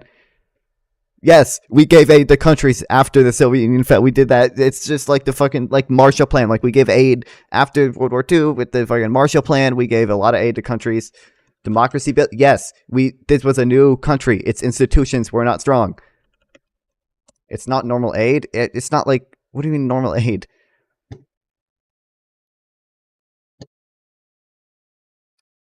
Russian government sees a statement claiming that the U.S. was, yeah, it's like fucking bullshit, man. February 2014, the phone call leaked. U.S. Department of State said, yeah. Shouldn't be surprised that politicians would discuss the revolution in Ukraine's future leadership. Like, it's fucking, no.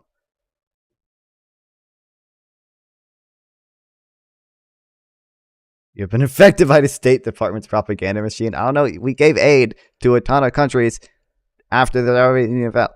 I don't fucking understand, man. Like, We're interested in peace above all, so now just let the US finish the job quickly, don't resist, and let them plant you firmly in the US sphere of influence, where you belong. The sooner you give up Afghanistan, the sooner the war will be over, thus the sooner will there be peace in our time.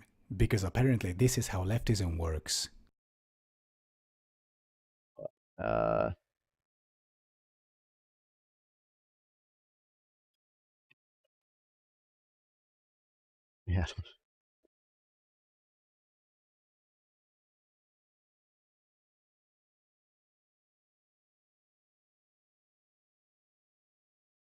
Fucking Yeah, like, I don't think, like, we gave aid. My understanding is that it was a pretty normal thing for the U.S. to give it. Again, like, this was in 1991. To say that, like, we had some incredible foresight that 30 years in the future there was going to be a fucking protest over whether or not Ukraine would join the EU. Hold on, I want to. They mentioned the $5 billion in here, and I think it was either Destiny or Jill that they had something. So many people predicted this war happened with Ukraine. What do you mean expansionism, bro? Russia is the expansionist imperialist force. With the countries are joining NATO to not be fucking invaded by Russia. Imagine China was out, bro. If the U.S. was fucking threatening to invade Mexico, it would make sense that would happen. That would be okay. That would be chill. Okay. If the U.S. was funding breakaway states in if the U.S. was the imperialist force acting on Mexico and Mexico wanted to join a defensive military alliance, sure, whatever. Who gives a fuck? Even then, we probably still wouldn't invade Mexico. Like, I don't know.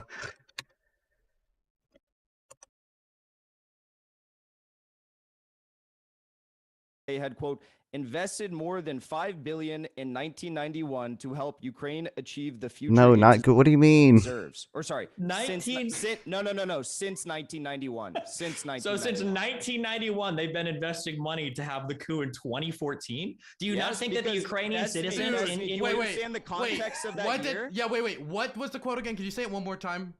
Yeah, let's hear the quote again.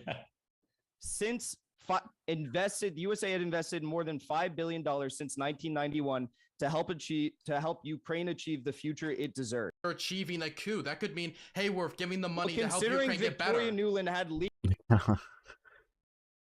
Place Ukraine with Mexico and China with the U.S. Yeah, yeah. If the U.S. was making threats, if the U.S. was imperialist and giving in like funding breakaway territories, view what happened.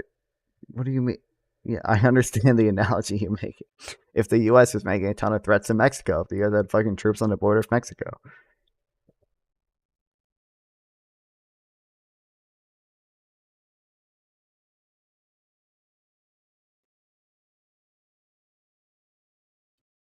Also, again, even if right now Mexico joined a Chinese military alliance, I don't think the U.S. would invade Mexico. I don't think we would do that.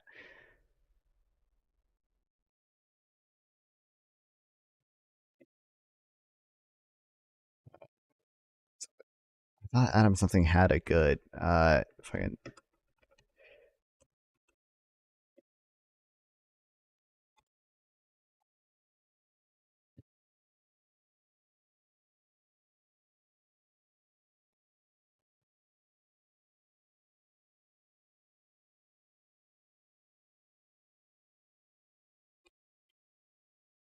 We were trying to get $5 billion in ours. Yeah. It's not. I don't understand how any of that's justification for invading. Adam something. Fuck. I thought.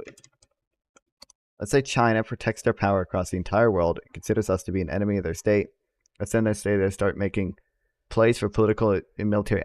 A, even then, like I don't think we would invade Mexico. B, if we were threatening, I don't know, I'm still kidding. If we were threatening to invade Mexico, a sovereign country, then Mexico would be justified in joining the military alliance with China.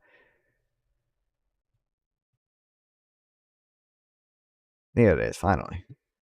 This is like, wait.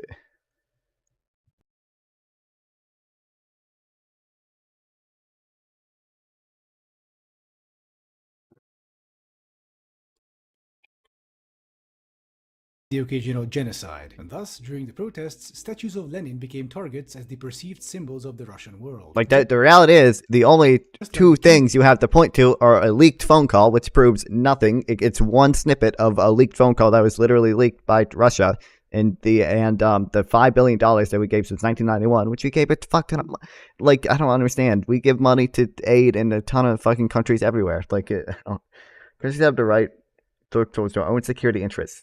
What do you mean? I don't understand. Like, why does Russia have a fucking right to lay Putin's ball sack all over Eastern Europe? No, you don't get to fucking do that. Those are sovereign countries, man. George statues during the American War for Independence. But the will of the people never stopped the Russian or pro-Russian government from doing what they want anyway, and so Yanukovych held fast despite growing discontent. And his tactics to quell the protests were rather colorful. At one point, his prime minister started fear-mongering. I don't like Russia itself acknowledged in 1991 the borders of In 1991, Russia literally said, "Fucking." These are the borders of Ukraine. We accept that Ukraine's a sovereign nation. And then in 2014, it took Crimea. Like, I don't. Yeah. And then the Ukraine literally gave up its nuclear weapons in exchange that there wouldn't be threats of violence, or violence against Ukraine. The fucking Budapest Memorandum, right? Yeah.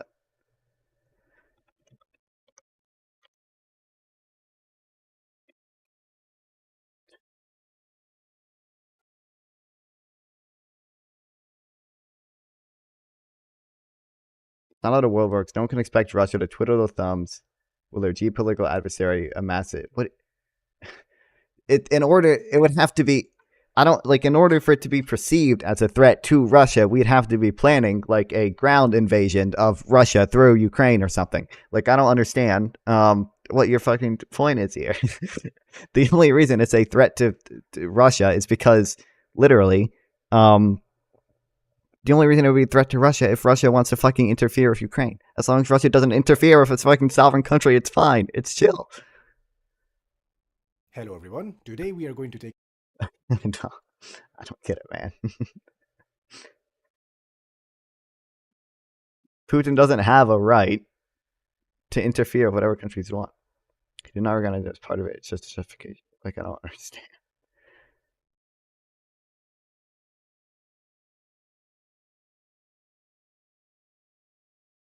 I'm the organizer of some events. The protesters' energy, however, was not infinite. By the 19th of February 2014, as the events dragged on for the third month, the protests briefly ran out of steam. People were... We already have nukes in Turkey. We already have the 3 countries up in the Baltics. Like, is Ukraine going to be, that's the domino that we invade Moscow through? Like, is that really a thing you think is going to happen? That Russia's going to be invaded by a NATO country? Why are you just saying random stuff? In 2000, I don't care. I'm just curious. Do you think that NATO will, or any NATO country will actually invade Russia? I don't want to quote or a news poster. Yeah, what is it? In 2008, Russia said... Are you f***ing serious? Jesus Christ! The U.S. didn't launch it, but Russia did. Imagine if the country becomes destabilized and impoverished, and they do feel they're pushed into a corner, and they do feel like they have to defend themselves. They've made this clear that they will do that. So defend themselves against what? Against being attacked. Well, who's attacking them? Well, up until, I mean, again, you had... Who's attacking them? No one's attacking Russia. That's the whole point. Are you guys okay with me just having a 12-minute running time, and then you guys will split it between each other, or do you want me to have 6 minutes and then 6 minutes? Should probably do 6 each, just make it a little easier. Right. Adam's doing the lion's share of our opening statement, so... Yeah, well... Like, I don't understand, man. I don't understand, man. There's nothing. There's no. The fact that you would say it's like it's not even contentious that like it was a fucking coup in 2014. Like when there's literally 2 very flimsy pieces of evidence. Morality. You can't appeal to the objective morality of God as a stepping stone to proving that We live in a world. These factors are We don't live in a world. What do you mean? We have international law for a reason. We don't live in a world of lies. We don't live in a world that with a police that enforces laws and justifies it to violate. Everyone abides by the will of the strongest. What do you mean? I'm so. Part of the reason we're funding Ukraine right now is because we want to uphold international law because it's against because it's in our interest that international law. $5 billion in a rapidly expanding military aid program. What do you, bro?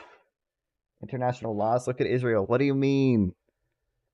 Yeah, Israel breaks international law, and guess what? When Israel breaks international law, fucking the whole rest of the world condemns them, bro. Like I don't. Like not every country follows international law all the time. Sure, yes, whatever. But like.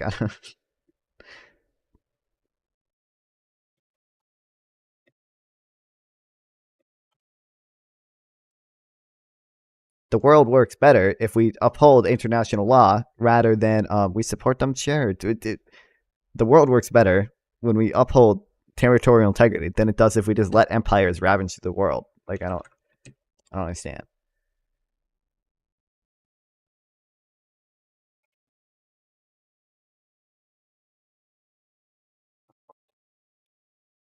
You don't commit international law. Even I mean.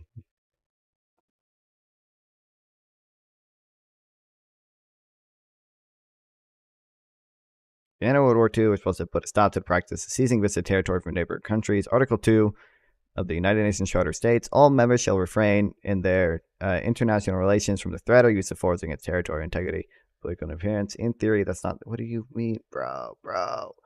We want to uphold international law for a reason.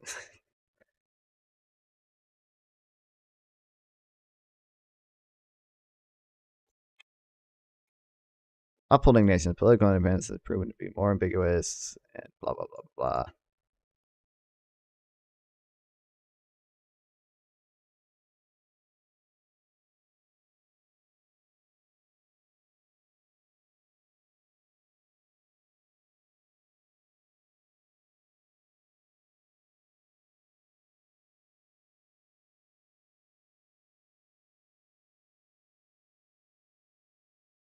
I don't know.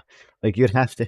The only justification for not upholding the territorial integrity of Ukraine is, well, I think Putin has a right to fucking rest his balls on Crimea, and it doesn't really matter if, I mean, that's kind of his sphere of influence, so he should be allowed to fucking...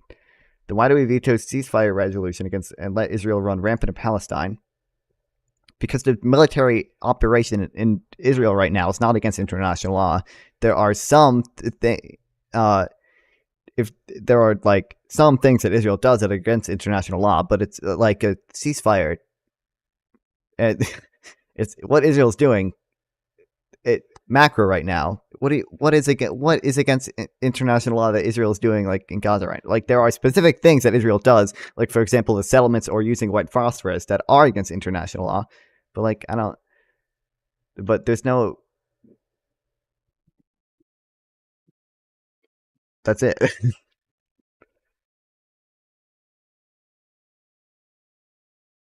And again, like international laws are obviously hard to enforce sometimes. Like war crimes are against international law, settlements, blockade, etc. The blockade arguably is against international law. But vetoing the ceasefire, that's hey, the UN doesn't get to decide when a ceasefire is. That only Israel and Hamas get to decide when a ceasefire is. We can enforce all the laws. It's hard to enforce international law. This is a case where we are trying to uphold international law by fucking by giving aid to Ukraine. But even like without international law, here I have a question. Americans have the capacity. We don't. What do you mean we have the capacity to enforce it? Okay. When Obama tried to get a settlement freeze, the blockade isn't against. So my understanding is that originally the UN ruled that it wasn't against international law when they did their investigation of the Gaza flotilla raid, and then a year later, a different body in the UN ruled that it was against international law. But I don't know for sure if that's binding or whatever. But it's arguably it's ambiguous. I don't think that it should be. I think Israel's a right to blockade Gaza, but I just have a question. Don't you think that if we defend Ukraine, if we don't defend Ukraine, then every country is going to want nuclear weapons because they're going to recognize that if they get that the only way to protect themselves from being invaded in the future is to develop nuclear weapons, as a because Ukraine gave up its nuclear weapons in exchange for not being invaded. If we show the world that if a powerful enough country just fucking rolls in and invades you if you don't have nuclear weapons, then every single country is going to need nuclear weapons to ensure its territorial integrity.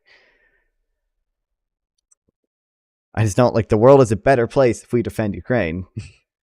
We already established that is the case by. What do you mean? We did when we invaded like Iraq. I don't think the invasion of Iraq was justified or anything, or Libya. I think Afghanistan was somewhat justified. The nation building there afterwards probably wasn't. But we didn't do that. We did that to get rid of terrorist forces. We didn't do that to literally conquer territory.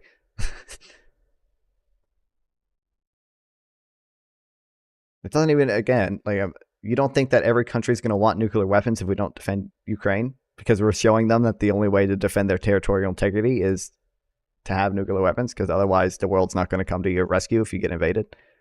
It's to spread liberal democracy based. The reasons are complicated for Afghanistan. Everyone already knows that. What? Knows what?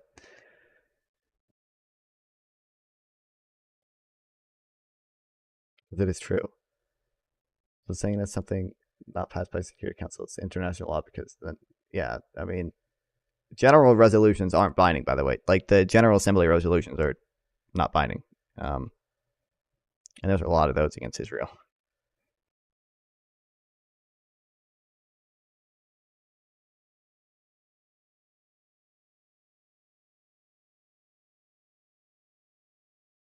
Nuclear weapons are the ultimate deterrent. True, but a world where not every country has nuclear weapons is probably a better world than a world where every country has nuclear weapons, right? Shouldn't we want to incentivize countries not to get nuclear weapons? If we show every country that if they don't have nuclear weapons, we're not going to help them when they're invaded, every country is going to develop nuclear weapons.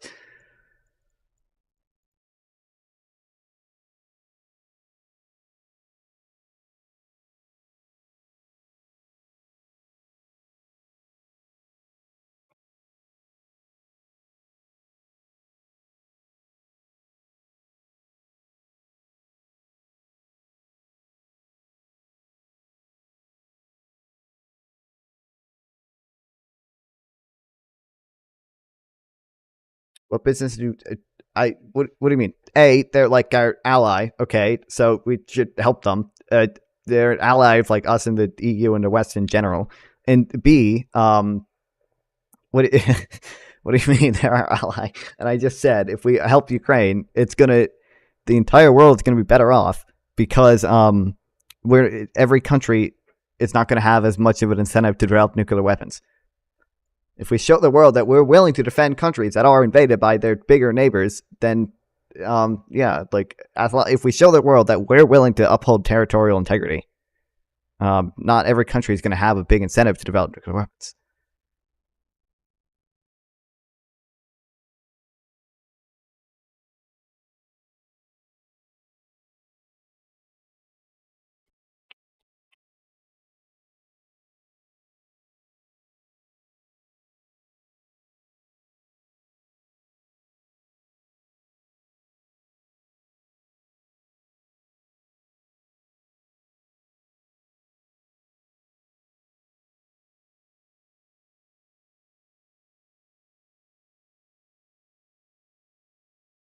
There's so many senior government officials oppose our funding programs and NATO expansion, saying it was a mistake. And I don't know.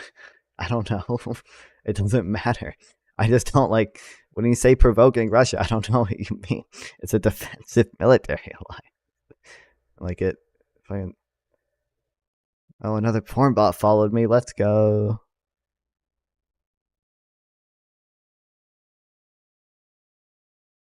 And also, like, we expanded NATO a lot under Clinton, and then Bush stopped expanding NATO as much. We literally tried for multiple years what you want. We tried not expanding NATO, and guess what? Russia fucking invaded anyway. So clearly, it wasn't about that.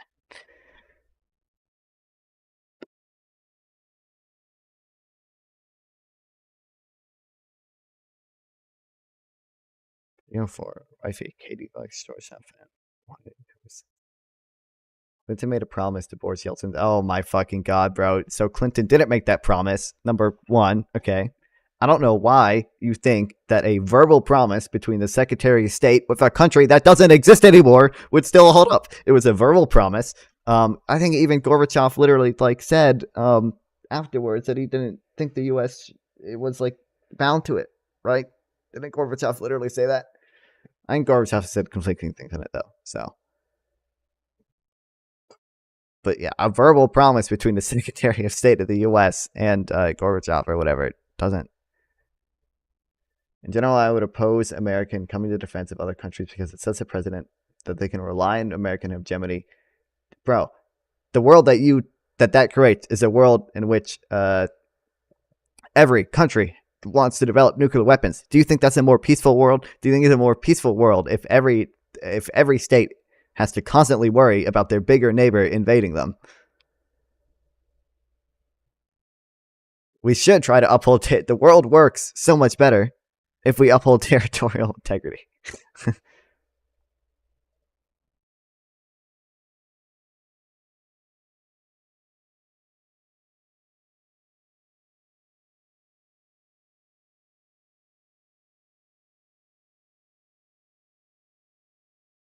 That's politics. So it's trying to appease Yeltsin.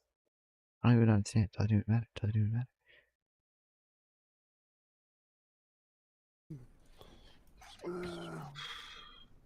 We don't live in a world where countries can rely on American hegemony for defense. There are many examples that... What? What do you mean? Dude, I didn't make anything at all. Fuck. Where'd my one taco? I deleted it. Oh, Russia provoke? Oh, fuck. Is that the debate topic? Oh, shit.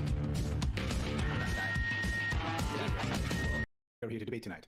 Destiny and I are here to argue against it, while our opponents will be arguing for it, surely. But declining American hegemony would produce a less peaceful world, yes, but I'd be interested in a world order that is more conducive towards allowing development of alternatives to American hegemony and liberal democracy. Well, I'm a big liberal democracy fan, so it's hard for me to... I think the People's Republic of China is promising imperial power. A multipolar world can be more peaceful. It can maybe conceivably be more peaceful, but I don't... Aggressive imperialist dictatorships and their supporters also love playing the victim and otherwise lie, misdirect, and gaslight. The narrative our opponents... But yeah, I mean, it would depend what those multipolar forces were doing. If they were upholding all I'm saying is that is it American disease? True. All I'm saying is that a world in which territorial integrity is upheld is a more peaceful world. If the multiple states, if Russia, China, Iran, and the U.S. are all upholding territorial integrity, then it probably would be more peaceful. If only the U.S. is up trying to uphold territorial integrity and Russia and Iran aren't, then it's not going to be more peaceful. You can't socially engineer the world to your liking. I mean, I'm not arguing for like a liberal empire, okay? I don't think the U.S. should just fucking invade countries and try to turn them into liberal democracies. No, obviously not. I think that's retarded, okay? I think that is imperialistic, and I think it's retarded. At the same time, the reality is, I don't think no one would have any problem. Look at American society 150 years ago, okay? And 150 years ago in American society, women couldn't vote. Black people were discriminated against. Child worked in mines. There were company towns. Do you think that American society 150 years ago had worse values than it does today? Can you answer me that? Do you think that American society 150 years ago had better or worse or equivalent values than today? Which one? Probably what? Probably worse. Okay, true. I would agree. I think the U.S. Do you think it had better values 150 years ago when black people were discriminated when we couldn't vote? You think they had better values then? I would agree.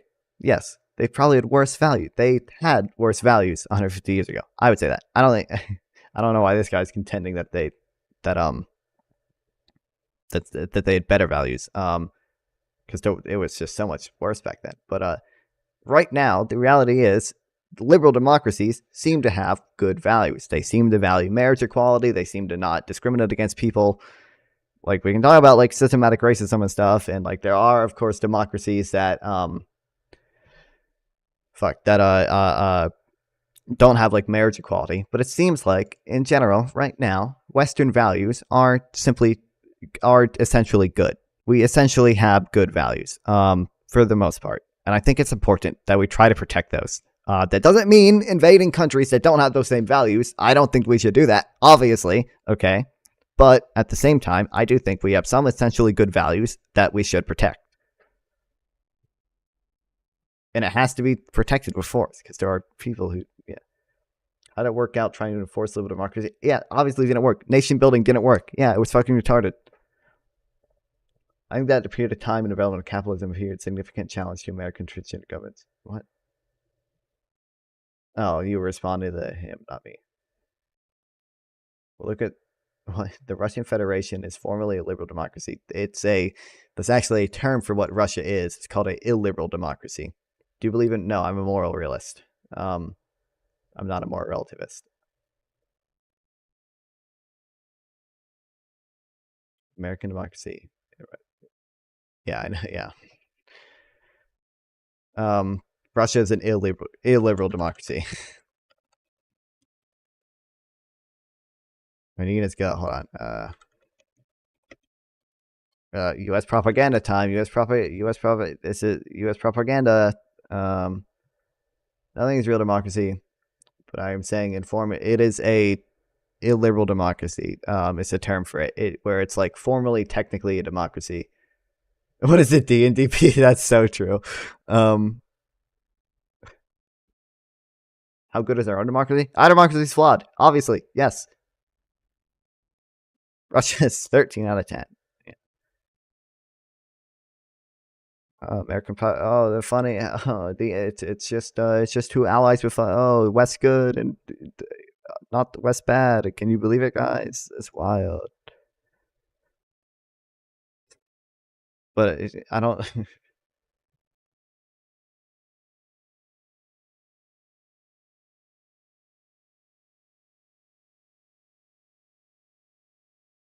They do still have elections in North Korea. They just can only vote for Kim. He gets 99% of the vote.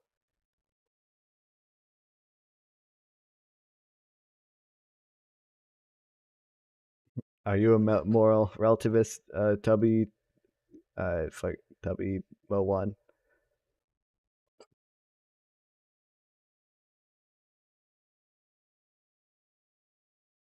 Yeah, I'd say so. Okay. Oh, that explains the difference.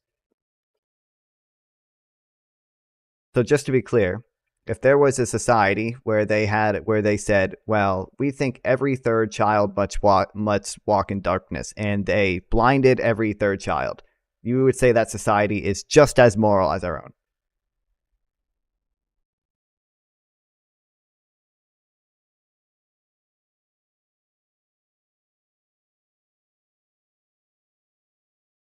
You are saying they implicitly. I mean,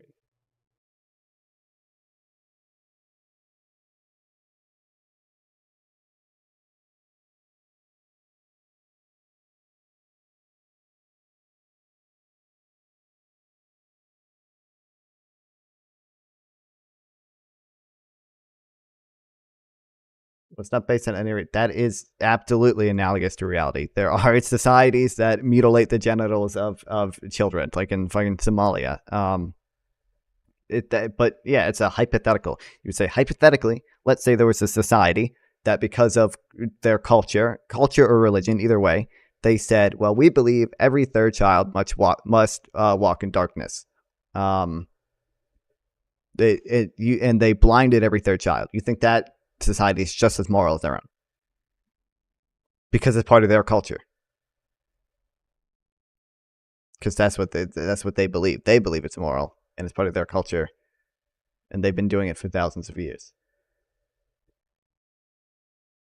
All regimes that hold based on ignorance and nothing meaningful. What do you mean?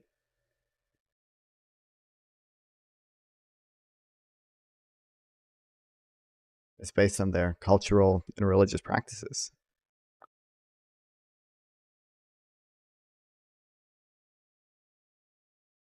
Practice of genital mutilation? Yeah, it's based on their cultural and religious practices. What do you mean? Do you think it's immoral that they do that? Because I mean,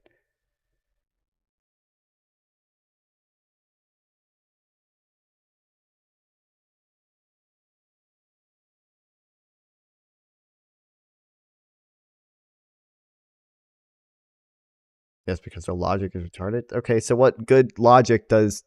I don't. If you're appealing to like universal principles of like logic or whatever, then I don't know what you mean by relativist.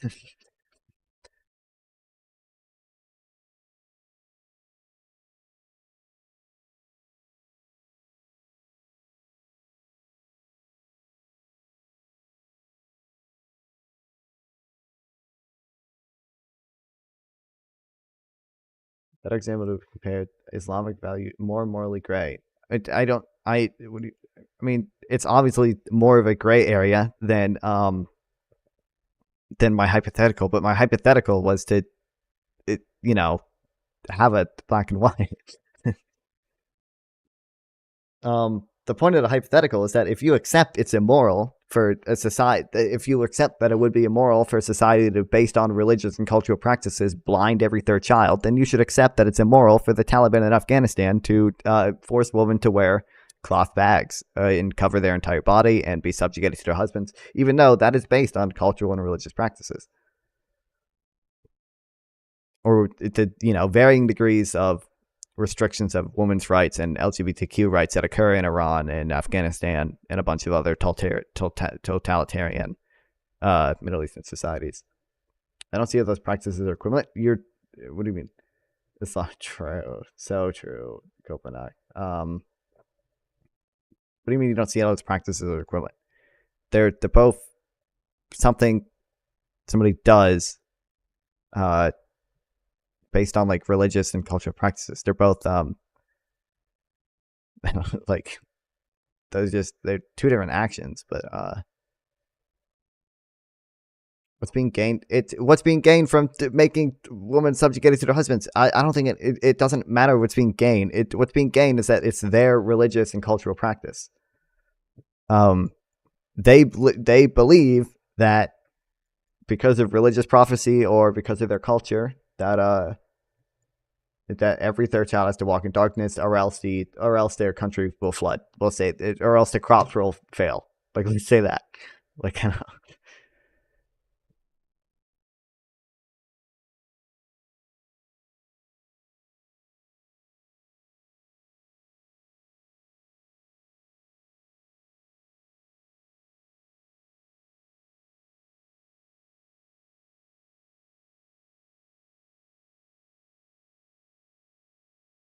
say that the descriptive basis of the belief seems incorrect. I mean, okay, then you're appealing to objective values.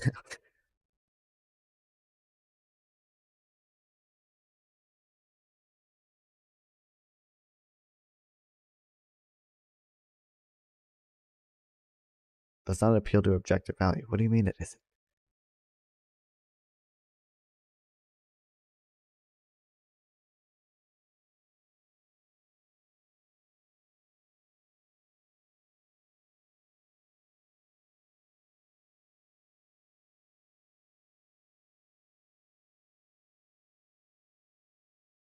I actually think the whole supporting women didn't gain us a lot. We actually lost a, yeah, exactly. The point is, that's pointing out that a value is being predicated on something, on something objective, but that thing is not an objective value. What? Sorry, am I misunderstanding? It's criticism of their moral system because it's illogical. If you're okay, that's pointing out that why is Twitch doing that? Hold on, what the fuck? I can't read the message because whenever I highlight it, it does the like pin thing. I don't want to pin it. I want to just highlight it. That's pointing out that a value is being predicated on something objective. But that objective thing is not a value. But a value is being predicated on something objective. That objective thing is not a value. Like, is my brain just broken? Am I not? I don't understand what you mean. You think it's logical that the Taliban forces women to wear burqas or something? Like, what? Where do you draw the line here between logical and illogical? Because if you're appealing to like logical moral values, then one side of the world seems to have more logical moral values than the other.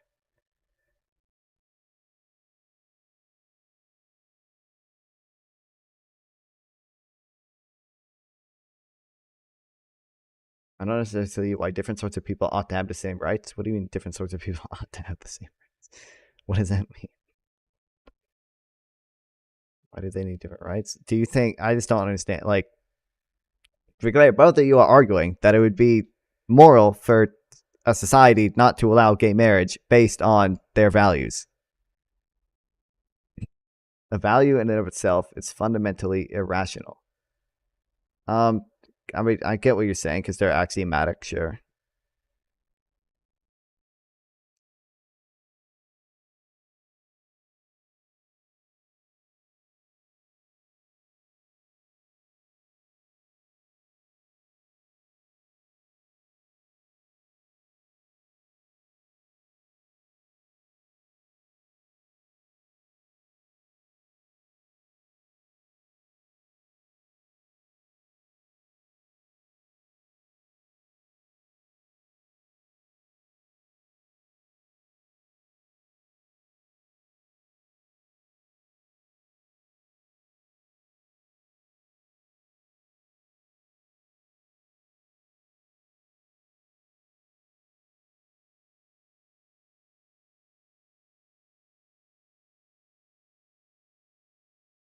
It can be based on real things. They're not just axioms pulled out of as. Western values are actually built using knowledge from the Enlightenment and such. But the fundamental, I mean, there obviously are values built on like Enlightenment things and such, but like there are certain axiomatic things that we have to agree to, right? Forcing burqas the way the Taliban does is not palatable, I agree, but the idea behind women wearing burqas is harder to critique. Why? Literally, because of their religious beliefs, they're saying women should be forced to wear cloth bags over their heads. I don't see that it's exactly equivalent to somebody because of their religious beliefs saying every third child must walk in darkness. There's just different degrees of severity between forcing every third child to be blind and forcing women to wear clothes or burqas.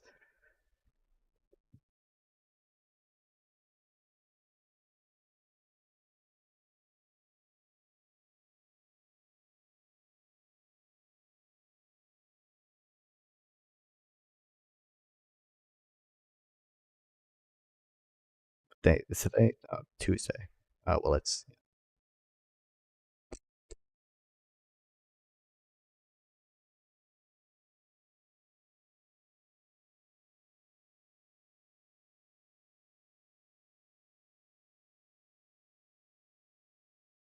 I would say when it comes to minimalism women, there are lots of factors to consider. I don't.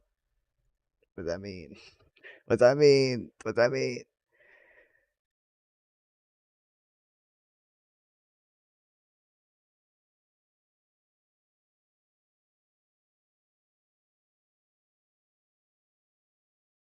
Opponents will likely try to construct tonight is just that, a world where poor Russia, the victim, was forced into attacking Ukraine through circumstances created by the evil West.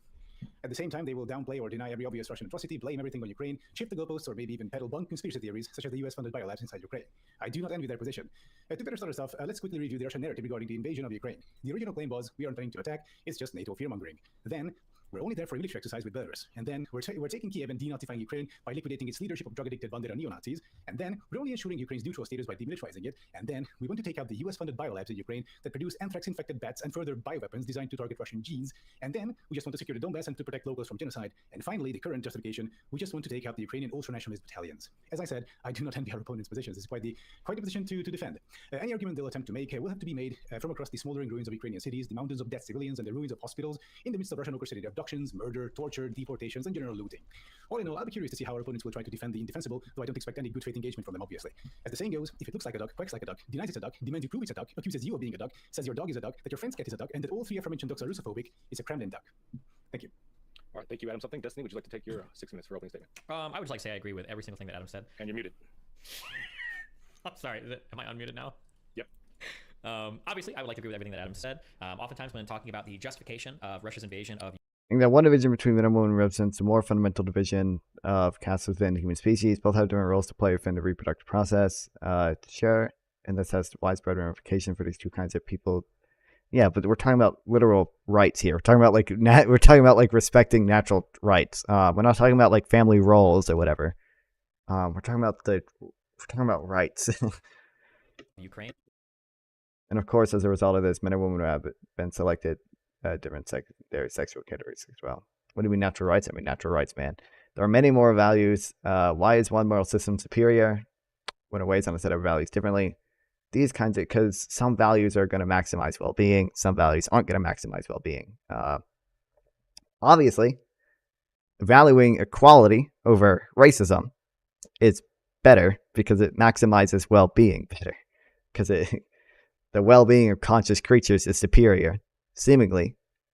Natural rights, what? Thomas Aquinas? I mean, like the fucking Enlightenment natural right stuff, man. John Locke and natural rights. And when I say natural rights, I more just mean like fundamental rights. Like there's, yeah, obviously the difference between saying, like, I agree, like men and women will play different roles in a family.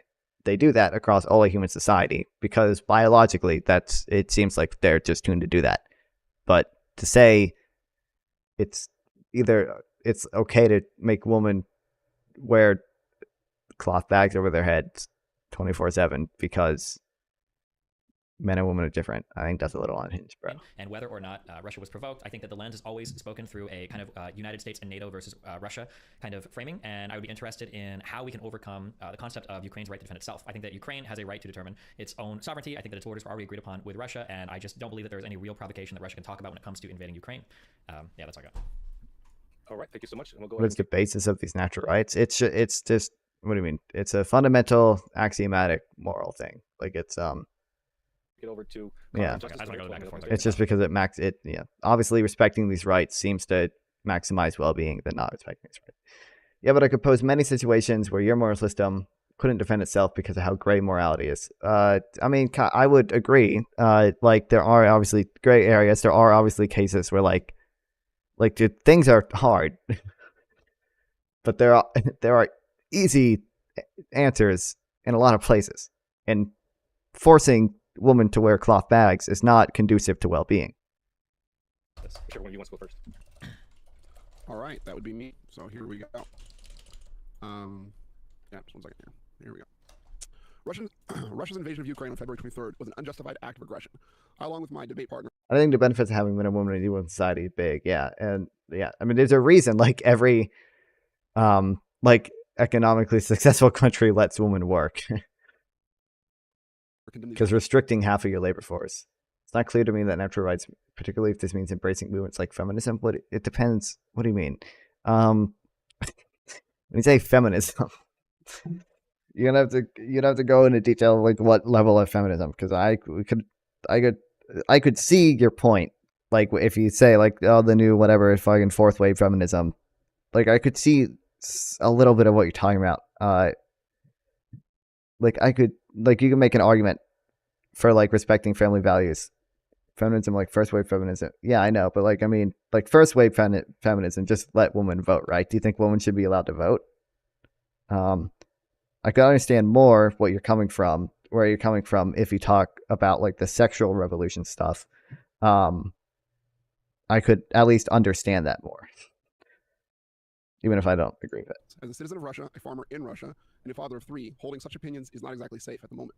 I have spoken up both publicly on my YouTube channel as well as privately in conversations with friends and acquaintances, condemning the war even though such opinions are currently illegal to share and punishable by up to 15 years in prison. So why would I, who am against the war, claim that the West is largely responsible for the mayhem now What oppose women's? Why would you have opposed that? in the Ukraine? I believe primarily that America's disregard for the legitimate security concerns of lesser powers, in this case Russia's, puts all of us at the risk of war and potentially nuclear annihilation. What I'm about to present is the other side of the story, a story of 30 years of Western aggression, broken promises, and bad faith that, if seen on the other side, go a long way to explaining the I don't see any reason I've supported it. You don't think that women should have had a right to vote? What do you mean? If you think I don't, do you think men should have had a right to vote? Using the Taliban as an easy target, yes. But the world of secular Islam is the future Islam, and the value system is harder to challenge. Yes, there may be cases where it is harder to challenge. All I am saying is that there are values in the West that are worth protecting. That's all I'm saying. That's all I'm saying.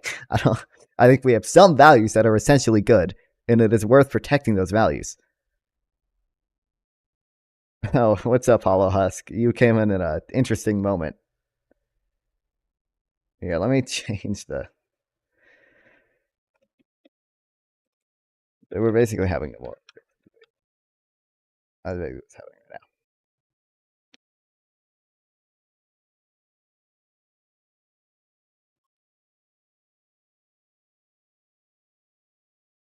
All I heard was I mean, like, all I'm saying, literally all I'm saying, is that there are some values the West has which are essentially good, and those are worth protecting. That doesn't mean we have to invade every single fucking country for the rest of the time to enforce those values in other places.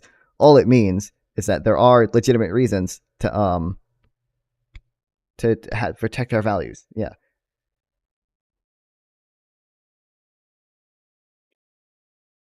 Who should or who should not vote, I think would be highly situational. What the fuck do you mean, man?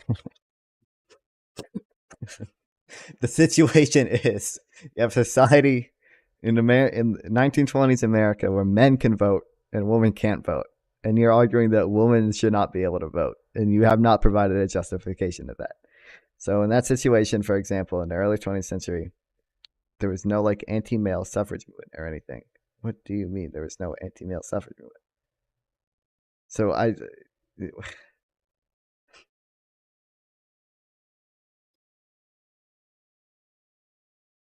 Vladimir Putin and the Russian state.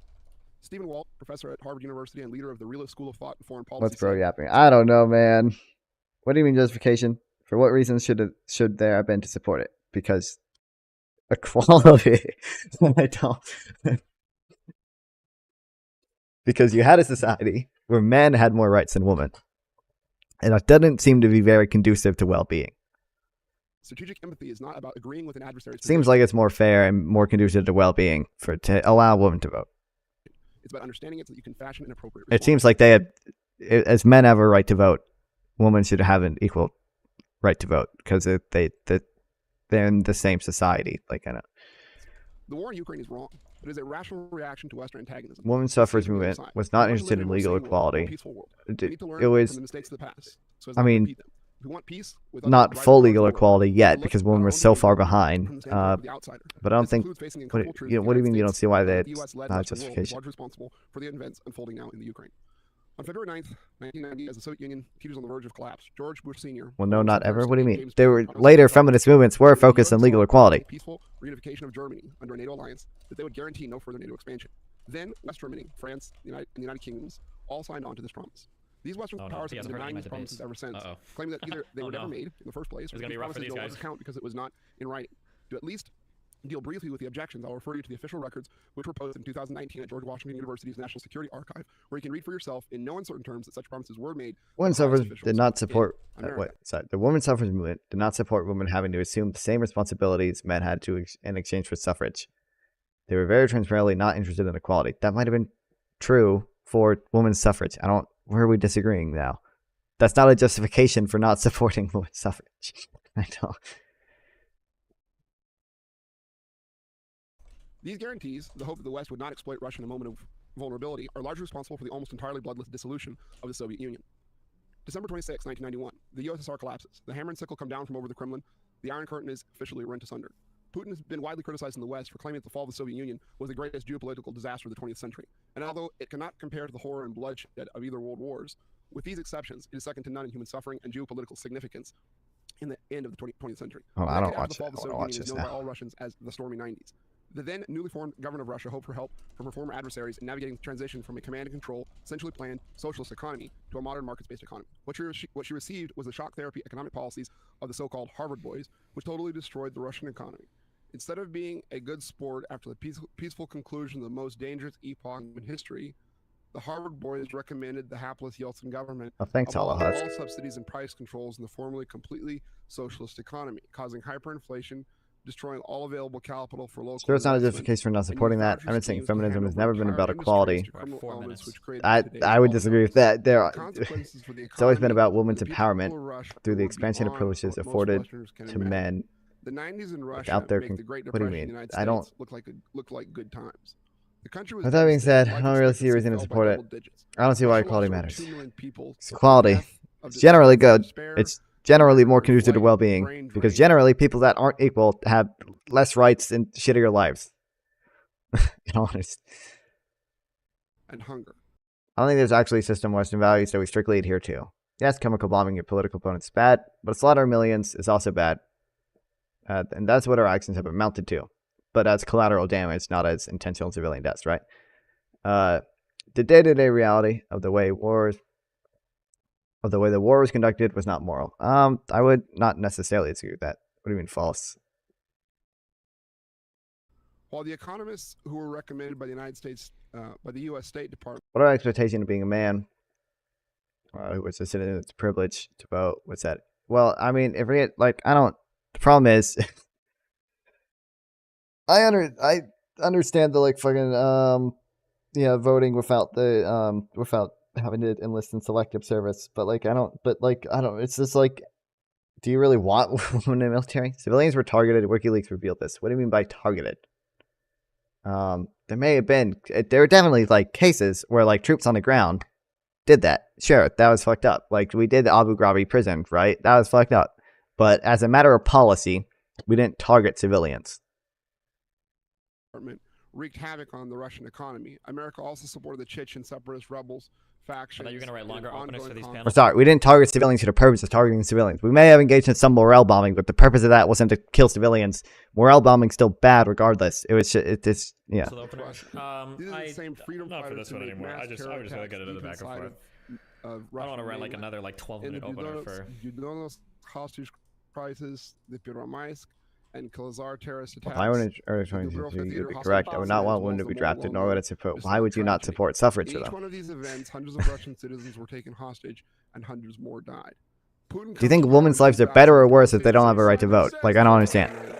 He dealt swiftly and decisively with the oligarchs and organized crime. Because if you think their life is better if they have the right to vote. The Russian economy.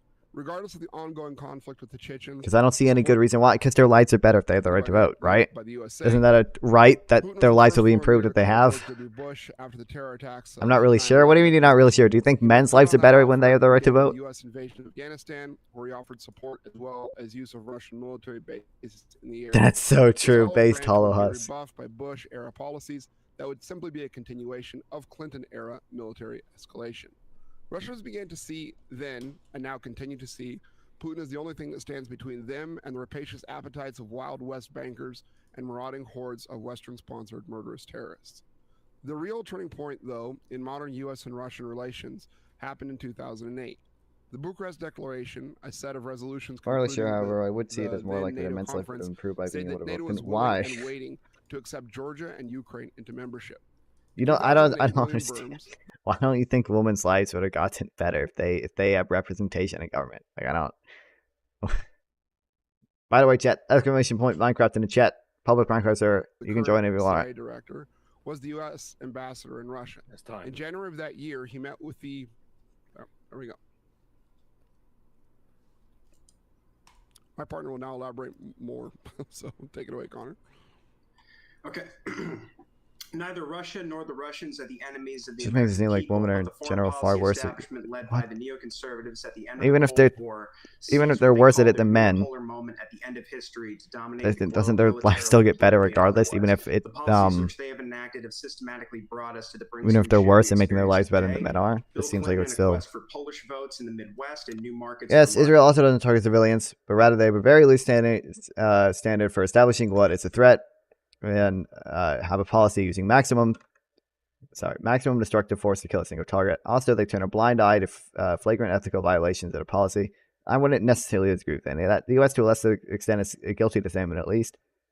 But because of the scope and duration of the war, the death toll is far greater. I mean, sure, I would agree with like most of that.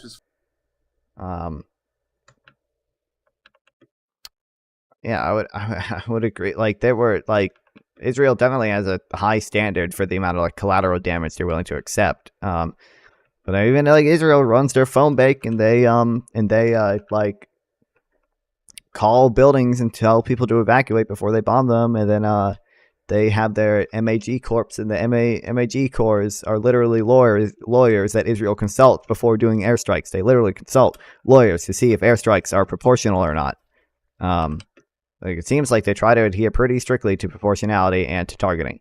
Now, the troops on the ground sometimes fuck up, and they sometimes, probably because of poor training, do to like kill civilians, right? Like there was the March of Return, where like during like a peaceful protest, not all the March of Return was peaceful, mind you, but during like a peaceful protest, like the IDF killed like 200 people that they probably did not have justification for doing that, but that's a matter of poor training, not a matter of like policy or intent. It's just like, yeah, if when it comes to the moral standing of perpetrators, intentions matter. If the IDF had perfect weapons, there wouldn't be any civilians dead in Gaza. If the U.S. had perfect weapons, there wouldn't have been any civilians dead in Iraq. If Saddam Hussein had perfect weapons, all the Kurds would have been dead because he genocided the Kurds. Like his own civilians would have been dead. Fervently opposed by Clinton's own Pentagon chief at the time and the most respected foreign policy so-called graybeards among the men who led the previous Cold War. To name a few: George Kennan, Robert McNamara, Paul Nitze, Ambassador Jack Matlock. I mean, what would you say some main natural rights are? Like the right to property, the like free speech. Fuck, I should remember more of them. Poor training isn't what's responsible. The policy. I mean, poor training is definitely responsible for some of them. I don't know what to tell you. Maybe not all of them, but like the Flower Massacre, like that was a result of poor training. Land, liberty, property, true. Poor training policy is one of destruction. What do you? So when you say, oh fuck, I was paying attention. The view of what proportional is simply fucked. It's hard to know. So there are definitely cases where I will say like Israel definitely accepted way too high of a standard for collateral damage. Like look at the Jabalia refugee camp strike. That was like one Hamas member killed to 120 civilians or something. That's obviously kind of fucked. But I mean, it's hard to know, especially because Hamas literally stations itself in civilian areas. So.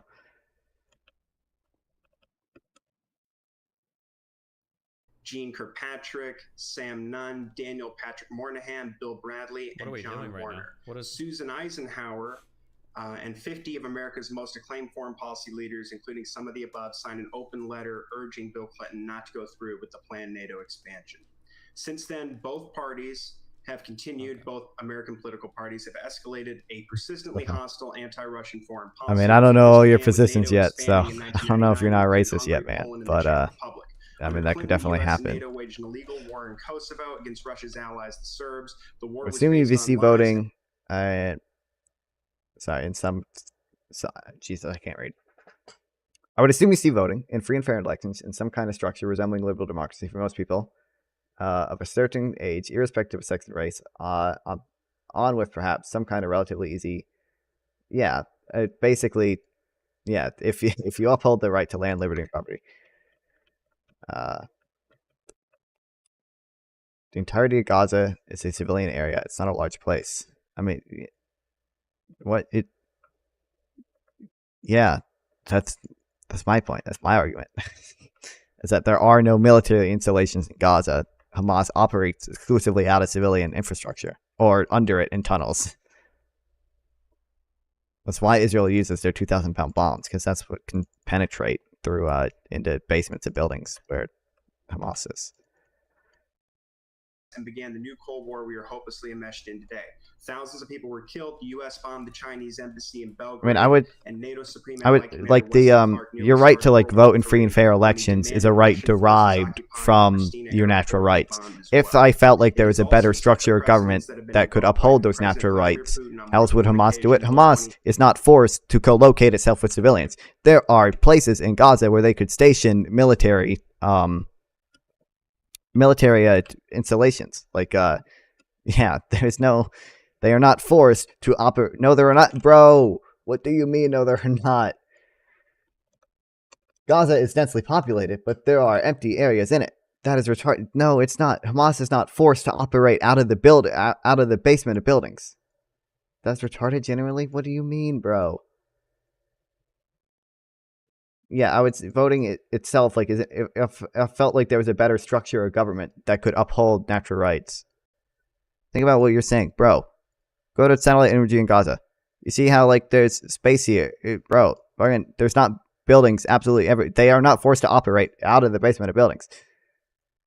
Yeah, and they're especially not forced to operate out of, like, things like schools and mosques. They don't have to do that, man. Hamas has the resources. Hamas could build its own building. It would get nuked instant. Oh my god. What you're doing is justifying using human shields. That is what you're doing. Yes, if they didn't use human shields, they would get attacked. Yes, that is true. That is true. If they didn't use human shields, they would get attacked. Yeah. Okay, so basically, yes, I am a liberal. Bro, look, I mean, this is farmland, but, like, it's not like there's no empty space. No? What do you mean? That is what you're doing. If you're saying, well, if they didn't use human shields, if you're saying if they didn't operate out of basements of buildings, they would get attacked. Like, yes, that's how it works. They get attacked even if they operate out of basements of buildings.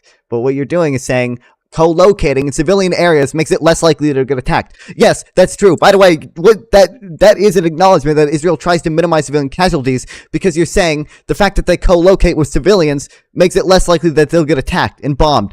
That means Israel cares about the civilians dying, because if Israel didn't care about civilians dying at all, then there'd be no difference between Hamas operating out of civilian areas and Hamas not operating out of civilian areas. If you're acknowledging the reason Hamas co-locates with civilians is because it makes them less likely to be bombed, that means that Israel doesn't want to bomb civilians. What you're saying is that when Hamas co-locates with civilians, they're less likely to get bombed because Israel recognizes there's potential harm to civilians and tries not to harm those civilians. I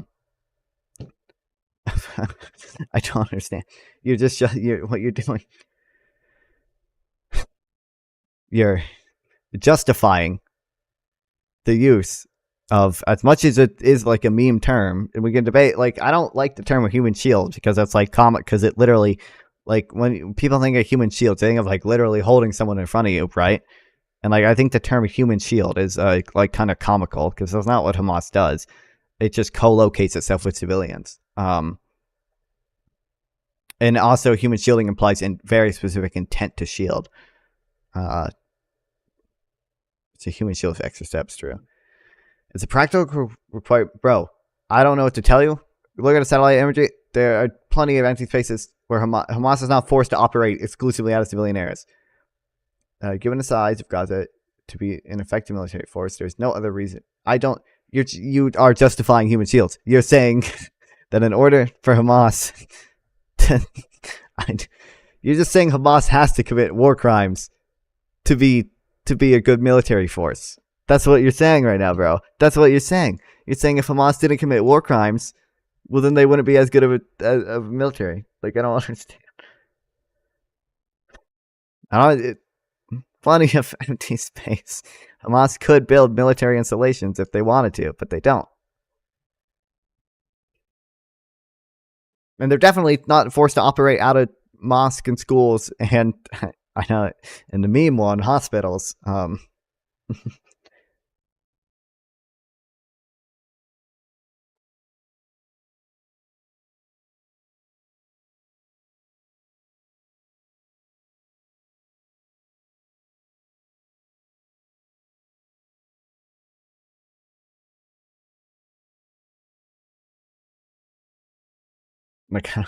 Like all your arguments with like equally applied.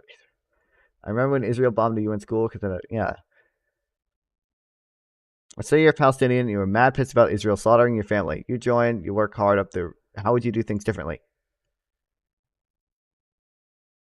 It is a war crime to defensive forces have to take passive precautions to not co-locate with civilian objects and military objects, okay? What you're doing right now is just justifying a war crime. That's all you're doing. That's all you're doing, bro. That is what you're doing. But how would you do things differently? I would not co-locate with civilians. First of all, if I were Hamas, I would release all the hostages and surrender. I don't know what your argument is there, buddy. But there is no. This is such an insane talking point, my guy. If I was Hamas, I would build a military installation here instead of operating out of. Okay, lol, agree to disagree. What do you mean agree to disagree? You're justifying a war crime. Can you admit that's what you're doing? That's what you're doing. That is factually what you are doing. Stop launching rockets in Israel. Make peace with them. Start establishing. Yeah, like. I'm so. Like if I was Hamas, I would surrender and release the hostages. That's what I would do. That's yeah. At least any of the hostages are still alive. Especially don't send your troops into Israel to kidnap. Yeah.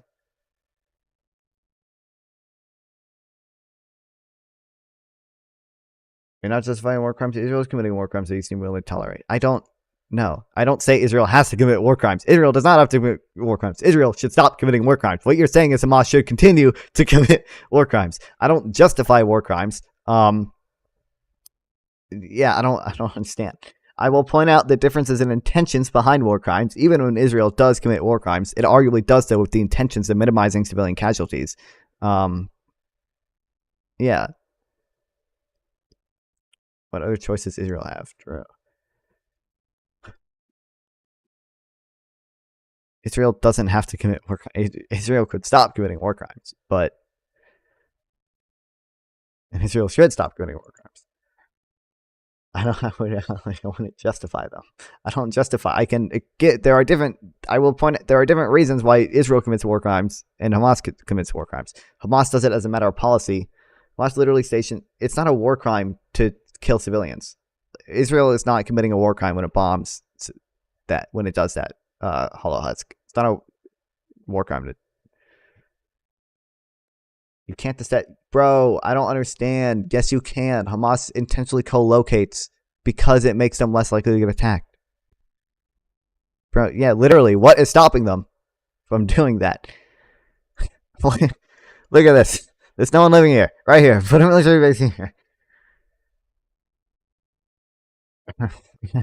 Right here. There's nothing here. It's sure it's densely populated, whatever. But like there are empty space. Hamas is not forced to do it.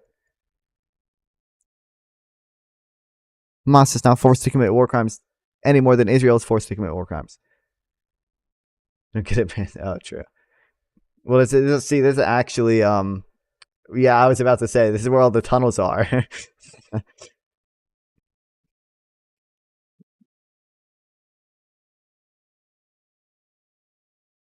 It's not even like Hamas doesn't even have the ability to kick people out of their home. Hamas will take Palestinian civilians hostages as prisoners if they think they're collaborating with Israel. It's not like Hamas doesn't have the ability. There are certain logistical reasons that require them to be around infrastructure systems. Like you need power and ventilations. Bro, oh my fucking god. Yeah, I don't understand. I don't understand this take that Hamas literally, feasibly could not establish a base anywhere else than co-locate with civilians. I don't understand. I don't. If Hamas has to be in a building, why don't they kick all the civilians out of that building? Because they could not. Bro, they literally could. I don't understand how you think anything, if Hamas doesn't have the ability to, Hamas literally built tunnels! They built tunnels! You're gonna tell me they have the ability to build tunnels everywhere, to build miles of tunnels, and they don't have the ability to build a building that they use as a military base? But they can build basements and tunnels under building. Like, I don't. And it's still bad and illegal to use human shields, even if like you're like there's no feasibility. Like if you're doing warnings, your duty to provide warnings for people to evacuate have a feasibility thing attached to it. You only have to do it when it's feasible. That's not true for human shielding. Hamas doesn't get to do anything. It is the reality of the situation. Bro, you're justifying what Hamas is doing. I don't know what to tell you. Look, right here. Bro, why don't they build something here? Right here. This empty space here. Right here. Or is this a graveyard? That's what it looks like. Oh, I don't know what this is.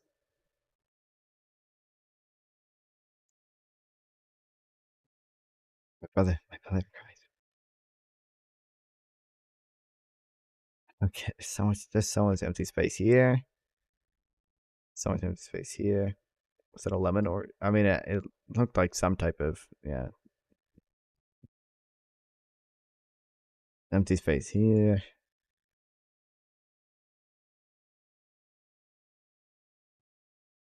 Half of this area, like this is all. Well, I have a hard time buying the mod. What do you mean? It's not profit. What do you mean propaganda?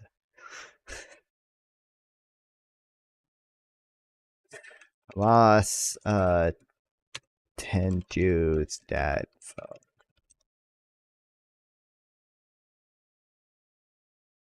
الو يابا يابا انا قاعد بكلمك من جوبا بسيم افتح الواتس تبعه قول له وين شوف كيف القتله شوف كيف قتلت بايدي يابا ابنك قتل يهود هاي دخلوا فلسطين يابا الله اكبر ربنا يحميك يا رب ربنا يحميك يابا ربنا يحميك يابا.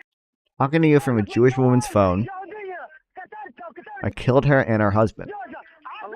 I killed 10 with my own hands. Dad, 10 with my own hands. I wonder who's the bad guy. I wonder, man.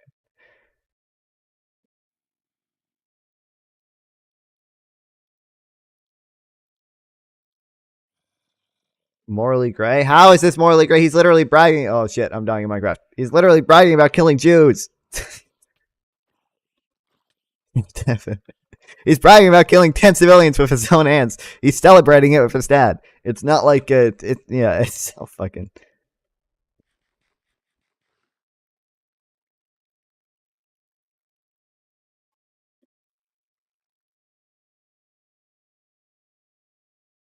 I'm convinced now Hamas should use more human shields. True.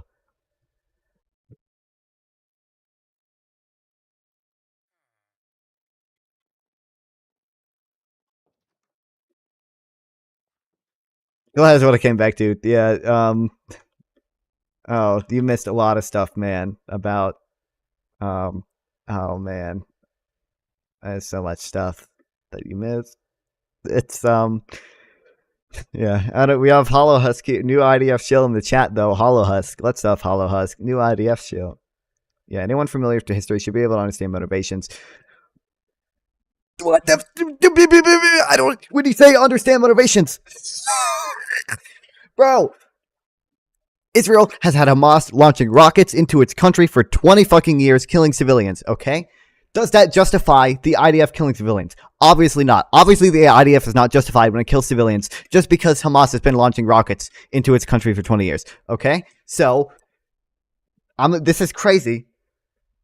just because Israel blockades Gaza, even if you want to say the blockade is collective punishment, that does not justify when Hamas kills civilians. That doesn't justify this. That doesn't justify this. I don't get it, bro. Bro. I don't get. That doesn't justify this. That doesn't justify. That doesn't justify.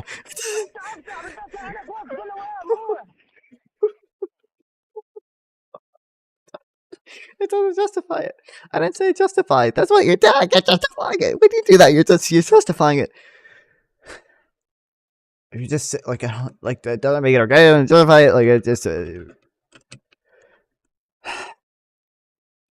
By the way, hello, it's a public Minecraft server. I don't know if I told you that. I might have already told you that. It's a public Minecraft server. Anyone can join. I disagree. What do you mean? You're literally saying Hamas has no other option but... Oh, shit. I was about to use human shields. That's what you're doing. You're justifying them using human shields. All right, bet I'll join. Oh, and the Discord server, too, is exclamation point Discord.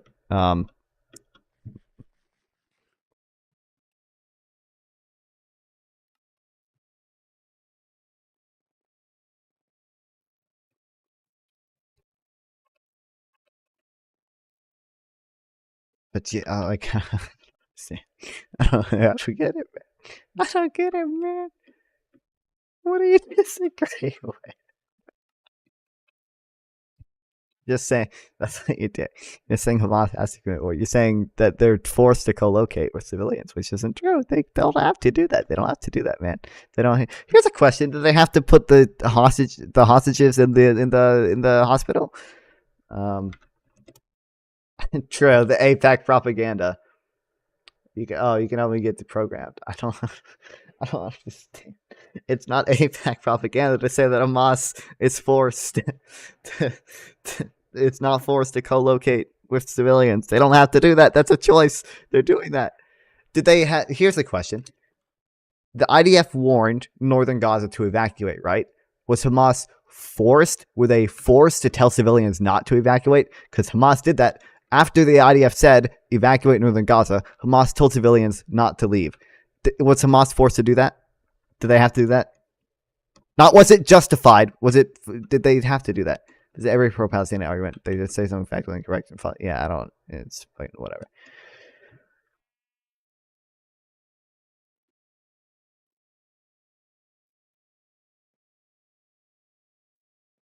I don't understand. Did they have to do that?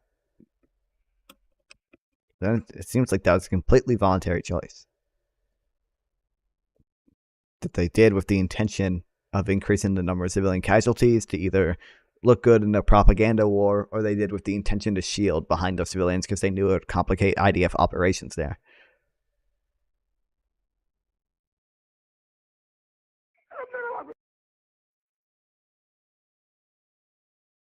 I mean, if you actively support IDF, I don't think you...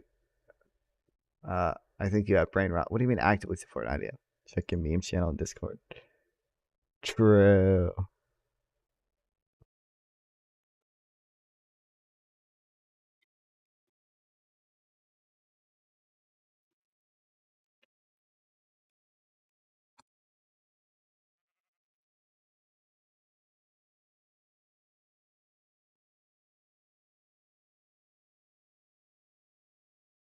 I mean, this is from the IDF, so I don't know. Maybe it's all. Maybe this is AI generated doctored footage or something. But like, let's rewind.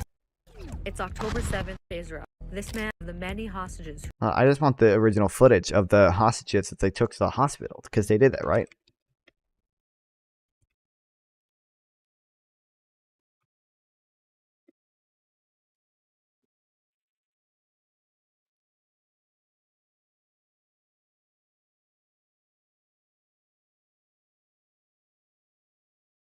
This.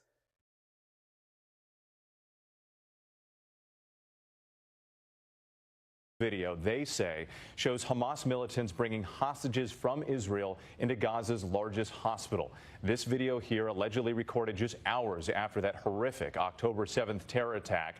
The IDF also sharing drone footage saying it reveals a Hamas tunnel more than 30 feet below Al-Shifa Hospital. All of this as efforts intensify for a deal to release some of the hostages. Tonight, the Israeli military releasing new video they say shows Hamas militants bringing some hostages into Gaza's largest hospital. Israel saying this surveillance video shows Hamas moving a wounded hostage into Gaza's Al-Shifa hospital on October. Diplomatically, what? Sorry. How's Israel supposed to respond?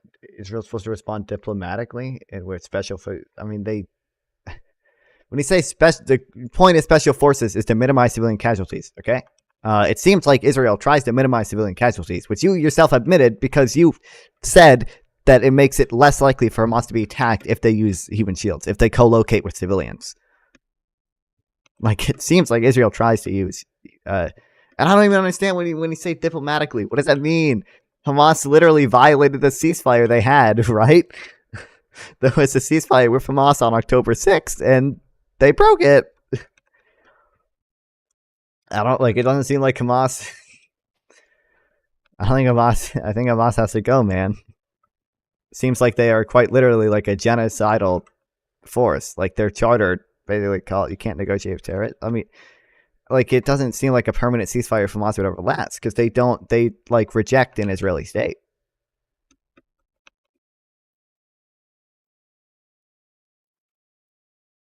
Israel's a terrorist. It's not like. When you say terrorist state, what do you mean by that? Like, Israel definitely done bad things. But that's just not, like... Are you Jewish? Jesus, man. It's just not, relevant here, man. Well, Orthodox Christians pay you the same thing, because if you're a Christian, you think that you should control their homeland so their fucking rapture happens, duh. So here, yeah, exactly. I knew he was going to say that.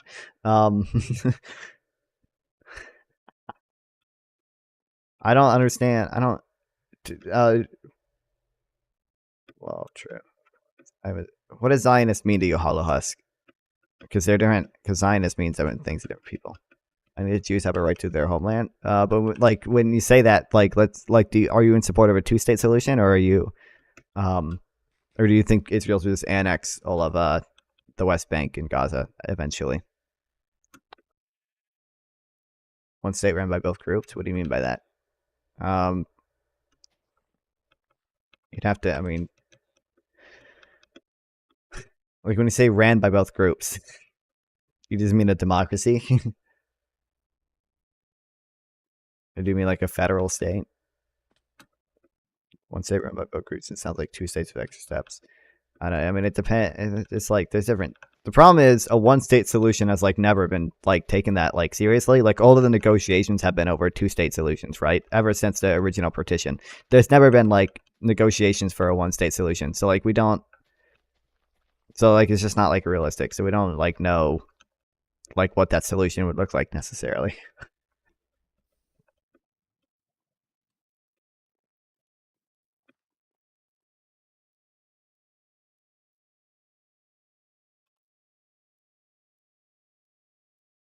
Makes it their homeland? Oh no. Regardless, it doesn't even matter. This is fucking irrelevant, okay? Whether or not it's their homeland. They're there now, okay? They're there now. They're there now, okay?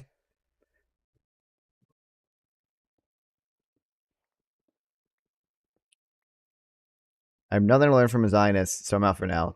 We're beating a dead horse. No, but it's so fun. But it's so fun. It's so fun, man. It's so fun.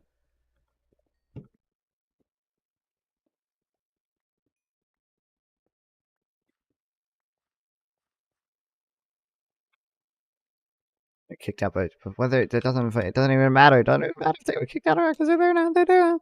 The reality is, there's a people with a cohesive national identity of being Israeli that live in Israel right now.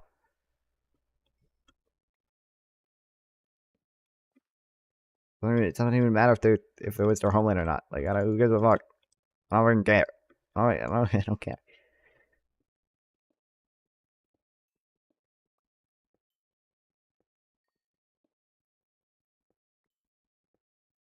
By the way, I'm upset because at one point I said, use your words here.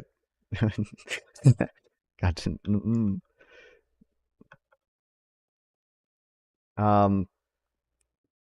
At one point, I said like it seems like Hamas is genocidal, and I'm kind of upset he didn't refute that at all. Like they're European because a lot of them fled Poland due to persecution.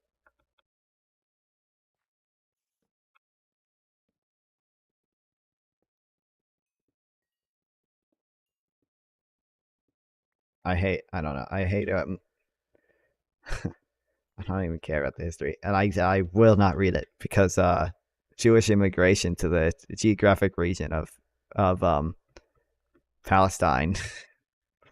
Dude, why'd they have to fucking name it Aliyah? Are you like it's such a like so many fucking things align for that, bro. Like the fact that they attacked at precisely the time that that the whole thing happened between and me, like me and her, like it's so fucking I can't like all the stars align that this person with the same name spelled the exact same way happened to line up with exactly the time I had to start doing research on it because whatever Hamas attacked on October 7th.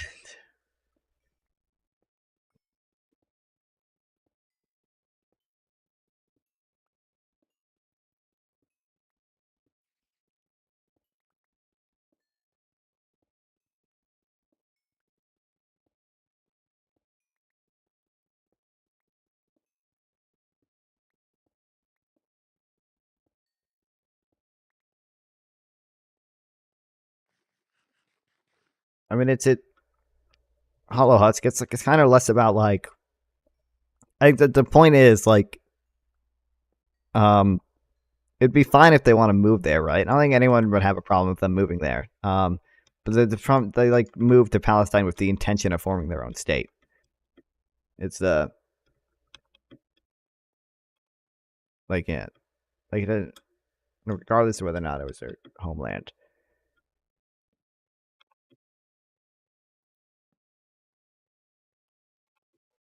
All right, hold on. Hollow Huts. I'm not a Zionist, okay? So now that the other guy left,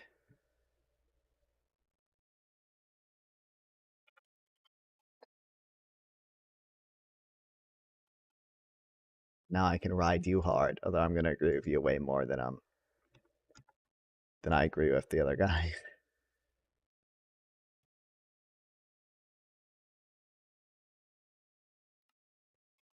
Are you? Do you have? If you're in Discord, you can join the VC, and I can. Yeah.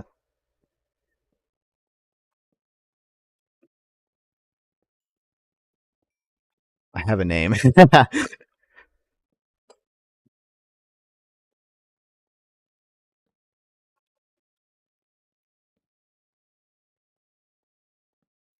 Oh shit, he's there.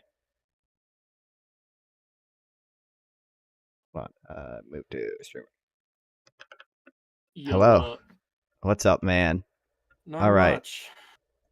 I'm up at 1 in the morning. So, Oh well, life is great. So am I. Oh yeah.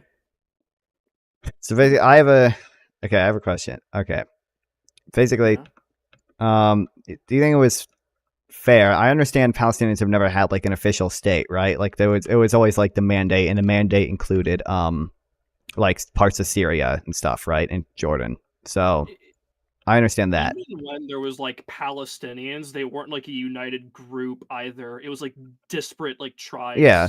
So like, yeah, sure. I understand. Like from like just what I've read, it doesn't seem like Palestinians had like a super cohesive national identity. Back in '48.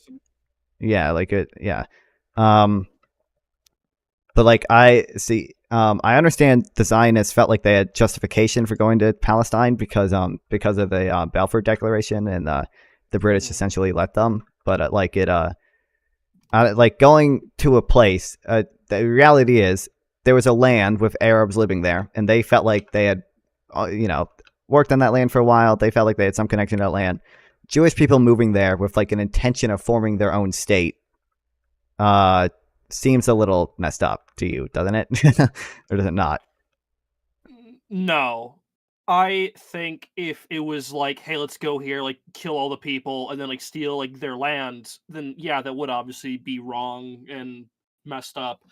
But it's like I know you don't care about like the history, but I personally do. Like, if we went to Well, hold on, like hold on. Arabia, Just to clarify, like, I don't care about the history when talking about like the modern conflict, because the reality is whether or not Jews had a right to move there in 48, they're there now. Okay, so, Okay. but if we're talking about the history, then we can like talk about the history. Like, yeah. Yeah, but like if we were to like let's say like kick out like the Arabs from Arabia, and like 1,000 years later, the Arabs say, "Hey, I want to go back to our historic homeland," I'd say that's fair. Like, I'd say it's I think totally it's, justified. I think it's totally fair for them to go back to their historic homeland. I'm pro like freedom of movement of people like everywhere generally. But to like try to go back there and form your own state, I can understand like the Arab grievance with that. Yeah, I get it. I don't know. I just think that because of that historic connection to that land, that therefore, yeah, they have a right to have their own state in that land because it's their land historically, and they were kicked out of that land. They were unjustly kicked out. Yeah, but that was like if you go back far enough to like any like land, someone was unjustly kicked out somewhere, right? That's fair. Like yeah. So I feel like I'll blame the British way more than I blame any of the Zionists, because the British, yeah, essentially promised the same land to two people. Now you can get into a bunch of arguments over it, but whether because people will say, right, well, the Arabs did get a state. It's just that they got multiple states, and the Jewish people just got this one tiny state here. Like Jordan got their own state, Syria got its own state. I don't know, but the reality is, like, the Arab people felt like they had justification for this land. Like they felt like the British gave it to them, and then they basically didn't respect it. And I'm saying that justification is not really that good. Okay, well, I mean, like I don't think it was British like land to like bargain away. I don't think it was their right to bargain away that land, like hand it over to like the like Arabs. I don't think that they like had that right. I mean, it was their mandate, right? Like after they won the World War, after they got it from the Ottomans. I mean, yeah, but quite frankly, I just like don't care. Okay. I just don't. Yeah, I don't really care about like the historical connection to land that much. Like, I care about like the people there now and like how they feel. So, like, if people are in Palestine, regardless of whether or not 1,000 years ago, like people were unjustly kicked out, like I care about if the people in Palestine have a connection to that land, and I care about how they feel now. And it seems like there were plenty of people like in Palestine who, even if they didn't have a super cohesive national identity, even if they were more either just part of like a family or like part of the Arab identity, seems like they had some connection to that land. And I think the like early Zionists tried to like intentionally like form their own state, which I don't think necessarily means expelling Arabs, but they did try to have a demographic majority, right? Mm-hmm. My preferred like solution would just be like one state, like ran by the both of them in like a democratic kind of thing, you know? I understand, but well, that gets into more modern stuff, which we can talk I about. get that it's Yeah, not like realistic, but I think that's the preferred way like it's hard to know because, like I said, like no negotiations have ever been like this one state thing. And I don't know. It seems like Palestinians, regardless of like whether or not they're justified, again, it seems like they feel like they have a national identity now, and they've been kind of robbed of statehood, which I mean, obviously they're the ones that have rejected the partitions and stuff before, but yeah, it's kind of where my sympathy for them like runs a bit dry. It's like they had literally every single opportunity to create their own state, and yet they've turned it down at every single turn.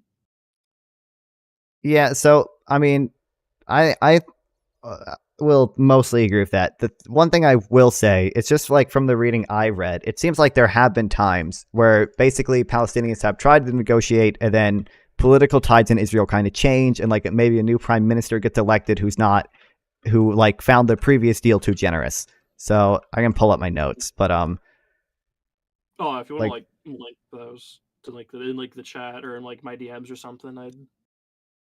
Yeah, hold on, let me pull up my notes. Israel Palestine, two state. Okay.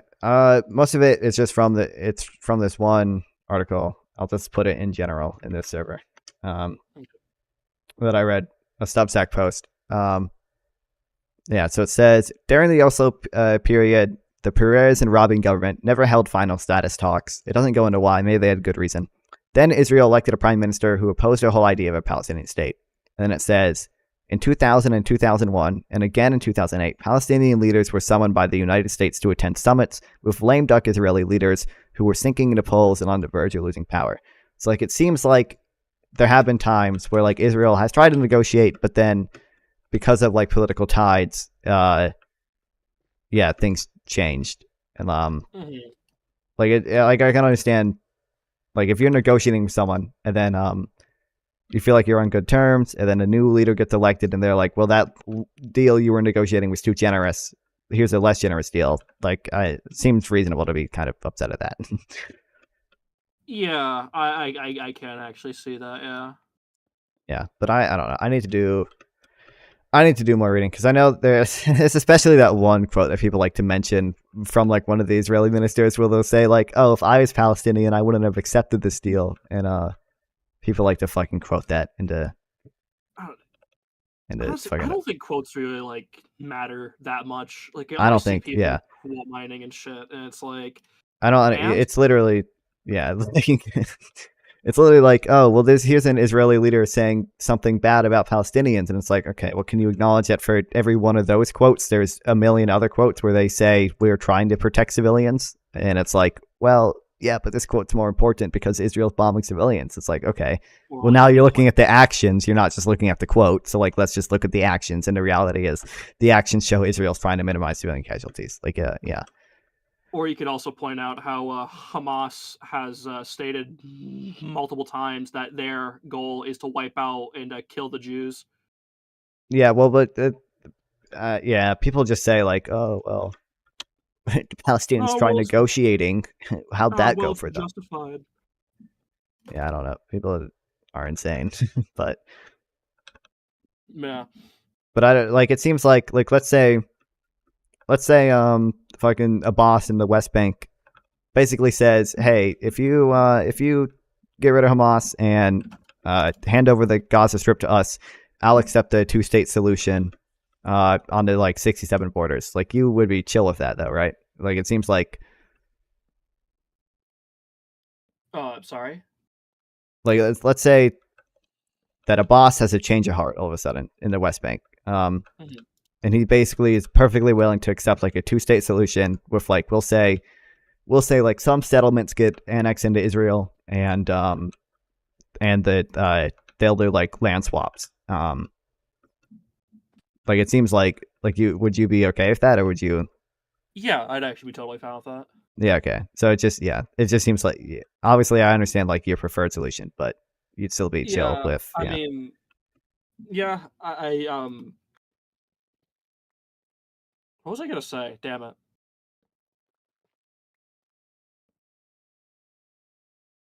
I feel like that because of that historic connection that they therefore like do have a right to like a state there. I mean, not that they should like, kill all the Palestinians. Sure. Yeah, but I mean, they already have when they have a state, some parts of it. Obviously not Judea and Samaria, the West Bank, but Yeah. Yeah, I just don't care about historical connections that much. I'm curious as to like why. Like I don't know.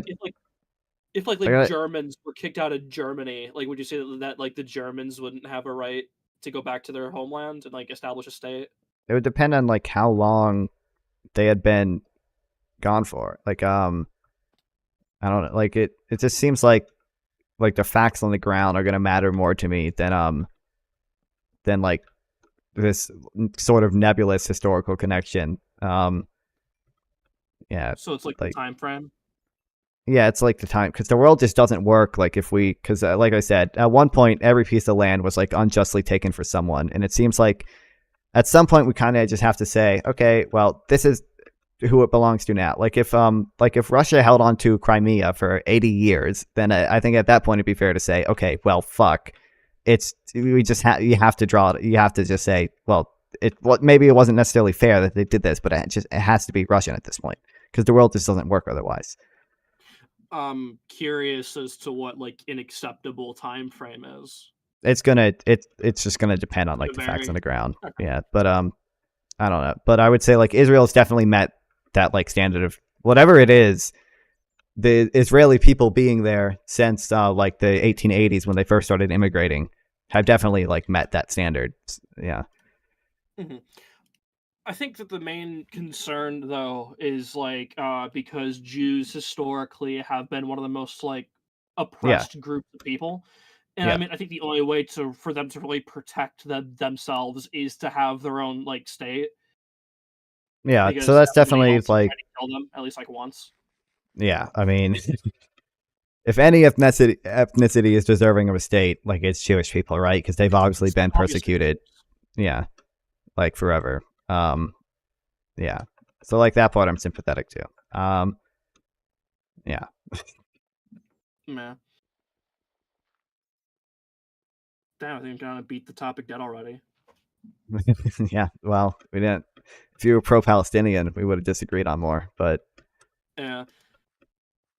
You don't live in Israel, right? You just said you're an American. Yeah. Okay. I'm an American. Yeah. Yeah. Yeah, I'm from the Midwest. Wow. I hope you're enjoying the stream. Dude, definitely. You know, like half an hour ago, I got called like a racist for being like pro-Israel and shit. So Yeah. it was really. I've had really funny. Yeah, I've had people block me for my pro-Israel team. It's insane. Yeah, I don't know. It's wild. Yeah, I got called. Someone said, "You're actually so white. It's disgusting," and then blocked me. Based. It's like, oh, okay. That was interesting when that happened.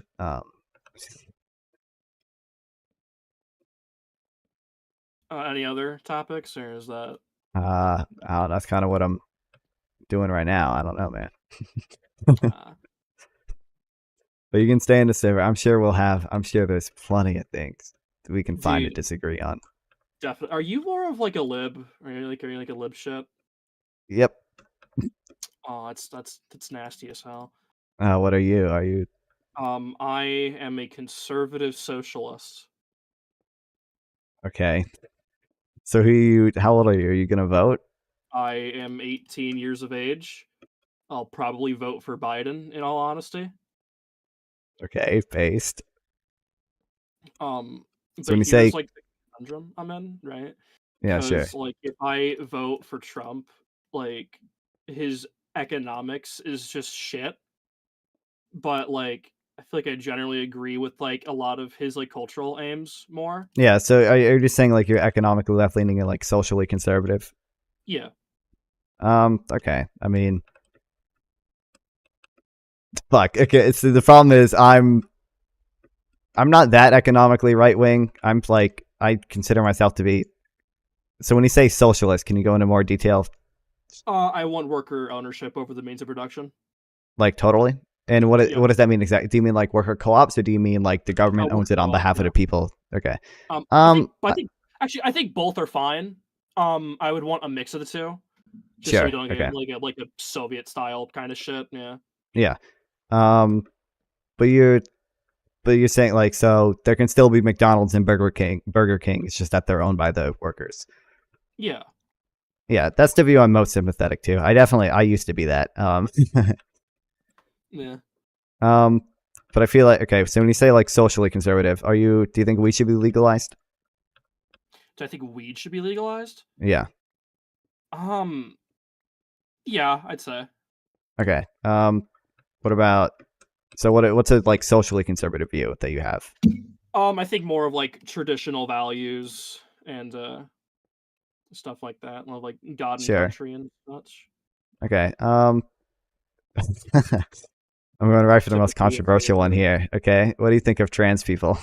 Oh, dude, you're about to get me fired. I don't think they're valid. All of them, or like you think all of them are? I think it's a legitimate like mental issue, but I think it's a mental issue. So when you say like mental issues, like there's definitely a mental issue going on, right? It's just that like it seems like that mental issue is that like their gender doesn't align with their sex, like their brain doesn't align with their body. Yeah, I think that's like a mental that just sounds like a mental illness to me. Okay, what's the fix for it? I think that can vary from like yeah, sorry, I have a stutter. Oh yeah, don't worry, I have a horrible speech impediment. Yeah. Therapy to like drugs to like even like a sex change. Yeah, sex change, exactly. So that's what I'm kind of like. That's what trans people are. Yeah, is like I'm kind of like wary to like validate that though, because I think it's like a delusion. When you say so, I guess like it seems like you would acknowledge like if I were to physically put your brain in a woman's body, like you would still feel like a man, right? Yeah. Yeah. So it seems like trans people, like a lot of trans people, like you can even see this in differences in their brains.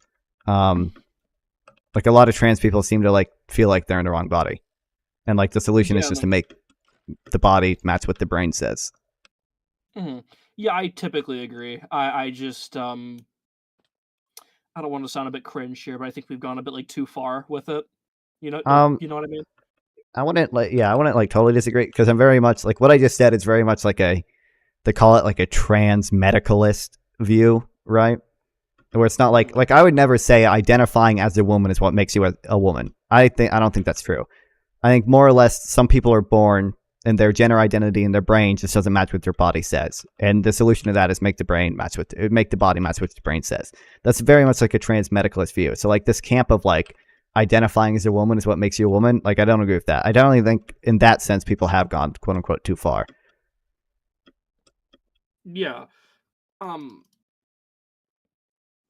guess are you worried? So you said like you value traditional values, right? So like yeah. So like with like trans stuff and also like gay marriage, are you worried that it's like a perversion on traditional values or something? Yeah, I mean not that I hate like gay people. I mean many of my best friends are gay, but it's like I think that yeah, it's a perversion of traditional values. Yeah. So you don't think do you think gay marriage should be allowed at least? I'm gonna throw it out there. Probably not. I lean towards no. I'm not like 100% one way or the other. Yeah, so just like I could understand like some objections where you would say like, well, I don't think we should make like religious organizations marry gay people. I think that can be fair, but like I'm a big fan of tolerance, okay? So like it seems like we should be relatively tolerant of like if gay people exist and they want to marry men, they want to marry each other. It seems like a secular government should be able to permit that. Yeah, I mean, I guess my main thing is like the perversion of like the institution of marriage. I mean, I think that like what like traditionally is like between like a man and a woman. So I would, I mean, I just like I don't really care about the appeal to tradition because it's just like the reality is it seems like people are better off. Like I don't see. Like it seems like gay people get a lot better off if they're allowed marriage equality, and then it seems like it doesn't really harm straight people to do that. Yeah, I mean, and if like you want to take the position of like, hey, it should be like allowed, but like don't force like churches to affirm that. Honestly, I can live with that. Yeah, that's what I mean. I'm a big liberal, tolerant guy. Okay, so Hell yeah, based, based in America, pilled. true. I am American filled. I'm so American filled. It's wild. Hell yeah. Love, Oh well, you were being the liberal. guy. I said like the West has essentially good values, right? And you agreed with that, Immediately didn't you? agreed. Yeah, Yeah, I think the West has amazing values. Yeah. yeah. That was a big Jesus. Yeah. But I think we were talking about fucking NATO and Ukraine, and I basically said, well, it seems like the West has some good values that at bare minimum are worth defending. Like it doesn't mean we necessarily go try to impose them on every other country on Earth, but it seems like they're good to like defend. Yeah, I generally agree. I actually see like conservatives are kind of like split on like the Ukraine issue. Sure. Yeah. Yeah, which is frankly weird. Yeah. Well, what's your Ukraine war take? I'm pro Ukraine. Based. I think that American interests are the world's interests. I mean, I would mostly agree with that. Yeah. I mean, it seems like most Tell of the me time. where is it? I mean, sure, we've had like mishaps, but yeah, I think that it's no coincidence that every single government that the U.S. has like gone up against has been like comedically evil. Yeah, but like you the Chinese, like the Russian government, and the like Iranian government and shit like that. Yeah, like I don't. It seems like sometimes though, like especially during the Cold War, like we were willing to do fucked up shit to stand up to the Russians, right? Like like all the like I don't know if you've read about like Pinochet is like the worst one that people like to bring up. The coup in Chile in 1973, where we basically put a fascist in charge just because we didn't want a Marxist in charge of yeah. It seemed like there were like democratic countries who like had left leaning governments, and we didn't like that, so we did coups in them. That seemed pretty bad. They're definitely. I think Vietnam was like a especially bad one. Because we literally like first intervened in Vietnam like right after World War II to like try to help France reconquer its colony. That's pretty. That's pretty fucked up. If it eventually became like fighting the Russians, like that's a little bit more justified, but like Jesus, man, literally trying to help an ally reestablish a colony. That's I don't like that. Yeah, as I've said, we have had our missteps, but I think generally the United States is a pretty good country. Sure, yeah. I mean, fuck, if you want to compare that to like the Soviets, dude, like holy shit. Yeah. It's like the Hungarians, like damn. I just like the Czechs. You say you're economically like left leaning though. Oh wait, hold on. We covered social conservatives. So like economically left leaning. I'm curious. Have you I mean you I understand how this sounds. Am I a Nazbol? I'm just I'm gonna say something that people say against socialism a lot, and I think it's a totally unfair critique of socialism. Okay, but I'm genuinely just asking this because I want to know your prior knowledge base. Have you taken like an economics class before? I have not. No. Okay, but I mean, you've taken like you went to high school, right? Like did you do like some basic stuff? Currently a senior in high school. Oh, okay. well, yeah. Yeah. I took like a finance class into like I'm not like a complete noob. Yeah, sure. So do you know what? I'm gonna say do you know what a land value tax is? Land value? No, I do not. Okay, damn. Not Do you know? familiar with But are you in favor of a wealth tax? Yeah. Okay, fuck you. No. So Wow. this is my problem with socialist. Okay, all right. With a wealth tax. Okay, a wealth tax is what we call like distortionary tax. Basically, fuck. I wish I had my presentations I made for economics class, but my school shut down my account. Damn, fuck. dude. I know. Well, it's because I graduated a semester early, so I graduated like in January. Wow, nice. Yeah, a whole semester early. Yeah. And basically, a distortionary tax is just one that's going to change people's behavior, right? So like the general rule is like if you tax something, you're going to get less of it, right? So like if you tax work, people are going to work less. Now, there are different levels of this. So like elasticity is like the measure of like how much like a behavior will change in response to something. So it's easy to explain with like goods, right? So like we would say something like jelly beans demand is more elastic than insulin. Insulin, no matter the price of insulin, you're gonna buy insulin, right?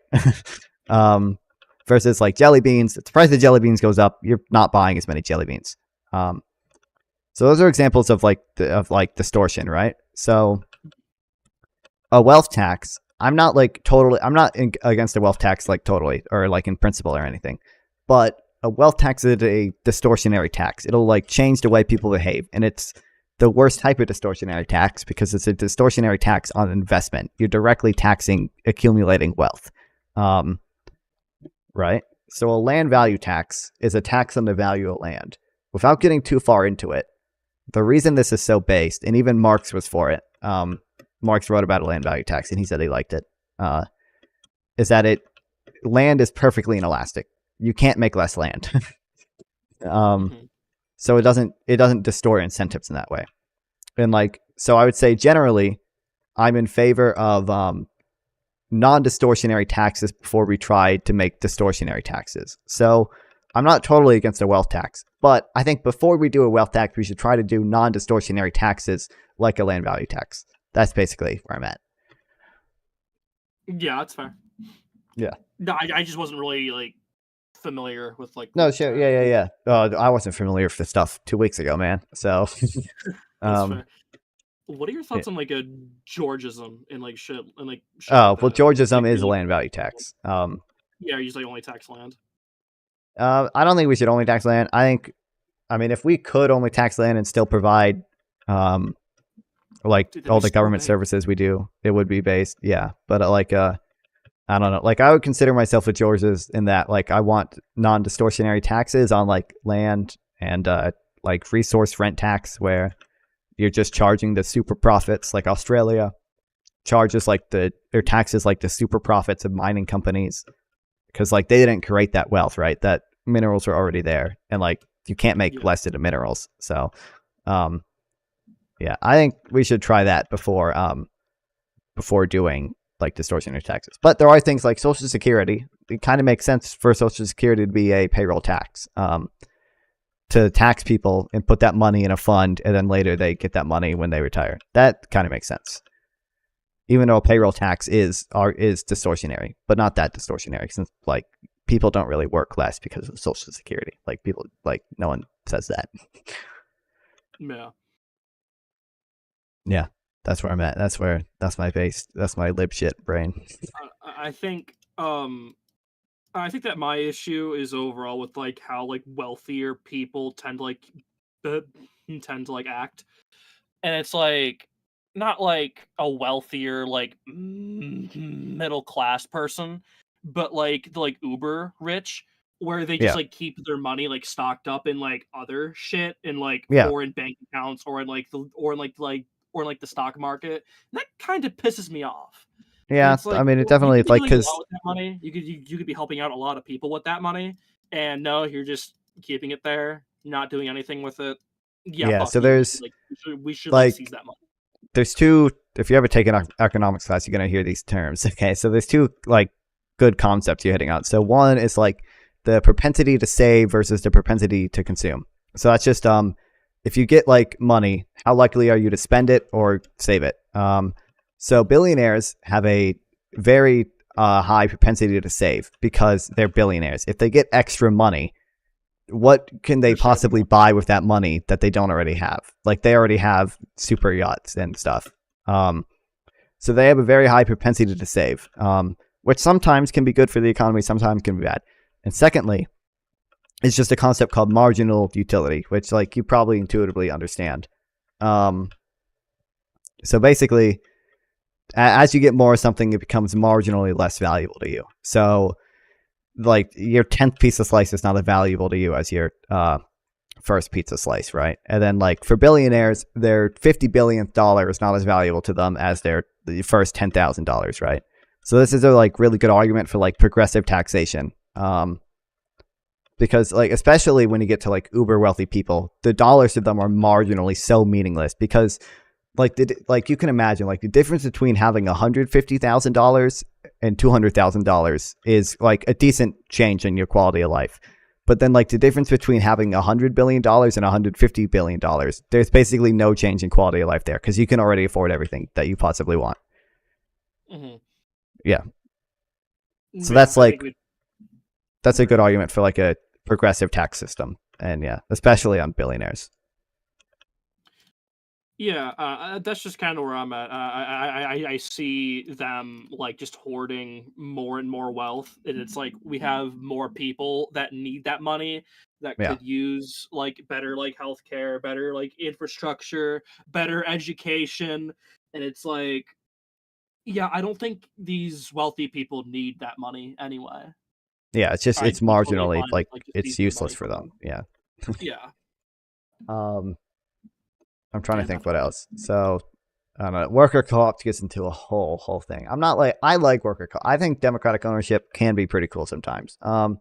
It seems like from there are a lot of studies saying like they're either just as productive or sometimes more productive.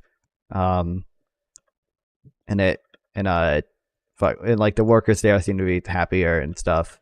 And it like I think wage labor probably has some like bad incentives for it, right? Because you're not like invested in the company at all. You're just there and working, so it doesn't really matter if you do a good job or not. You're getting paid the same either way. Whereas like with a worker co-op, you could like you theoretically have an incentive in the country. Sorry, someone just said, how can billionaire savings be good for the economy? It basically doesn't get into a whole lot of stuff. Basically, like when billionaires save, they're like investing in stocks and stuff, right? That's what you do with saved money. And the argument is, funny word, this it trickles down basically. Ronald Reagan. Yeah. Yeah, that's it. Saving is it also lowers the interest rate. If you save money, the saving money lowers the interest rate because there's more loanable funds that banks have, basically. So it lowers the interest rate for everybody, and then that makes businesses able to invest more and stuff. So it's okay. Basically, some people will argue you need saving for investment,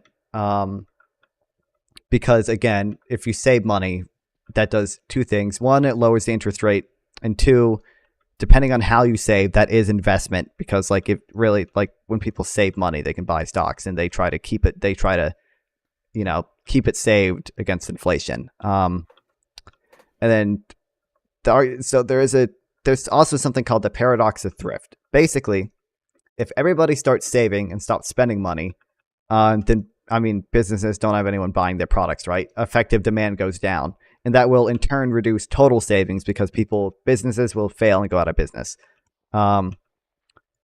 Yeah. So those are the two competing theories of like whether or not we need more saving or less saving.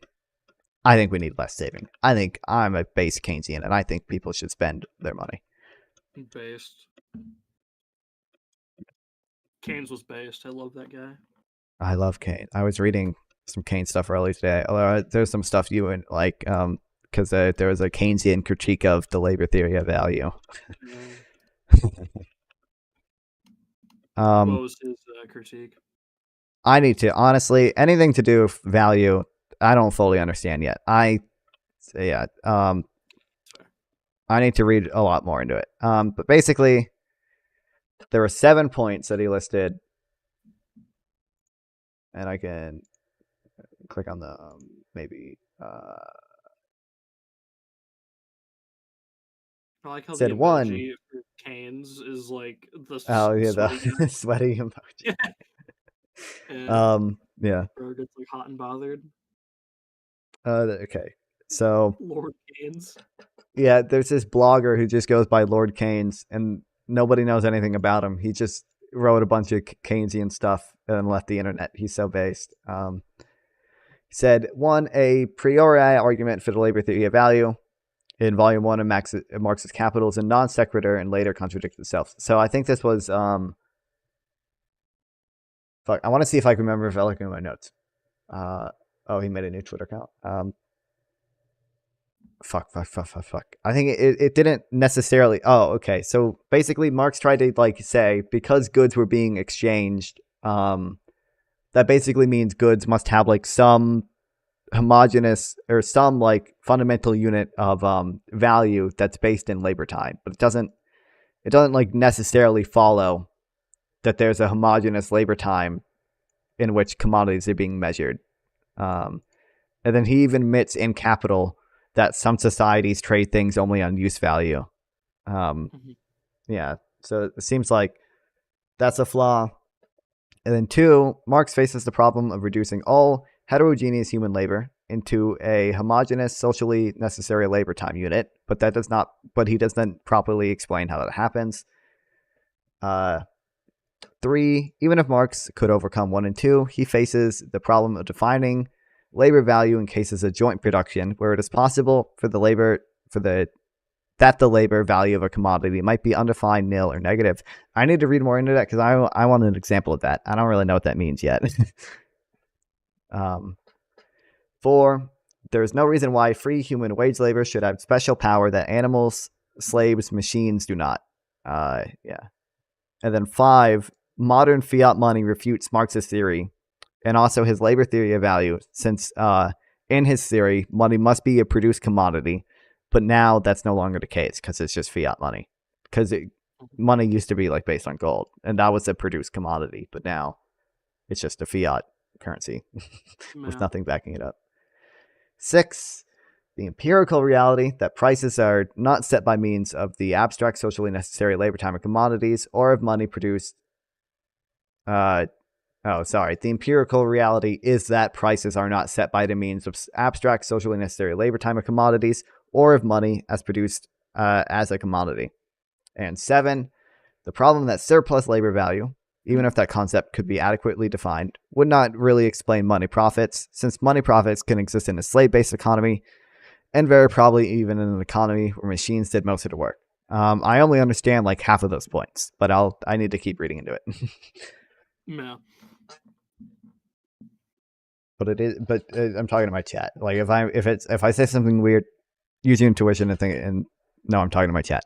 But it is money. But the point is, like it's fiat money now. And Marx, why is Marx relevant in the 21st century? I don't necessarily think he is super relevant. I think some of his stuff definitely like isn't wrong or anything. But like,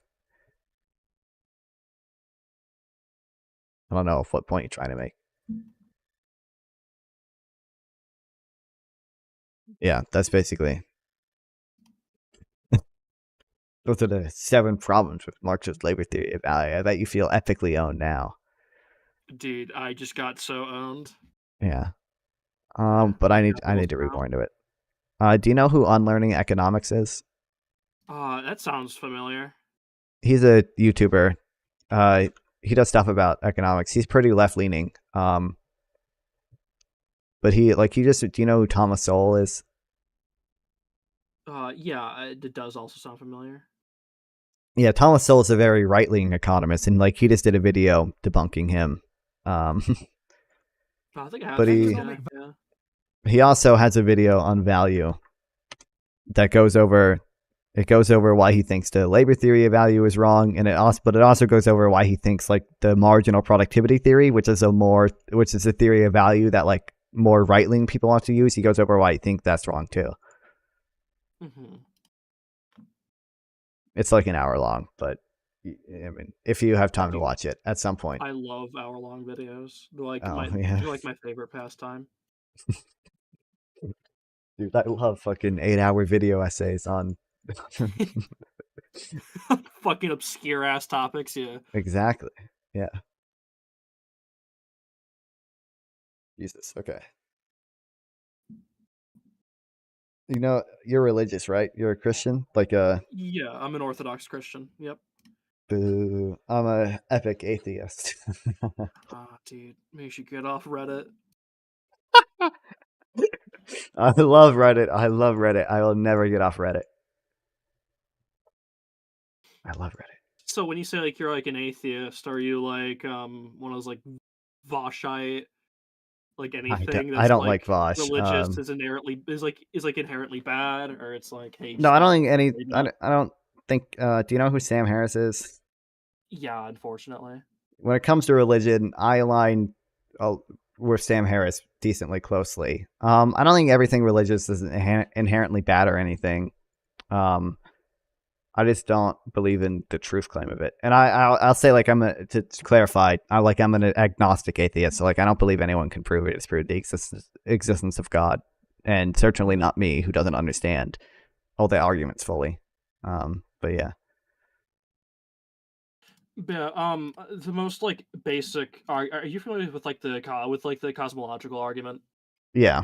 Yeah, my justification is basically that, like that because like something has to have caused like what we like experience now. Therefore, there has to be something, whether that's like an entity in essence, or like a god, or like a spaghetti monster, or just like Yeah. something of that So that's it. The first nature. thing you mentioned, like the cosmological argument, right? So Yeah.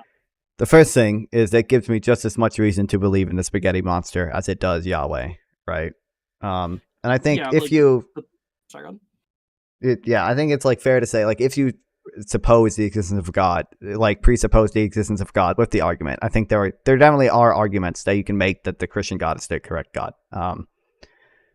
Yeah, but shit, you walked into. I was researching religion earlier today. Okay. Wow. So, first, basically, I like the first cause doesn't.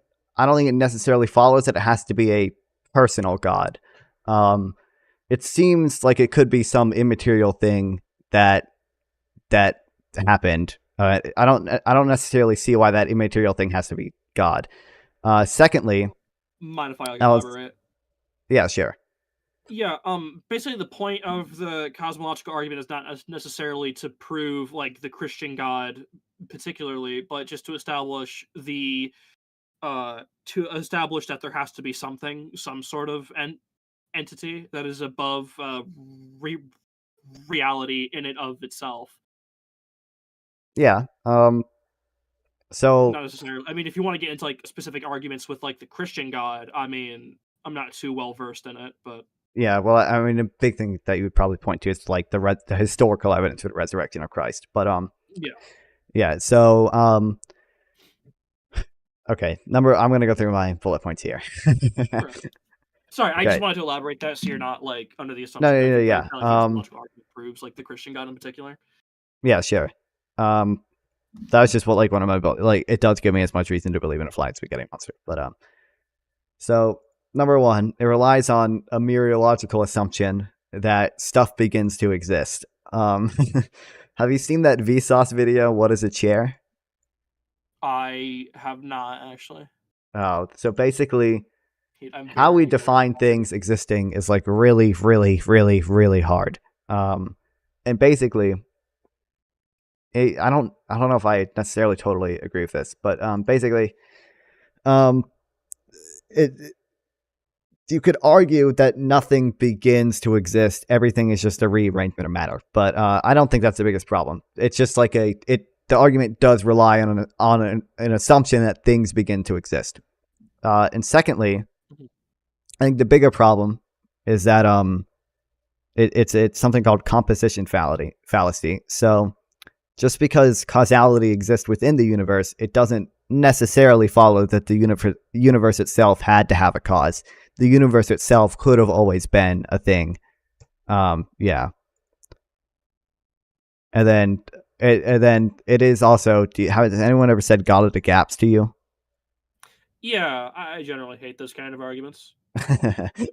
It is. I mean, it is somewhat of a God of the gaps thing because it's like we don't have a scientific understanding for why the universe exists, but it's definitely not impossible to that we could have an answer one day. Mm-hmm. Yeah. Oh, is that your entire? Yeah, those are my 4 bullet points. Yeah. Let me think for a minute. I'm gonna do a little more thinking.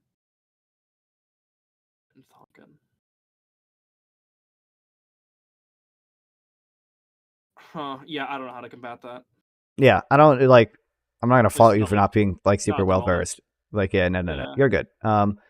Yeah, I'm not super well versed. There's definitely Christians that could beat me in the debate because I'm not that well versed in these. Do you know Yeah, Jay Dyer by any chance? I feel like I've heard the name. No, he's an Orthodox like Christian debater. Wait, how do you spell his name? Jay, and then Okay, yeah. Dyer. He's kind of Oh, a I dick. definitely. Frankly, the person I wouldn't be friends with, like personally, but Yeah, I've definitely seen. I think I've seen short form content of this guy, like either on my Instagram Reels or something. Yeah. yeah. Yeah. He more so goes for like the moral argument. Oh yeah. Where it's like, well, how could you define like ethics to like begin with? Yeah, but that doesn't. I mean, even if it. So I don't know if you've read Sam Harris's stuff. Sam Harris is big on like defining morality without religion, and but even if you couldn't do that, even if like ethics was impossible without God, I don't think it necessarily proves God. It just we wouldn't have we wouldn't have objective moral values. But yeah. Fuck, I need to. I think you made the me argument realize. goes along though that it's like I think that I mean you go across every like civilization. I mean there was like some sort of code of conduct that was roughly the same, right? Yeah. I mean, it seems like more or less. It seems like people definitely have like moral intuitions, right? So like we can kind of have like a feeling of whether or not something is right or wrong, like morally speaking. And I think, yeah, a lot of people wrote those down and called it, and in religious text. It seems like religion was used to codify a lot of those intuitions. Not really. I mean, yeah, You don't think so? it also served that purpose, but that wasn't like the mere point of it. I don't think it was like the sole purpose of it or anything, but like, yeah, that's just like my explanation for like why like a bunch of religious codes seem to have like the same type of like moral values in it. So how would you begin to explain that moral intuition? I mean, especially because I personally think that like I kind of reject that like human like behavior is based off of, like biology. I think it's mostly of like the culture that someone grows up in, personally. But well, I think with this specifically, it does some of it does have to do with well, some of it is definitely culture.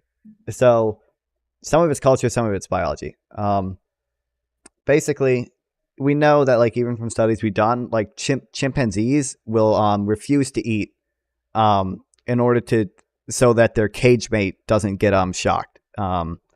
They will literally take some suffering for themselves in the form of not eating so that their fellow chimpanzee doesn't have to suffer.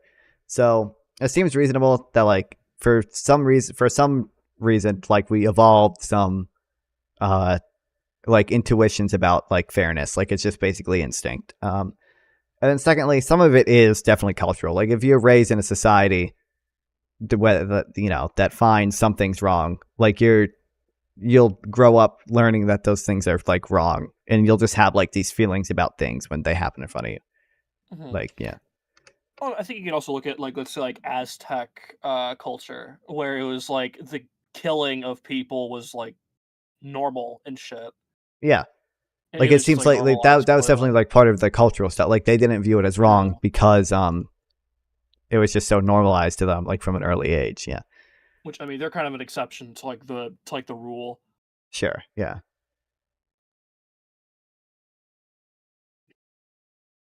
Well, it's you. I mean, you said it's 2 a.m. for you too now, right? Yeah, it's 2:30. Dude, and I have Yeah. to work at 3. Damn it. At 3 p.m. Yeah, 3 p.m. tomorrow, Okay. and it's like, damn.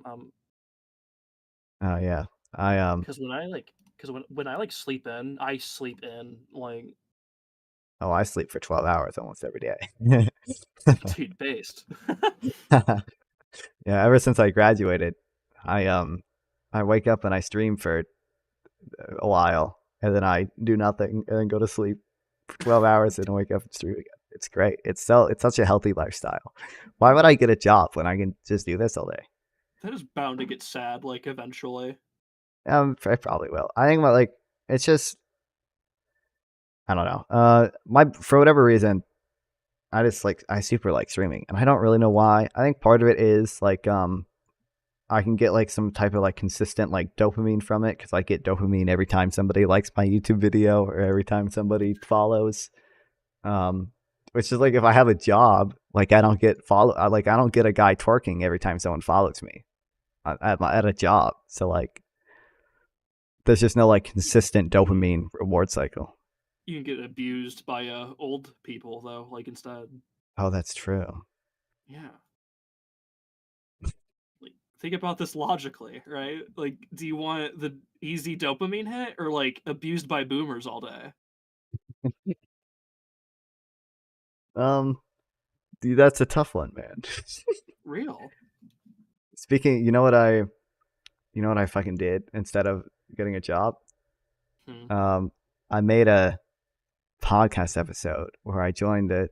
I clickbaited it because it didn't get views when I didn't clickbait it, but it's still not getting views even though I clickbaited it. Dude, I took 2 days off of streaming to make this fucking video, and it got 15 views. It's so rigged. That